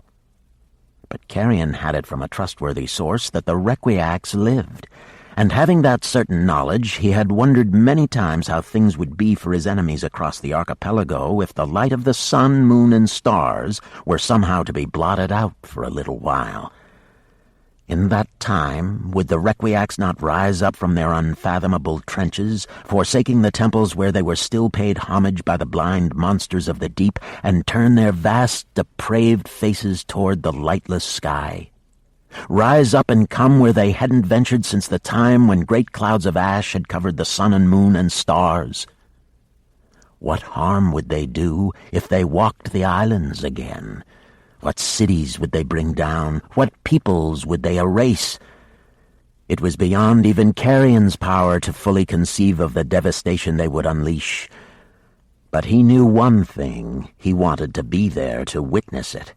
And he wanted to be ready when the hour of darkness passed and the Requiacs returned to their temples and their trenches. Ready with his masons and his priests to lay down the foundations of a new world and rebuild it in his image. "Lord?" The voice that had disturbed his thoughts was not that of Houlihan as he'd expected. It was one of his grandmother's many stitchlings, creatures sewn together from skin and leather and fabric, then filled with a living mud. This particular stitchling was called Notchek, and he was a wretched piece of work in every way. "What is it?" Carrion said to him. "Your grandmother, Mater Motley, summons you, my lord. She needs to talk with you about the visitation you have had from Camexo City." "She misses nothing, does she?" Carrion remarked. "Little, my lord," Notchek agreed. "Well, I cannot come now," Carrion told the stitchling. "I have too much urgent business." "She told me, Notchek was getting nervous. Plainly, this was not a message he wished to deliver. "Go on," Carrion said. "She says she forbids any further presence on Gorgosium of visitors from Camexo." "She forbids?" Carrion said. There was a menacing undertow to his voice. The nightmares in the water around his head grew agitated. "She forbids me, that harridan, that seamstress." He caught Notchek with one backward sweep of his gloved hand, so powerful it threw the stitchling 10 yards. "Go back to her," Carrion shouted, "and you tell her if she ever forbids me anything ever again, I will loose a pack of nightmares among her little tribe of stitchlings and drive them to tear down the 13th tower till there is nothing left but a heap of rubble. Do I make myself clear?" As he spoke, he moved toward Notchek as though to strike him again. The stitchling drew itself up into a little ball of terror and waited to be brutalized, but the blow never fell. Houlihan had emerged from the gallery, smiling. "She's found!" he exclaimed. Carrion waved Notchek away. "Go, tell her," he said. Notchek fled into the crimson mist and was gone. "A problem, sir?" Houlihan said. "Only my grandmother. She has too many fancy ideas about herself. One of these days she's going to go too far. So, you say you found her? Show me." Houlihan led Carrion back inside. The same image was now playing on all 16 screens of Vorzangler's device. The white-suited Cyclops had a smug smile on his face. "She was in the Diebedim Day in a house down on Crux Street, which is in the fisherman's ghetto. I must say, my lord, I can't see why you would have any interest in her. She doesn't look like much." "I'll be the judge of that," Carrion said. He approached the screens. The images before him were crystal clear. There was the girl staring straight at the eyes of the spy, which moved to keep her centered and focused whenever she turned or backed away. Carrion turned to Mendelssohn Shape. "Are you absolutely sure that this is the girl who was with Mischief?" Shape nodded. "No doubt?" "No, Lord, none." Carrion returned his gaze to the screens. "So," he said quietly, staring at the girl, "who are you?" He continued to stare at the image for several seconds, as though his eyes were attempting to interrogate the screen. Then he glanced around at Vorzangler. "When did this happen?" 3 hours ago, maybe 4. So she's probably still in the Yebidim Day. What do you think, Otto? "There have been some troubles there," Vorzangler said before Houlihan had a chance to respond. "The dock collapsed, so there have been no boats getting out these last couple of hours." "So she is still there," Houlihan said. "What's the big deal?" Vorzangler said. "She's just—" Carrion suddenly raised his finger to silence the doctor and stared with renewed intensity at the image on the screens. The stranger from the hereafter had become angry, and her face, recorded by the very thing that was irritating her, had changed. The girlishness had gone out of it. A young woman had been ignited by the fury she felt. The change had Carrion entranced. "Now what is this?" he said so softly. He narrowed his eyes, taking off his glove and putting his naked hand on one of the screens as if wishing he could reach into it and seize hold of the girl herself. "Do I know you?" he said, his voice even more mellifluous. "I do, don't I?" The screen suddenly went blank. Carrion let out a little sob of pain, as though he had been woken from a trance. "It ends there," Vorzangler said. Carrion didn't speak for a long while. He simply continued to stare at the blank screen with an expression of profound bemusement on his face. Vorzangler opened his mouth to speak again, but Houlihan hushed him with a sharp look. Finally, after fully 2 minutes, Carrion said, "Shape?" "Yes, Lord." "Go to Vespers Rock and wait for me there." "Am I to go after the girl?" "Oh, yes. You are to go after her. But not by glyph. I'm going to give you something a little more in keeping with the significance of your mission." "I don't understand." "Just go," Carrion said, still staring at the blank screen. Shape hurried away. "There is something in that face, Otto, that makes me think my enemies are wilier than I suspected. They play with dreams now." "Dreams?" asked the crisscross man. "Yes, Otto. I have dreamed that face, that innocent face. But who—" He glanced up and met Vorzangler's strange stare. "Oh, are you still here?" he said to the doctor. "You may go. Thank Mr. Pixler for his kindness, will you?" "The universal eye," Vorzangler said. "I have to return to Comexo City with it." "No," said Carrion very plainly. "I'll keep it here for now." No, you don't understand," Vorzangler said, panic making his words skip. The science is of no interest to me, Vorzangler. So don't fret yourself. I won't be stealing back any of your precious verities. It's her I'm interested in, and until I have the real thing in front of me, I will keep your universal eye. It's just not. The doctor didn't get to finish his reply.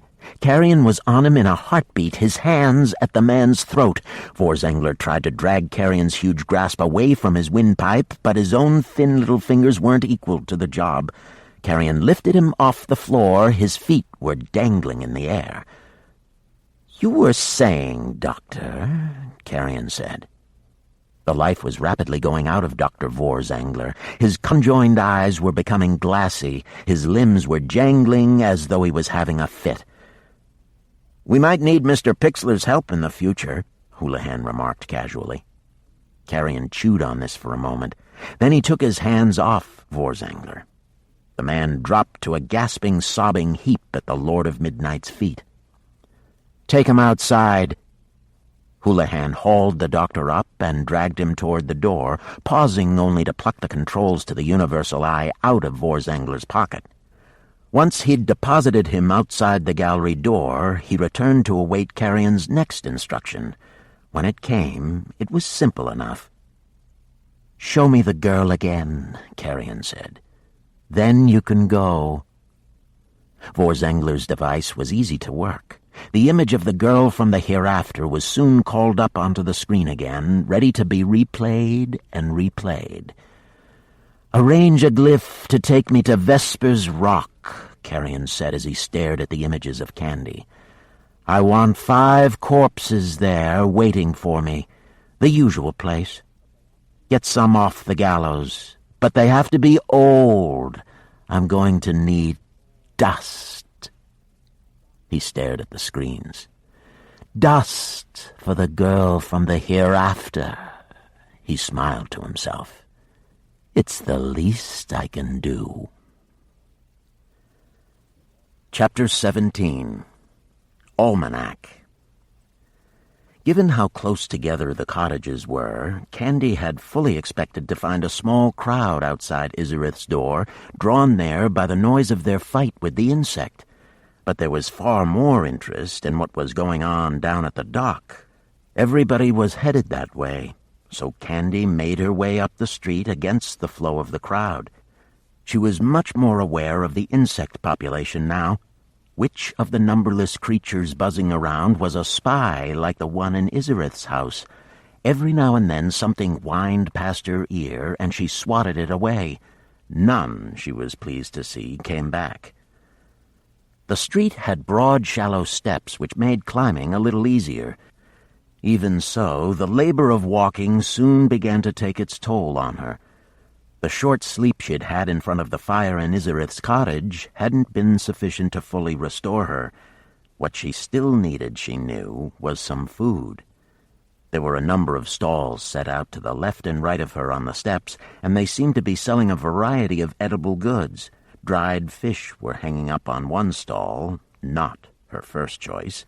At another, somebody was deep-frying something that looked remarkably like a donut, especially when it had been dusted with sugar. She dug in the pockets of the little dress Izarith had given her and pulled out the $6 she had kept. Perhaps it wasn't wise to use them, she thought. They marked her out as an alien here. That left 2 options. She could either beg for food or steal it. Since she was in urgent need of sustenance, in her present situation, morality didn't really enter the picture. She looked up the street a little way. One stall seemed to have been deserted by its owner, who'd probably gone down to the dock with the rest of the crowd. As she started to make her way toward the empty stall, there was a surge of noise behind her, and a portion of the crowd, along with a number of police officers, came back, all gathered around 3 or 4 people who had clearly been pulled out of the water. "Make way! Make way!" one of the officers yelled. "We've got injured people here!" That was, of course, precisely the wrong thing to say. As soon as the words escaped from his lips, more spectators appeared to swell the crowd, eager to see how horrible the injuries were. Many of them clogged the street ahead of the advancing throng. The officer began to yell again. But people wanted to see, and no amount of shouting from a police officer was going to stop them getting a glimpse. It was a curiously familiar scene. Watching it, Candy flashed on something that had happened 4 or 5 years ago back home, or in the hereafter, as she now thought of home. The family had been on a midsummer trip to see Grandma Hattie, Melissa's mother's mother, in Pelican Rapids. They'd been on Highway 94, and the trip had been going smoothly until suddenly the traffic had ground almost to a complete halt. For the next hour and a half they had crawled along. The air conditioning in the car wasn't working properly, so the heat was ferocious. It made everybody bad-tempered. It had quickly become clear that the problem up ahead was a collision, and Candy's father had started to rage on about the fact that the real reason the traffic had come to a halt was because people were slowing down to see the wreckage. "Damn looky-loos! Everybody has to slow down and take a look. It's sick. Why can't people mind their own damn business?"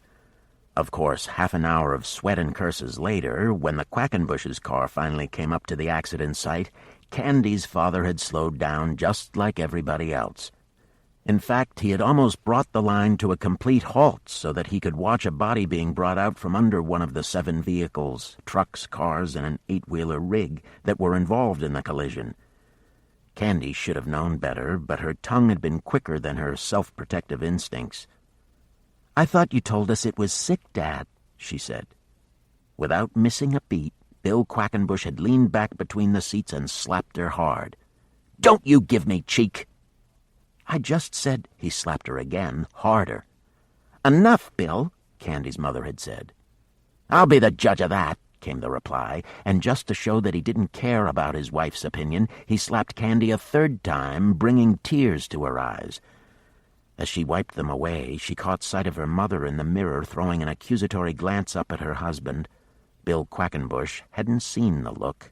He was still staring at the bloody scene across the highway. But Candy had read the look clearly, and in the confusion of feelings she had for her father, it had given her a kind of sad satisfaction to see the cold loathing in her mother's eyes. But it wasn't enough. Why didn't she ever stick up for Candy or herself? Why was she so weak?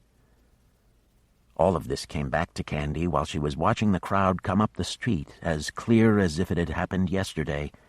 The heat of the car, the smell of her brother's sweat and farts, her own discomfort and boredom. Then the horrible sight of the tangled wreckage, and the moment of regret when she'd spoken, but it was too late to take the words back, followed by the slap and the tears and her mother's glacial stare. That was the world she'd left. Boredom, violence, and tears. Whatever lay ahead of her here, she thought, it had to be better than that. It had to be. She looked away from the crowd back up the street to see that more than one stall had been deserted by their owners, who had all hurried down to see what could be seen. She went up 2 or 3 steps to a stall with a variety of pastries laid out on it. The display looked very similar to something she might have found in the supermarket in Chickentown, only tastier. Turnovers, croissants, sticks of bread rolled in dried fruit, and a variety of small cakes. She selected 3 very quickly, 2 turnovers and 1 huge scone, and then greedily went back for a croissant. Having got herself more than a meal's worth, she glanced up and down the street just to check that the vendor wasn't making his or her return. It seemed she was free and clear. She hurried away, clamping 1 turnover between her teeth and pocketing the other 3 pastries. Then she went on up the street and found a low stone wall where she could sit and eat. The pastry was doughy, perhaps undercooked, but the filling was extremely sweet with an odd, almost peppery edge which she didn't like on the first bite, but quickly changed her mind about. While she ate, her eyes went to a large advertisement on the opposite side of the street. It showed a deliriously happy boy drawn in a cartoony style, with baggy striped pants and a big curl of blue hair like a wave about to break in the center of his head. He was animated by carefully laid lines of neon light and was walking on the spot, waving as he walked. Beside him on the wall was a sign that read, "The Comexo Kid says, for everything that ails you, from toe rot to taxes, try the panacea." Candy laughed, her mood, which had been darkened by her memories of the events on Highway 94, lightening again. And then, from the corner of her eye, a figure appeared. A man dressed in a blue coat, wearing a spotted all-in-one suit underneath, stepped into view. "I saw you," he said. "You saw me do what?" "Take the pastries." "Oh, dear." "It's okay," the man said, sitting down on the wall beside her. "As long as you share." He was smiling as he spoke, so it seemed the threat, such as it was, carried no weight. Candy pulled the scone out of her pocket and broke it in half. "Here," she said, handing one half over to her new companion. "Most generous," he replied rather formally. "And you are—" "Candy Quackenbush, and you are—" "Samuel Hastrom Klepp, the fifth. Here." He fished a little pamphlet printed on coarse brown paper out of his pocket. "What is this?" "Klepp's Almanac, first published by my great-great-grandfather, Samuel Hastrom Klepp the First. This is the new edition." Candy took the pamphlet and flicked through its pages. It was rather chaotically designed, its illustrations in black and white, but it was packed to the margins with information. There were maps, gaming rules, a page or two of astrology, and a few pages of pictures of what the author described as new animals, which was an interesting notion. Further pages listed celestial events, the times of meteor showers and eclipses, even a collection of recipes. And interspersed between these relatively commonplace pieces were articles with a rather more aberration twist. The Cat's Hair Cathedral, Myth or Reality, The Dung Jewels of Efreet, A Gatherer's Tale, and The Golden Warrior, Alive or Dead. "So you publish this?" Candy said. "Yes, and I sell it here in the Great Head and in Tasmagore and Candlemas and Kickador. But there's not much of a market for it any longer. People can get all the information they need from him." He jerked his finger rather rudely at the Comexo Kid. "He doesn't exist, does he? I mean, that kid." "No, not yet. But take it from me, it's only a matter of time." "You are joking." "No, not at all," Samuel said. "These people over at Comexo City, Rojo Pixler and his gang, have plans for us, and I don't think any of us are going to like what they have up their sleeve." Candy looked at him blankly. "You don't know what I'm talking about, do you?" "Not exactly, no." "Where are you from?" Samuel said. "Oh, here and there." Samuel put his hand on her arm. "Tell me," he said. "I can keep a secret." "I guess there's no reason why you shouldn't know," Candy said. "I came over from the other world. You call it the hereafter." A broad grin came over Samuel Klepp's face. "You did?" he said. "Well, isn't that something? I thought when I first laid eyes on you, stealing those cakes, there's something about that girl." He shook his head, his expression one of delight. "You see, a lot of people think the hereafter is a myth, but I've always believed in it. So did my father and my father's father, all the way back to Samuel Hastrom Klepp the First. Tell me more, please. I want to know everything about the hereafter." "Really?" said Candy. "I don't think it's very interesting." "Well, it might not be to you because you were born there, but my readers need to hear about your world. They need to know the truth." "But if people think it's all just a myth, how will you make anyone believe it?" "Put it this way. I think it's better to try to get them to believe in new things than just to be content to have Comexo run their lives, curing everything from toe rot to taxes. I ask you, how ridiculous can you get?" There was a new commotion from farther down the street as more drowned or nearly drowned people were brought in from the docks. Klepp made a face. "I'll never be able to hear you talking over that din and hullabaloo. Why don't you come back to the press with me?" "The press?" "The place where I print the almanac. I can show you a little of my world while you tell me about yours. How does that sound?" "Sure," said Candy. She was happy to get off the street, to be away from all the noise and confusion so that she could gather her thoughts. "Then let's depart before the pastry cook comes back and counts her scones," Samuel said mischievously, and led Candy away up the long stairs to the heart of the city. Chapter 18.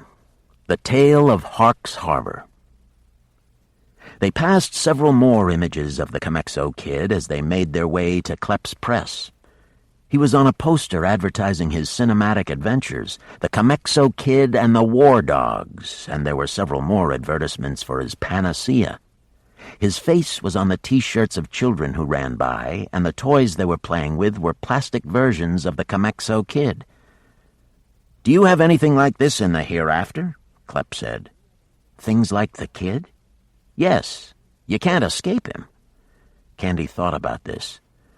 Not one thing, she said. Not like the kid. He seems to be everywhere. He is, said Clep grimly. You see, the Comexo Company has this promise. They will take care of you from the cradle to the grave, literally. They have Comexo Kid maternity hospitals and a Comexo Kid funeral service, and in between, while you're living your life, there's nothing they can't supply. Food for your table, clothes for your back, toys for your children. What does Comexo want? Candy said. It's not Comexo. It's the man who owns Comexo, Rojo Pixler. It's what he wants. And what's that? Control. Of all of us. Of all the islands. He wants to be king of the world. He wouldn't use the word king because it's old-fashioned. But it's what he wants. And you think he'll get what he wants? Clep shrugged. Probably, he said. They were almost at the top of the hill now, and Samuel paused to look up at a sculpted version of the Comexo Kid that was mounted on the building that awaited them at the end of their journey. It was huge. Behind that happy smile, he said, is a very cold mind. Cold and clever, which is why he's the richest man in the islands and the rest of us are left buying his panacea. You too? Me too, Clep said, sounding almost ashamed of his confession. When I get sick, I drink his panacea like everybody else. Does it work? Well, that's the trouble, Samuel said. It does. It makes me feel better whether I've got a bellyache or a bad back. He shook his head despairingly and dug in his pocket, pulling out a bunch of keys. Selecting one, he led Candy to a little door which was so dwarfed by the statue of the kid that she would have missed it if Clep hadn't led her to it. As he put the key in the lock, he spoke again, his voice now the lowest of whispers. You know what I heard? No, what? Now, this is just a rumor. Maybe it's nonsense. I hope it's nonsense. But I heard that Rojo Pixler has approached the Council of Magicians to buy the Conjuration of Life. What's that? What does it sound like? Candy pondered on this for a moment. The Conjuration of Life? She said. Well, it sounds like something that raises the dead. You're right. It's certainly been used for that purpose in the past, though the results are unpredictable. And they can be grotesque, sometimes tragic. But no, that's not what Pixler wants it for. What then? Candy said. Then her eyes grew wide. No, she said. Not the kid. Yes, said Samuel. He wants to use the conjuration to give life to the Comexo Kid. According to my sources, he was refused, which, if any of this is true, is all good. What was his response? Outrage. He flung a fit. He kept saying, the kid is a joy-bringer. You can't deny him life. He could spread so much happiness. But you don't believe that? About being a joy-bringer? Here's what I believe, said Samuel. I believe that if Pixler had the Conjuration of Life, he wouldn't just have one living, breathing kid. There'd be armies of them, all of them wearing that idiotic smile as they took over the islands. He shuddered. Horrible. He turned the key in the lock and pushed open the door. The smell of printer's ink stung Candy's nostrils. Before you come inside, I should warn you, Clep said. It's chaos. Then he swung the door wide. Chaos it was, from ceiling to floor. There was a small printing press in the middle of the room and dozens of unruly piles of Klep's almanac on every side. Clearly, Samuel slept in the midst of his work because there was an old sofa against the wall with pillows and a couple of blankets strewn upon it. But what immediately drew Candy's eye was a number of faded sepia photographs that were framed and hung up on one of the walls. The first in the series pictured the lighthouse where Candy's journey had begun. "Oh, my," she said. Clep came over to look at the pictures with her. "You know this place?" "Yes, of course. It's near my home in Chickentown." She moved on to the next picture. It was a photograph of the jetty that had appeared from the ground when she had summoned the Sea of Isabella. The picture had been taken at a busy and apparently happy time. There were people crowding the jetty from end to end, some dressed in what looked to be frock coats and top hats, others, the stevedores and the sailors, more simply attired. Moored at the end of the jetty was a three-masted sailing ship. A sailing ship? In the middle of Minnesota? Even now, having walked on the jetty and skipped that sea, the notion still astonished Candy. "Do you know when this was taken?" Candy asked Clep. 1882 by your calendar, I believe, Samuel said. He moved on to the next photograph, which showed the other end of the jetty, where there were several two-story buildings, stores advertising ship supplies, and what looked like a hotel. "There's my great-grandfather," Samuel said, pointing to a man who bore an uncanny resemblance to him. "Who's the lady beside him?" "That's his wife, Vida Clep." "She was beautiful." "She left him the day after this photograph was taken." "Really?" said Candy, her thoughts going for a moment to Henry Murcutt, who had also lost his wife when he'd turned his attention to the Abarat. "Where did she go?" Candy said. "Vida Clep? Nobody knows for sure. She took herself off with a man from Outland and was never seen again. Whatever happened to her, wherever she went, it nearly broke my great-grandfather's heart. He only went back to Hawks Harbor once after that." "Hawks Harbor? That's the name of this place?" "Yes, it was the largest of the harbors that served the Abarat, so that's where all the big ships came. The clippers and the schooners." Of all things to think of at that moment, Candy pictured Miss Schwartz instructing her class to find 10 interesting facts about Chickentown. Well, how about this, Candy thought. What would the look on Miss Schwartz's face have been had Candy brought these pictures in to show the class? That would have been quite a moment. "It's all gone now, of course," Samuel said. "Not all of it," Candy replied.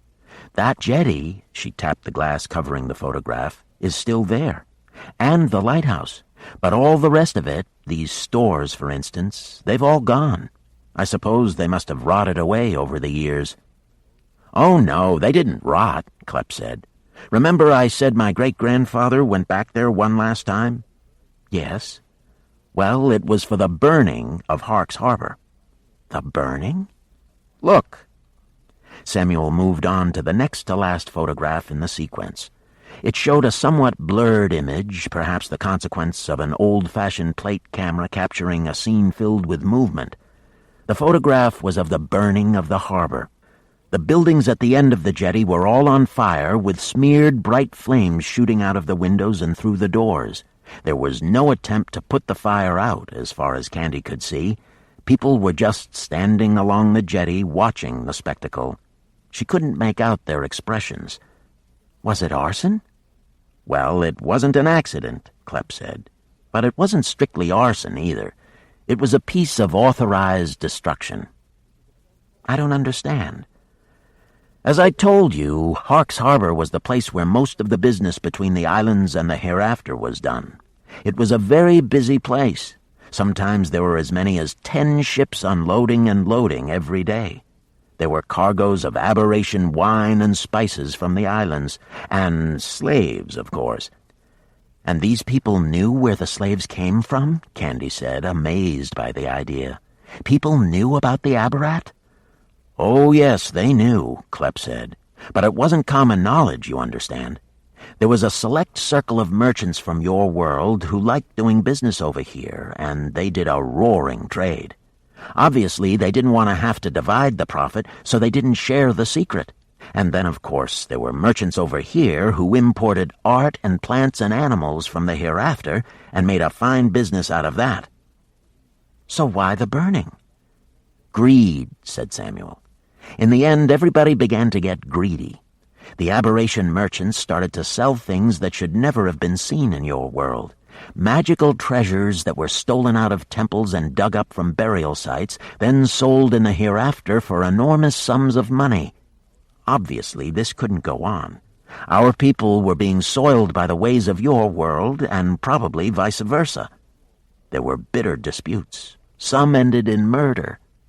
No doubt there was fault on both sides, but my great-grandfather was of the opinion that the hereafter was a place of infinite corruption. He said in the almanac that it would wither the soul of a saint. Now he had a reason to hate the hereafter. It had claimed his wife. But I believe he was probably right. The trade between the hereafter and the Abarat corrupted everyone. The merchants, the seamen, and probably the people who bought the merchandise in the end. That's sad. Klepp nodded. It's a tragic tale, he said. Anyway, it was decided that the trade had to stop. No more selling of aberration slaves or magic. So the harbor was burned down? To almost nothing, Klepp said. He moved on to look at the last photograph in the sequence. It showed the gutted buildings still smoking, and a row of people along the jetty waiting to board a clipper ship. The last ship out, Klepp said. My great-grandfather was on it. This is the final picture he took in your world. Amazing, said Candy. But look! She pointed to the lighthouse, which was visible in the picture beside the clipper, clearly undamaged by the fire. Why did they leave the lighthouse intact? Klepp shrugged. Who knows? Maybe one of your people paid somebody to leave it there in the hope that business would one day resume, or perhaps they thought it would fall apart in its own time. Well, it didn't, Candy said. Not completely. I'd like to see it one of these days, Klepp said. Maybe get some photographs for the almanac. Before and after, you know? That would sell a few copies. Of course, a lot of people would probably say I'd faked it. People really don't believe my world exists, do they? Candy said. It depends who you ask. The ordinary man in the street? No, he thinks the hereafter is a story to tell his children at night. Candy smiled. What's so funny? Klepp said. Oh, just the idea that the world where I live is a story for kids. What do they say about it? Oh, that it's a place where time goes on forever, and where there are cities the size of an island, that it's a place full of wonders. Well, they'd be very disappointed if they knew the truth. I don't believe that. One day maybe I'll get to show you. I'd like that, said Klepp. In the meanwhile, do you want a bird's-eye view of my world? Of course.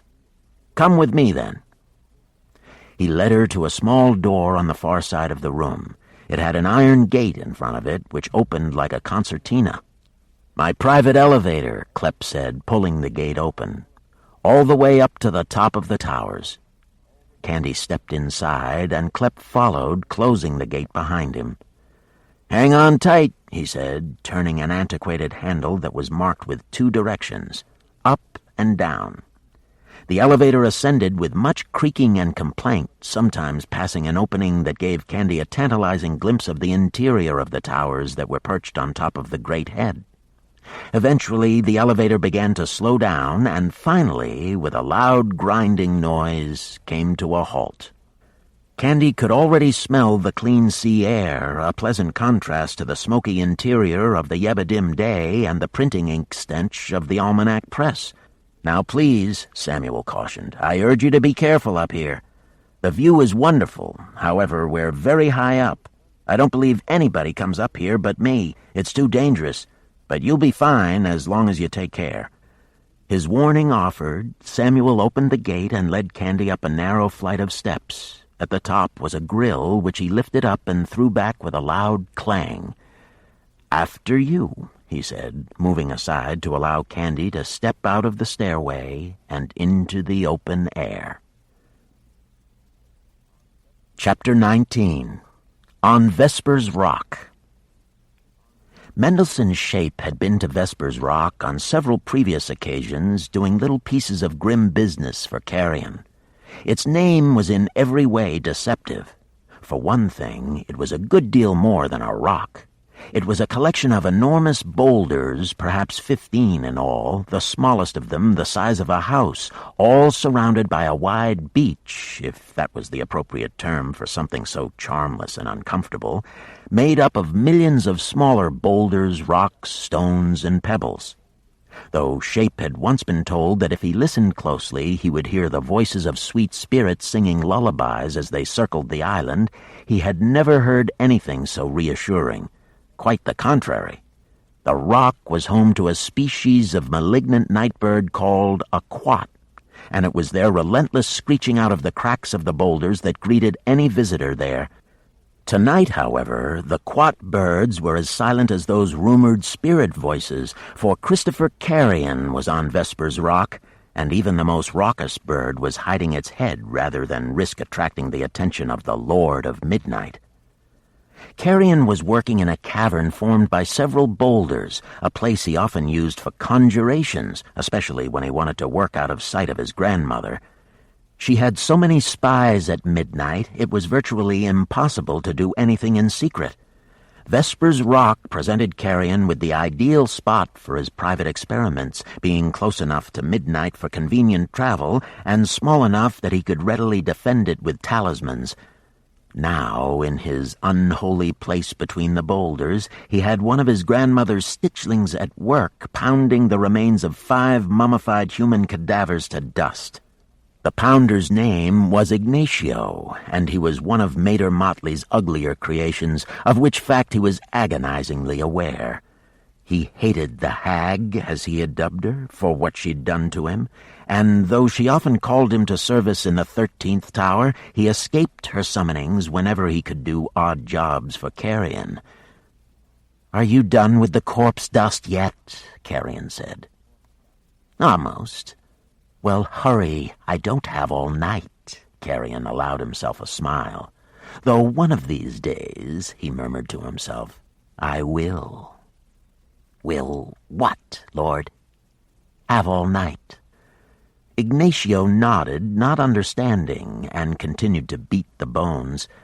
A cloud of human dust rose into his face. He sneezed and spat out a wad of phlegm and dust. Then he hammered on for a minute or more just to be sure the job was properly done. Carrion was a perfectionist, and he wanted to please the Nightmare Man, which was Ignacio's secret name for the Lord of Midnight. Eventually he stood up, hammer in hand, and surveyed his handiwork. "I always think they look better this way," he said.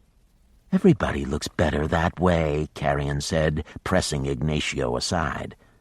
"Go and alert Shape. He's down at the beach eating." "Should we come straight back up?"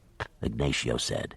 He knew very well that some piece of secret conjuration was about to take place and was eager to witness it. "No," said Carrion. "You'll know when the work is done. Now get out of here." Ignacio retreated, leaving the Lord of Midnight to crouch down and put his finger into the pounded bones like a child about to make mud pies. The Nightmare Man paused for a moment, breathing in 2 lungfuls of the fluid that seethed around his head before he began the labors before him. Then, fortified by the horrible visions that filled his every fiber, he began to draw in the dust the outline of the thing he intended to raise from it. Ignacio found Mendelssohn Shape, whom he knew a little from various labors they'd performed together for Carrion, sitting on the starlit beach beside a small cairn of pebbles. He was adding his own choice of stones to the pile. "Done eating?" Ignacio said. "I killed something, then I wasn't hungry," Mendelssohn said, glancing over at the immense overturned crab, its leg span fully 6 feet, which lay a little way down the beach. Mendelssohn had torn out its underbelly and begun to eat the cold meat of the thing, but hadn't got very far. "May I?" said Ignacio. "Help yourself." "Pity to let it go to waste." He went to the crab and proceeded to plunge his hands into its gray-green entrails, claiming 2 healthy fistfuls of its bitter guts, his favorite portion of the animal, in part because it was the most despised. He was one of the rare, perhaps blessed stitchlings who ate. Most of his kind had no means of digestion and elimination. Ignacio was a happy exception. 2/3 of his body were still functioning as ordinary human anatomy. He was plagued by constipation and consequently piles, but it was a small price to pay for the pleasure of eating the meat of a crab that still had a couple of nervous twitches in it. He glanced back up the beach at Mendelssohn. "What are you here to do?" he asked. "I'm here to ride whatever he's raising back there," Mendelssohn said gloomily. "And then I'm to fetch some girl for him." "Is he thinking of getting married, then?" "Not to this one," Mendelssohn said sourly. "You know her?" "We've had our encounters. She comes from the hereafter." "Really?" Ignacio seized the crab by one of its spiny legs and hauled the carcass up over the stones to where Mendelssohn squatted. "You went to the hereafter?" he said. Shape shrugged. "Yeah," he said. "And? What was it like?" "What do you mean, what was it like?" "Oh, you mean, is it heaven?" He looked up at Ignacio, his beady eyes bright with contempt even in the murk. "Is that what you think?" "No," Ignacio said defensively. "Not necessarily." "Angels guiding the souls of the dead to the immortal cities of light, the way the old preachers used to tell it?" "I don't believe in all that nonsense," Ignacio said, concealing his true hopes on the matter, which had indeed been optimistic. He'd liked the idea that somewhere beyond the Sea of Isabella lay a world where a stitchling such as himself might be healed, his hurts melted away, his mismatchings erased. But much as he wanted to believe in what the preachers pronounced, he trusted Shape. "So, this girl," he went on, cracking the crab's huge claws and trying to sound indifferent to the news he'd just heard.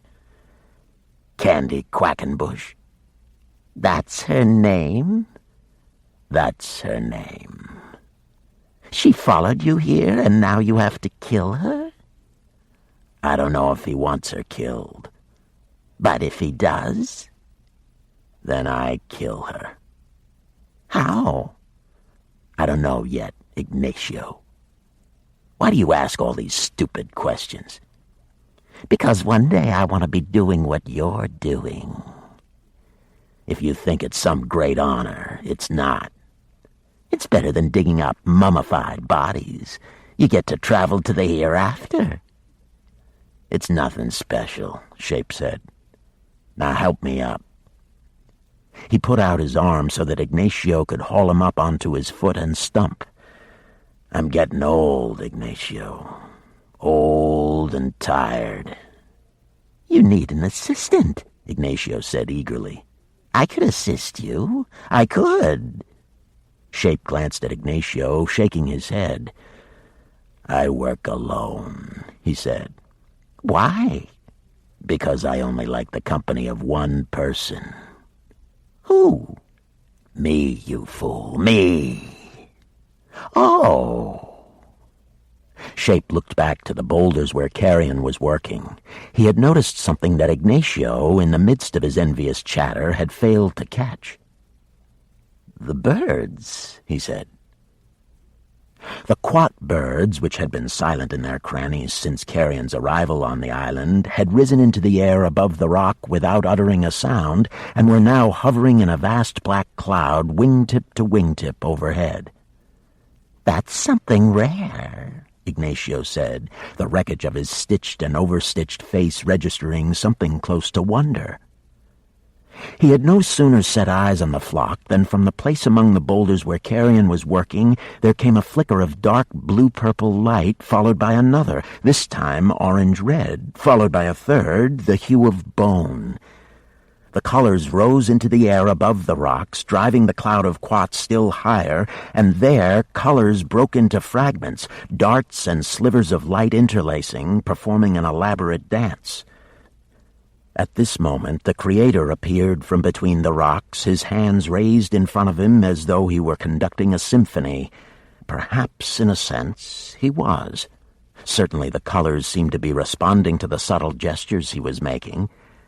They were becoming steadily more solid as he knitted them together. Then, very gently, he brought them down out of the air. At his silent instruction, they settled on the long, flat boulder that was the highest point of Vesper's Rock. There, finally, they began to cohere and form a recognizable shape. "Is that what you're going to fly on?" Ignacio said, his voice barely more than a whisper. "Apparently." "Good luck," he said. A vast moth, its hairy abdomen 12 feet long and 4 or 5 times thicker than Shape's body, was now perched on the rock, its newly formed anatomy still shedding flecks of color. Apart from its gargantuan size, it was close in appearance to a commonplace moth. It had long, feathery antennae and 6 long, fine legs. But it wasn't until Carrion ordered it to fly, "Let me see you fly," that its true eloquence was revealed. When it rose up above the island and spread its wings, the markings on them seemed to resemble a vast screaming face unfolding against the sky, then folding again, then again unfolding. It was as though heaven itself was giving vent to its anguish as beat upon beat the great creature ascended. "Shape!" Carrion yelled. "Yes, sir, I'm coming." Carrion was gesturing to the creature, summoning it back down onto the rock. Shape came to his side. "Lord." "Prettier than a glyph, don't you think?" Carrion said as the moth settled on the long boulder. "Yes, Lord." "Climb on its back and fetch me that girl," the Lord of Midnight instructed. "Does it know where to look?" "It will take your direction. But I suggest you start at the Yebadim Day. And don't try and get clever with it. It may not have much of a brain, but I can see what it sees, and I can feel what it feels. That's why I'm sending you on this and not a glyph. So if you try to trick me in any way—" "Trick you?" Shape protested. "Lord, why would I? The girl is mine, Shape. Don't think you can fly away with her. You understand me? You bring her right back to the 12th tower." "I understand. There's something about her that makes me uneasy. I want to know why she was brought here. I told you, Lord, it was an accident. I saw it all." "I don't believe in accidents, Shape. Everything is working towards some greater plan." "Really?" "Yes. Do I have a place in that plan?" Carrion gave Shape a hollow stare. "Yes, Shape. Unlikely as it seems, I suppose even you have a purpose. Now go. The longer you wait, the more chance that she's moved on." "I'll find her for you," Shape promised. "And—" "Yes, I know. I'll bring her straight back here to Midnight. Straight back to you."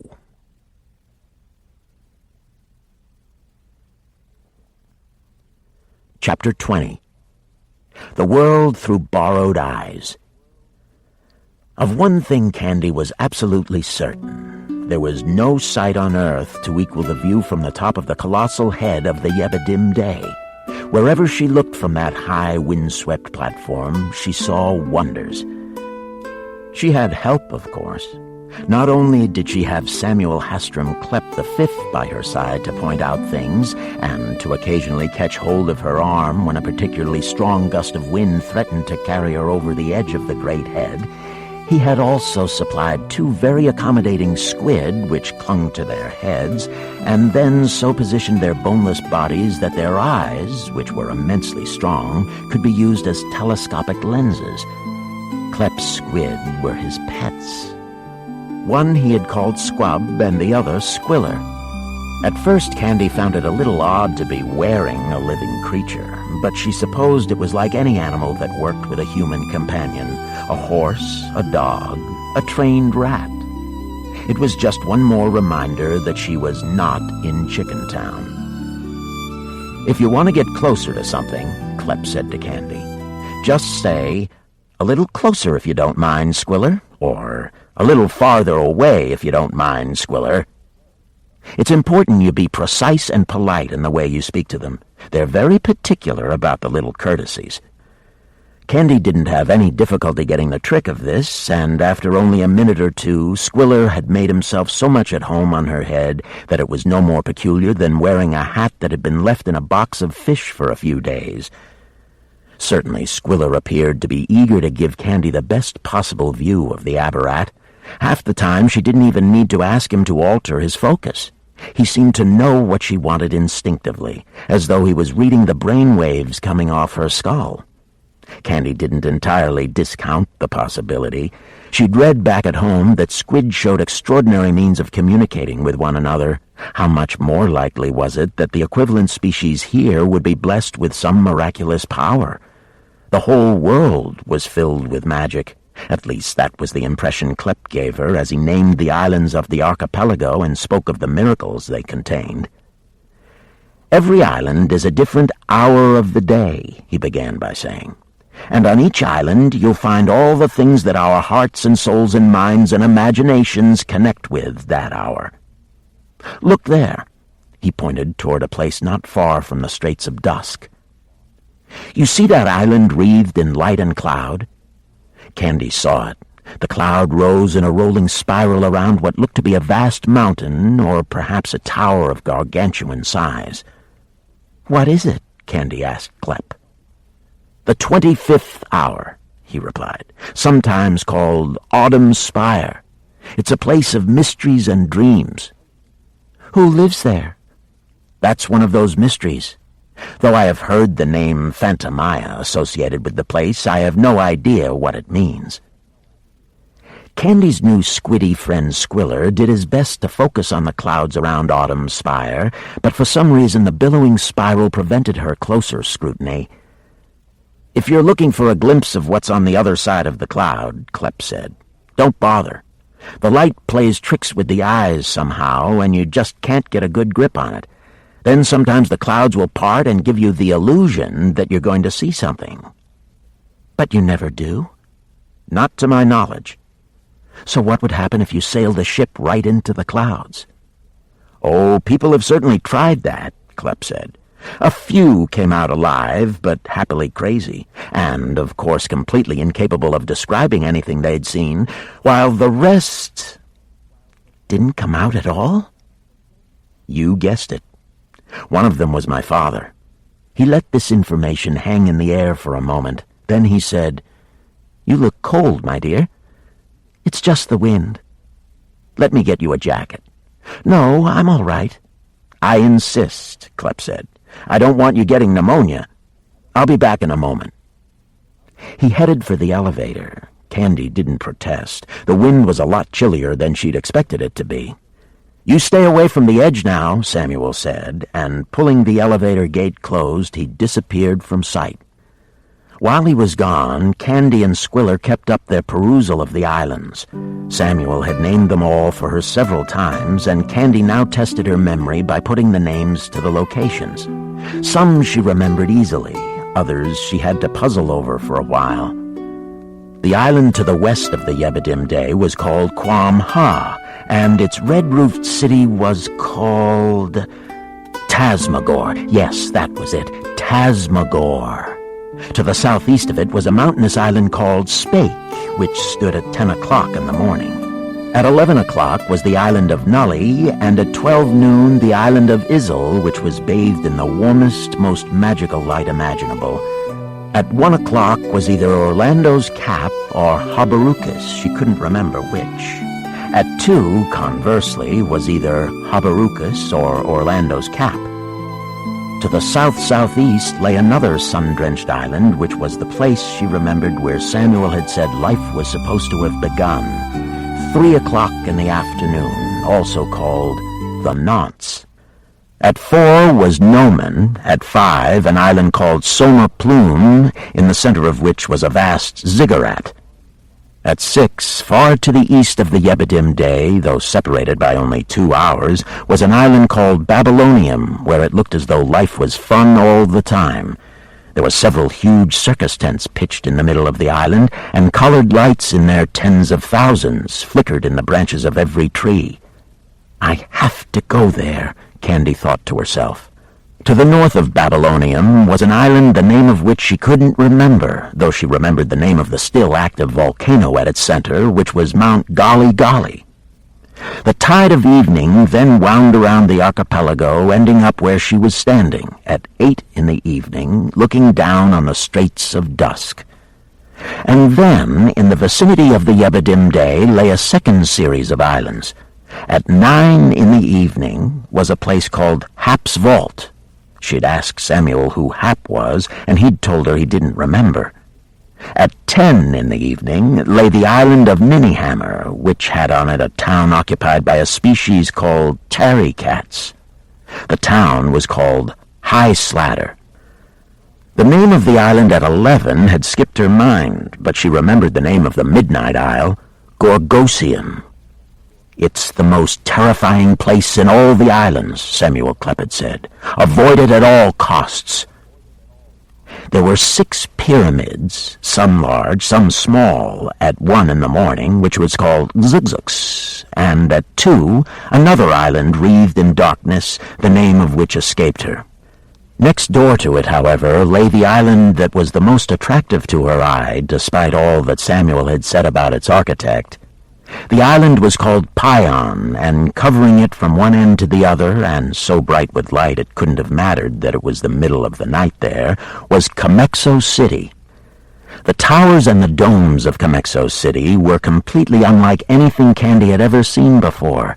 Huge and elaborate configurations that looked as though they'd been conjured from a geometry that didn't exist back home, then raised in defiance of physics. By contrast, the island beside it was an ominous place with an impenetrable-looking mountain range. It was called the Isle of the Black Egg, and it was one of the outer islands, she remembered, along with Specklefru, which was at 5 in the morning. Beside Specklefru were the 2 islands, joined by the Gilholly Bridge, that stood at 6 and 7 in the morning. That left only Obadiah at 8 in the morning, and she'd come full circle to the little sunlit city of Tasmagor, perched on the eastern flanks of Quam Ha. "You're looking rather pleased with yourself," said Klepp as he emerged from the elevator. In his hand he had a light green jacket covered with small bright red designs. She accepted it gratefully and put it on. "I was just trying to remember the islands," she told him as she pulled the collar of the jacket up. "There were a few I couldn't remember, but I think I made quite a good—" She stopped talking. A terrible look had appeared on Klepp's face. His eyes had grown huge, and he was no longer looking at Candy, but instead was staring past her into the sky high above her left shoulder. "What is it?" she said, almost scared to turn, but turning anyway. "Run!" he yelled. She heard him, but her feet failed to obey her. She was too astonished and appalled at the sight that filled the sky behind her. There was a moth swooping down on her, a moth with the wingspan of a small plane, and mounted on the back of this stupendous and terrifying insect was her old pursuer, Mendelssohn Shape. "There you are!" he yelled at her. Now, finally, Candy's feet agreed to obey her panic. She started to run toward the elevator where Samuel Klepp was waiting to grab her and pull her to safety. But even as she ran, some instinct deep in her gut told her she wasn't going to make it. The moth was coming down too fast. She could feel the freezing rush of its wings against her back, so fierce it almost threw her over. As she stumbled, the moth's immense and many-jointed legs closed around her body and plucked her up off the roof of the tower. "Got you!" she heard Shape yelling triumphantly. Then he spoke some incomprehensible order to his mount, and the moth beat its vast wings and rose up into the air. Candy caught a smeared glimpse of Klepp's horrified face as he reached up to try and snatch her out of the grip of the moth, but he was inches short of catching her hand. Then she was carried up and away over the edge of the great head of the Yebadim Day. She was terrified. Her heart became like a drum thumping in her chest and in her head. A trickle of sweat ran down her spine. Poor Squiller was still attached to her face, clinging now more fiercely than ever. Candy was curiously thankful for his presence. It was like having a good-luck talisman. As long as Squiller was with her, she felt, she would survive whatever lay ahead. Moving tentatively so as not to alarm the moth, she was now hundreds of feet above the waters of the Sea of Isabella. To be dropped from such a height would certainly bring her adventures in the Abarat to a quick end. She put her hand up to stroke the squid. "It's going to be all right," she murmured to the trembling creature. "I promise I won't let anything happen to you." It helped her to have another life besides her own to protect in this terrible situation. She had made a promise to Squiller. Now it was up to her to make good on that promise and bring them both through the adventures ahead alive, however dangerous the journey became, and however terrible the destination. Chapter 21. The Hunt. Under more pleasant circumstances, Candy might have enjoyed the journey that took her away from the towers of Yebadim Day. She had never suffered from vertigo, so she didn't mind the fact that they were 1,000 feet up. The view was spectacular. The patchwork of glittering sunlit sea where the hours of daylight fell, and the dark waters where the night hours held sway. But she could scarcely play the blithe sightseer in their present precarious position. Though the moth's hold on her was reasonably secure, it was clear to her that she was a burden that the creature's anatomy was not designed to support. Every now and again there would be a breath-snatching moment when its spindly legs scrambled to secure a better hold on her. Whenever this happened, Squiller automatically clamped himself more tightly to her head, like a climber clinging for dear life to a rock face. Nor was her fear of being dropped her only concern. Worse, in a way, was the threatening chatter of Mendelssohn's Shape. "I'm sure you thought you'd never see me again, eh?" he said. She didn't reply. "Well, you should know," he went on. "I'm not the kind of man who gives up easily. If Lord Carrion wants you, then Lord Carrion will have you. He is my prince. His word is law." He paused, plainly hoping to get some fearful response from her. When none came, he continued in the same confident vein. "I dare say he'll reward me for delivering you. He'll probably give me a piece of the Abarat when his night of victory comes and darkness takes everything under its wing. You realize that's what's going to happen. There's going to be an absolute midnight, and everyone in the Sinner's Emporium will be raised up on that night, you'll see." Candy had kept her silence thus far, but now her curiosity overcame her. "What in God's name is the Sinner's Emporium?" she said. "A place God's name is not written," Mendelssohn said, amused by his own joke. "It's a book penned by my Lord Carrion's grandmother, Mater Motley, in which she lists the 7,000 greatest sinners in the Abarat." 7,000 sinners? And are you one of them?" "I am." "It doesn't sound like much to be proud of," Candy commented. "What would you know?" Mendelssohn's Shape snapped. "You outrun me once and you think you have all the answers. Well, you don't, missy. I could have dropped you in an instant." He leaned forward and said, "Fire!" In response to this instruction, the moth twitched and let Candy go. She loosed a shriek as she slipped out of the creature's grasp and started to fall. "Jazah!" Shape yelled. "Jazah!" With a heartbeat to spare, the moth caught hold of her again, though its hold was precarious. Shape seemed to realize this. He barked out a third incomprehensible order, and this time the moth responded by gathering Candy back to its upper body and drawing her closer than ever, so close that the stiff black hairs of its thorax pricked her, despite the padding on the jacket Samuel Klepp had given her. She felt a trickle of fluid running down the side of her face. Poor Squiller had obviously thought they were going to fall to their doom and had lost control of his squiddish bladder in his panic. She reached up and stroked him. "It's all right," she whispered. Her heart was beating furiously, her whole head throbbing. She glanced up at Shape, wondering if she shouldn't try to make some kind of peace with him to prevent his playing that kind of lethal game again. Next time, the moth might not be quick enough to catch her. But Shape's attention was focused upon something ahead of them. She followed the line of his gaze and saw a fleet of 5 or 6 air balloons appearing from a bank of moonlit cloud perhaps a quarter-mile away. "What the nefer now is this?" she heard Mendelssohn mutter to himself. "Nefer now?" she thought. I think I just learned my first aberration curse word. Apparently someone in the fleet had seen the moth because the leading ship was changing direction and heading toward them. "Skrill! Skrill!" Mendelsohn yelled. The moth obeyed the instruction and began a vertiginous descent. It was so steep that Candy feared she and Squiller would slip right out through the loop of the moth's legs, so she reached up over her head and grabbed hold of the creature's thorax with both her hands, indifferent to the pricking of the hard hairs. An island had come into view below them. If they fell now, they would be dashed to death. She had to hold on. Her abductor was her only hope. She glanced up again toward the fleet of balloons. They obviously had some other means of propulsion beside the wind, because in the 10 or 15 seconds since the moth had begun its descent, the ships had halved the distance between themselves and their quarry. Candy heard a high-pitched whistling sound, and something flew close to her face. A moment later came a second whistling, followed by a stream of aberration curse words. Shape had flattened himself against the body and head of the moth. It took her a moment to work out why. Then she understood. They were being fired at.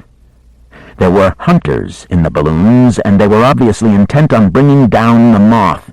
Either they hadn't seen its rider and its captive, or else they didn't care what happened to Shape and Candy if their missiles hit home. Whichever it was, it scarcely mattered.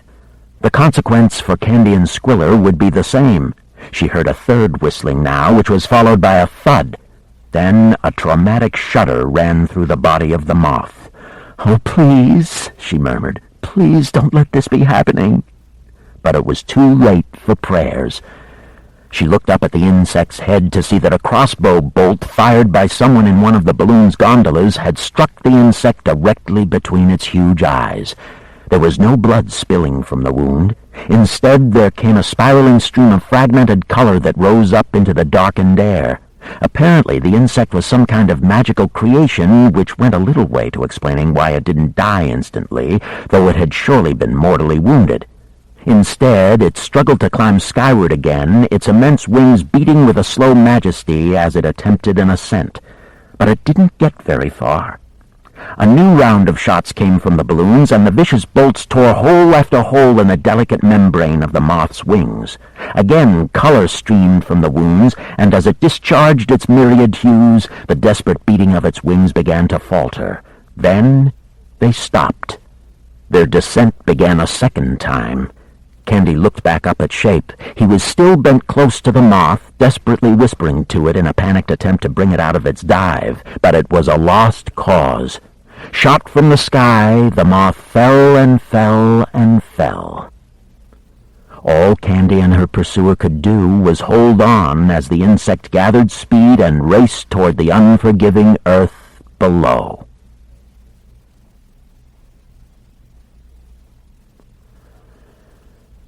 Part 4. Wicked Strange. From a verse inscribed by an anonymous hand on a boulder on Vespers Rock. A soul of water, a soul of stone, a soul by name, a soul unknown.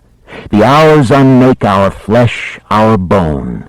The soul is all, and all alone. Chapter 22. In Gallows Forest. Nobody, not even Christopher Carrion himself, knew every last secret of the Midnight Island. The place was a labyrinth with its columns of black rock and its fathomless lakes, its mines, its forests, its steeps, and its plains. It was the hiding place of countless ancient mysteries. Indeed, he'd heard it said that every fear that had ever chilled the human heart was here on Gorgosium. All assembled at that terrible hour when the past slips away from us and we are left in dark, not knowing what will come next, if anything. Tonight, Carrion was out walking among Gorgosium's horrible splendors, meditating on what he had seen through the eyes of the moth he'd conjured out of human dust on Vespers Rock. He'd witnessed the flight to the Yebidim Day, and of course he had seen the girl standing there on the tower of the Great Head, studying the islands. He'd taken pleasure in the look of terror on her face as his creation, guided by Shape, had swooped down to catch hold of her and carry her off. The journey back to midnight had begun. Things had been going very well. Then had come the appearance of the balloons and the attack on the Moth. Carrion had watched the approach of the vessels in a state of impotent fury, listened in horror as their bolts flew. He had heard Mendelssohn ordering the Moth to descend, presumably in the hope of outmaneuvering their pursuers, but it was a lost cause. One of the bolts had struck home, wounding the Moth's telepathic powers. The images in Carrion's mind's eye had gone blank. He didn't care about the fate of the Moth. It had been raised from dust and light, and would now to dust and light return. Nor did Mendelssohn Shape's survival matter to him. All that concerned him was the Moth's freight, the girl it had abducted from the towers of the Yebidim Day. Though he'd only caught a brief glimpse of her, and her face had been obscured by some device she was wearing over her eyes, he had felt an extraordinary rush of recognition at the sight of her. She was somebody special, somebody important, perhaps even somebody for whom he could feel love. But even as his heart had quickened at the sight of the girl, his head had cautioned him to be careful. He hadn't had pleasant experiences where love was concerned. It could break your heart if you weren't careful. It could make you feel so lost, so confused, and so worthless that life didn't seem worth living. This wasn't something he knew from books. These were the bitter lessons of his life. He decided to think further on this, so rather than return to the 12th tower, he went walking, taking his favorite path through Gallows Forest. As he proceeded, his thoughts inevitably turned from the girl that he'd seen on the towers of the Yebidim Day to that other special one, the one who had caused him so much grief, his Princess Boa. Though it was many years since she had hurt him, he still wore on his heart the scars she had left there. In his eyes, she had been beautiful beyond words, a creature of infinite charm and sweetness of nature. She had also been the daughter of King Klaus, who ruled at that time an alliance of the Islands of Day. As such, she had been a perfect match for the Lord of Midnight. So he had told her in his letters to her. What a time of healing there would be, he'd written, if you would consent to marry me. You who love the daylight hours, and I who love the night. Wouldn't we be perfect together? For centuries the islands have been at war, sometimes secret hostilities, sometimes open struggle, but always a conflict that ended in a terrible loss of life and in a stalemate which advanced the cause of neither side. An end to all of that, an end to war forever. If you would marry me, we would announce on our wedding day that all enmities between the islands of night and day would henceforth cease, and that the old wounds would be healed away by the example of our love, and a new age begin. An age of everlasting love. The war makers would be stripped of their weapons and made to turn their hands to some loving labor. On that day, too, I would intend to free all my many stitchlings who have worked to defend Midnight from attack. This would be an act of faith on my part. In doing this, I would be announcing to the world that I would rather die unarmed and in love than ever pick up another sword. And I would name you, my darling, as my inspiration. You, my sweet princess, would be the loving soul that the Abarat would thank for your power to quell the anger in the heart of night. There had been many such letters, and many to him from the Princess Boa, in which she had told him how beautiful his sentiments were, and how much she wanted to believe that Carrion's age of love everlasting was something that could indeed be brought about. My father, King Klaus, and my brother Quiffin have both advised me to accept your noble entreaties, the princess had written. But, my lord, I am far from certain that I can do as you all desire me to do. If I fail to feel in my heart the depth of love that a union of our souls surely demands, things would never go well between us. Please understand that I wish you no discourtesy in speaking this way. I only desire to speak truthfully so that there be no misunderstanding. Her letter, full of doubt, there was no outright refusal, at least not at the beginning, had hurt him. For long nights after receiving it, he couldn't bring himself to eat or speak to anyone. Finally, he had penned a response begging her to reconsider. "If you are concerned about my appearance, lady," he had said, "please be reassured. My grandmother, Mater Motley, has promised to use her skills in the magical arts to erase the marks that a life of grief and loneliness have left upon me. Should you agree to a union between us, and though you say your soul is not touched by love for me, I yet dare hope I may earn that love, then your midnight prince would be made new again, as any lover should be. New in your eyes, new in my own, and new finally in the eyes of the world." But all his reassurances could not persuade the Princess Boa to change her mind. She wrote back to him with great tenderness, but there was always uncertainty in what she wrote. She wasn't saying no outright, because her father had agreed with Carrion and saw a great opportunity for peace between day and night if his daughter and the Lord of Midnight were to marry. But for her to say yes, she would have to be rid of all the questions that haunted her. She had dreams, she had written, that did not reassure her. He had written back asking her what dreams these were. The Princess Boa hadn't been specific in her response. She'd only said that the dreams frightened her, and though she didn't doubt Carrion's good and honorable intentions toward her, she could not put these visions out of her head. As he walked through Gallows Forest, the vultures and the ravens kept pace with him, the ravens flying from tree to tree overhead, the vultures hopping at his feet, fighting between themselves for the place closest to his heels. He remembered how he had labored over the letters he had written back to her, determined to convince her that the dreams she was having were of no significance, and that she should take comfort in his undying devotion to her. "I will protect you," he had written, "from any power that threatens you. I will put myself between you and death itself. Please, lady, be assured, there is no demon in air, earth, or sea that can threaten you." Whenever he had sent a letter to her, there had always been a trial by hope while he had waited for her reply. And then a terrible moment when that reply had finally arrived, and his fingers had become thick and fumbling with unease as he struggled to open the envelope. The answer never satisfied him. He pressed her over and over to stop punishing him with indecision, and finally, after much importuning on his part, the princess had given him a clear answer.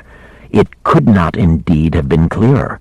She did not love him, could not love him, and would never love him.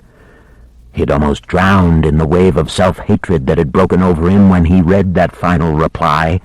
He knew why she was telling him no, and it had nothing to do with her nightmares. It was something else, something far simpler. She hated him. That was the terrible truth of the matter. However tenderly phrased her refusal, he could read between the lines of her letter. She thought he was an ugly, scarred, nightmare-ridden grotesque, and she hated him with all her heart. That was the beginning, the middle, and the end of the matter. His long meditative amble through the trees had brought him into the heart of the forest now, where the great gallows of the past had been planted. Some still had rotted nooses tied to their beams, and a few of those nooses still supported the remains of executed men and women, mummified in their last ghastly poses, mouths stretched grotesquely wide. Some had had their tongues plucked out by hungry ravens, and many of the birds in this vicinity had come to possess the voices of those whose tongues they ate. Now they chattered like men as they hopped around on the blood-red branches that had sprouted from the gallows. "What a night to be hanged, eh? I was hanged on a night like this. How my wife cried. Mine didn't. Why not? She was the reason I had a noose around my throat." "You killed her?" "I surely did. She cooked the worst bread pudding in Tasmagore." The Lord of Midnight put the absurdly grim gossip out of his head and let his thoughts go back to the girl he had seen through the moth's eyes on the towers of the Yebadim Day. Though she had fallen out of the air when the moth was killed, she was still alive, Of that Carrion was irrationally certain, and sooner or later he would find her and speak to her. Did he dare believe that perhaps this girl had come from the hereafter as fortune's way of compensating him for what he'd suffered at the hands of the Princess Boa? Perhaps that was why he thought he recognized the girl, because she was a gift to him from circumstance. The thought lifted his dark mood somewhat. He walked on through the trees toward the cliff edge where he would have a view toward the islands of the west, including, of course, the Yeba Dim Day. His route took him past a place among the trees where two masked men, who'd been warders in his prison and had developed a deep enmity for one another, were fighting with clubs.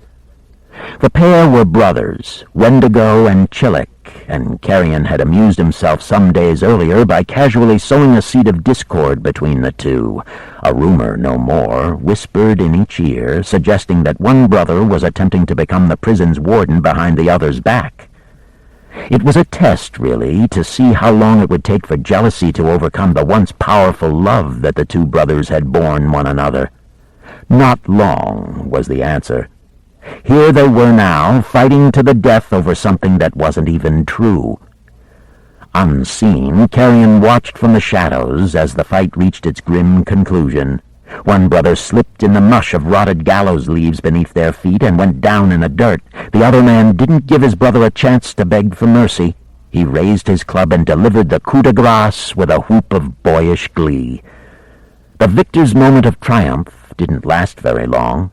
The whoop died away, and the surviving brother seemed to wake from his trance of envy and bloodlust. He shook his head and pulled off his mask. Then, letting both mask and club drop from his hands, he fell to his knees beside his sibling. Recognition of what he'd done flooded his face. Carrion laughed, hugely amused. Hearing the laughter, Wendigo looked up from his brother's body and stared off into the shadows. "Who's there?" he demanded of the darkness. The sudden grief in his voice disturbed a flock of gallows ravens in the branches overhead. They, too, had been watching the fight, it seemed. Now they called to Wendigo as they swooped down around him. "Murderer! Murderer! Murderer!" He tried to wave them off, but they weren't about to be driven away. Around and around they flew, some even daring to land on the man's head to hop there and laugh into his ears. He struck wildly at them, but they were up and away before he could catch hold of their black and spindly legs. Defeated, now alone with his crime, Wendigo sank down sobbing in the dead leaves. Carrion left the ravens to their tormenting and Wendigo to his tears. His mood was improving by the moment. As he walked, a wind came out of the west and passed through the forest, whistling between the rotted teeth of the hanged men and sighing out of their eye sockets. The nooses creaked as the corpses swung back and forth. Carrion took off one of his gloves and put his bare hand up into the wind, his lips drawing back. They had been permanently scarred, those lips, by something that his grandmother had done to him many, many years before. Hearing him use the word love, Mater Motley had sewn his lips together and left him that way, speechless and hungry for the space of a day. "Where are you, child of the hereafter?" Carrion wondered aloud. The wind carried his words away. "Come to me," he went on as he walked through the swaying corpses toward the sea. "I won't hurt you, child, I swear on the tomb of my beloved."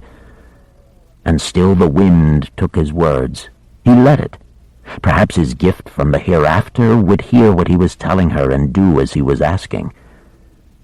"Come to me," he said again, dropping his words to a whisper, imagining them finding their way into the ear of the trespasser. As she slept, perhaps, or as she stared out at the sea, just as he was staring out at the sea. "Do you hear me?" he said. "I'm waiting for you. Come to me, come to me, come to me."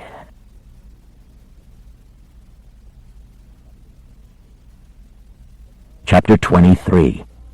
The Man Who Made the Kid. The great moth, though it was certainly dead, didn't fall from the sky like a stone.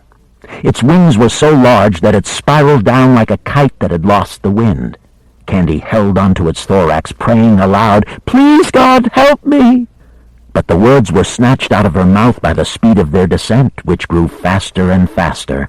She caught a glimpse of what lay below. It wasn't bare rock, but it wasn't a feather bed either.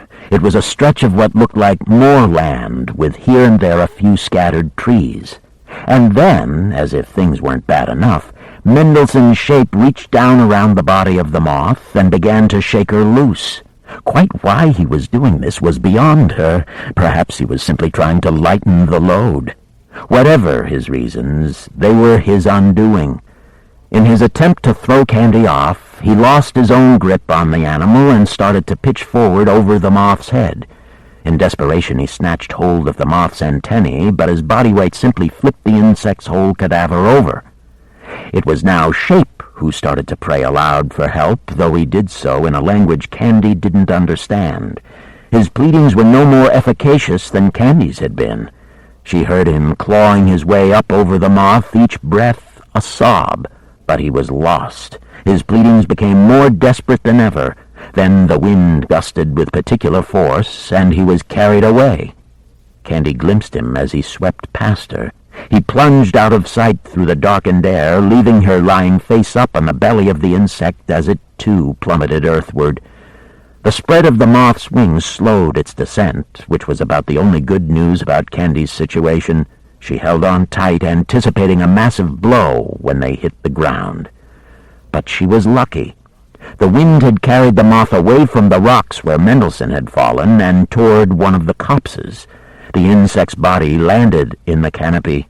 Twigs and branches snapped, and the huge body threatened to continue its fall to earth, but the young trees had sufficient resilience to bear the moth's body up. Leaves flew into the air and came spiraling down on top of Candy. She lay absolutely still, waiting for the last of the motion to subside. Then she gently rolled over onto her stomach and peered down through the creaking branches. The ground was still 20 feet below her, perhaps more. She needed to proceed with extreme caution, she knew, if she was going to get down to terra firma without doing herself harm. As it turned out, it wasn't too much of a problem. The trees presented her with easy hand and footholds. Though she still was shaky from the last few minutes of high drama, she managed to clamber down to earth without any further incident. The first thing she did was to relieve Squiller of his duty by gently unknitting him from her head. The poor squid was trembling violently. She did her best to reassure him with soft words. "It's okay," she told him. "We're perfectly safe now." She would have to get him back to the water as soon as possible. Squiller had been serving her sight for an hour or more. She was surprised he was still alive. Now that she was on the ground, she took stock of the situation. What place was this? Or, more correctly, given that she was in the Abarat, what hour? It was dark here, darker than the Yebidim day, but not yet deep night. Her guess was that this was 10 o'clock in the evening, which she remembered from her lessons with Klepp was the island of Minihammer. There was a little chill in the air, and on the breeze from some distance away she could hear an orchestra playing some mournful music. She ventured to the edge of the little stand of trees to see if she could discover the source of the music. She did so easily. As she peered out from the trees, two of the hunters set their balloons down gently, not 50 yards away from her, the floodlights on their gondolas illuminating the ground in every direction. Rather than step out into the light and make herself a potential target for the hunters, she retreated into the cover of the trees again and watched while events unfolded. First she heard the sound of the gondola doors being opened, and then, with a quiet hum, a set of steps emerged so that these pampered hunters didn't have to jump the short distance from the doorway to the ground. The three men who emerged were all wearing identical clothes, high-collared gray suits and highly polished gray boots. The leader, to judge by the way that the other two men fawned upon him, was not the oldest. He was a diminutive young man with a shock of orange hair that fell over his brow and the perpetually narrowed eyes of one who was deeply suspicious of the world. The other two, his bodyguards perhaps, were almost twice his size, and they instantly proceeded to survey the territory into which their leader was wandering. Both carried guns. Finally, bringing up the rear of this little group was a black man so tall he had to bend his head in order to get out through the gondola's door. He wore a pair of small silver glasses, and he carried some kind of large electronic tablet, the screen of which gave off a pulsing glow that illuminated his face with light, sometimes white, sometimes turquoise, sometimes orange. He attended closely to everything the man with the orange hair said or did, and in response his long, agile fingers moved restlessly back and forth over the tablet, missing no detail of whatever his boss said or did as he set it down. The man with the suspicious eyes had already fixed his gaze upon the moth in the tree, and he approached the creature, talking as he went. "Have you ever seen any life form quite like this, Mr. Birch?" he said to the man in the silvered glasses. He didn't wait for a reply. "Dog it?" Mr. Suspicion said, now addressing the larger of the two bodyguards. "You'd better get some grappling hooks and rope so we can bring this thing down. I want it preserved for our collection." "It's as good as done, Mr. Pixler," Doggett said, and left the little company to get the work underway. "Pixler?" Candy said to herself. Was it possible that this little man was in fact the master architect of Comexo City? "What do you make of it, Birch?" Pixler asked his companion. The man came to Pixler's side. He was fully 2.5 feet taller than his boss, and despite the insipid functional cut of the pale suits they were all wearing, he wore his with a curious elegance. "I've been going through Wilsberger's Flora and Fauna of the Islands, and—" "There's no entry for a giant moth?" Pixler said, gently patting his quiff to be sure it hadn't lost its shape. "No." "I'm not surprised," Pixler said. "It's my opinion that this thing was made by magic. Look at the color flowing out of it, Birch. It was a conjuration that made this, and a powerful one," Pixler smiled. "It's going to take time to root out all the magic in these islands. We've got a lot of books to burn, a lot of spirits to break." Candy listened to the man speaking of book burnings and spirit breaking with a little smile of anticipation on his face, and it made her shudder. So this was the philosophy of Rojo Pixler, the great architect of Comexo City. It made grim listening. "I don't want them going to their local shamans and witch doctors for their healing and their revelations. I want them coming to us, to me. If people want a taste of magic, let it be our magic, sanitized, systematized." "Hallelujah," Birch said. "You're not mucking me, are you?" Pixler snapped, wheeling around on the man, his finger jabbed in the man's face. Birch raised his hands in surrender, the tablet slipping from his hands. "Good Lord, no! Absolutely not, sir!" Pixler laughed out loud. "A joke, Birch, a joke," he said. "What?" said Birch, his expression empty. "Where's your sense of humor?" Mr. Suspicion said. "Oh, a joke." "Come on, Birch, lighten up. I trust you." Birch bent down and picked up the tablet he'd dropped. As he did so, he shot Pixler a glance that the boss man didn't see, but Candy did. It spoke volumes. Under Birch's loyal manner lay a deep-seated contempt for his employer. "Write this down for me, Birch," Pixler said. "I want to announce an amnesty on all books of magic. If they're turned over to us in Comexo City for burning in the next 30 days, I will personally guarantee that whoever hands the books over will be immune from prosecution." "With respect," Birch said, "there are no laws, sir, forbidding the practice of magic outside Comexo City. And again, with respect, I think it would be very hard to get any of the island councils to agree to put such a law into effect." "What if we told these two-bit counselors that they could never have any further dealings with Comexo unless they did create such a law?" Pixler said. "That might work," Birch said. "But what about the big players? The Carrion family has a vast magical library, I hear. Probably the largest on the islands. How do we get them to give that up? I'll find a way, Rojo said, his manner oozing confidence. I always find a way, you know me. Wait, said Bert softly. What is it? Would you mind, sir? Bert said, handing his glowing tablet over to his boss. What's the problem, Birch? Pixler said. None, sir, Bert said, taking a small step away from his employer toward the cops, then another, then a third. Birch! At that moment, Birch's steps became a long-legged dash into the undergrowth. Too late, Candy realized that she was the target of his pursuit. She turned and started to run, but before she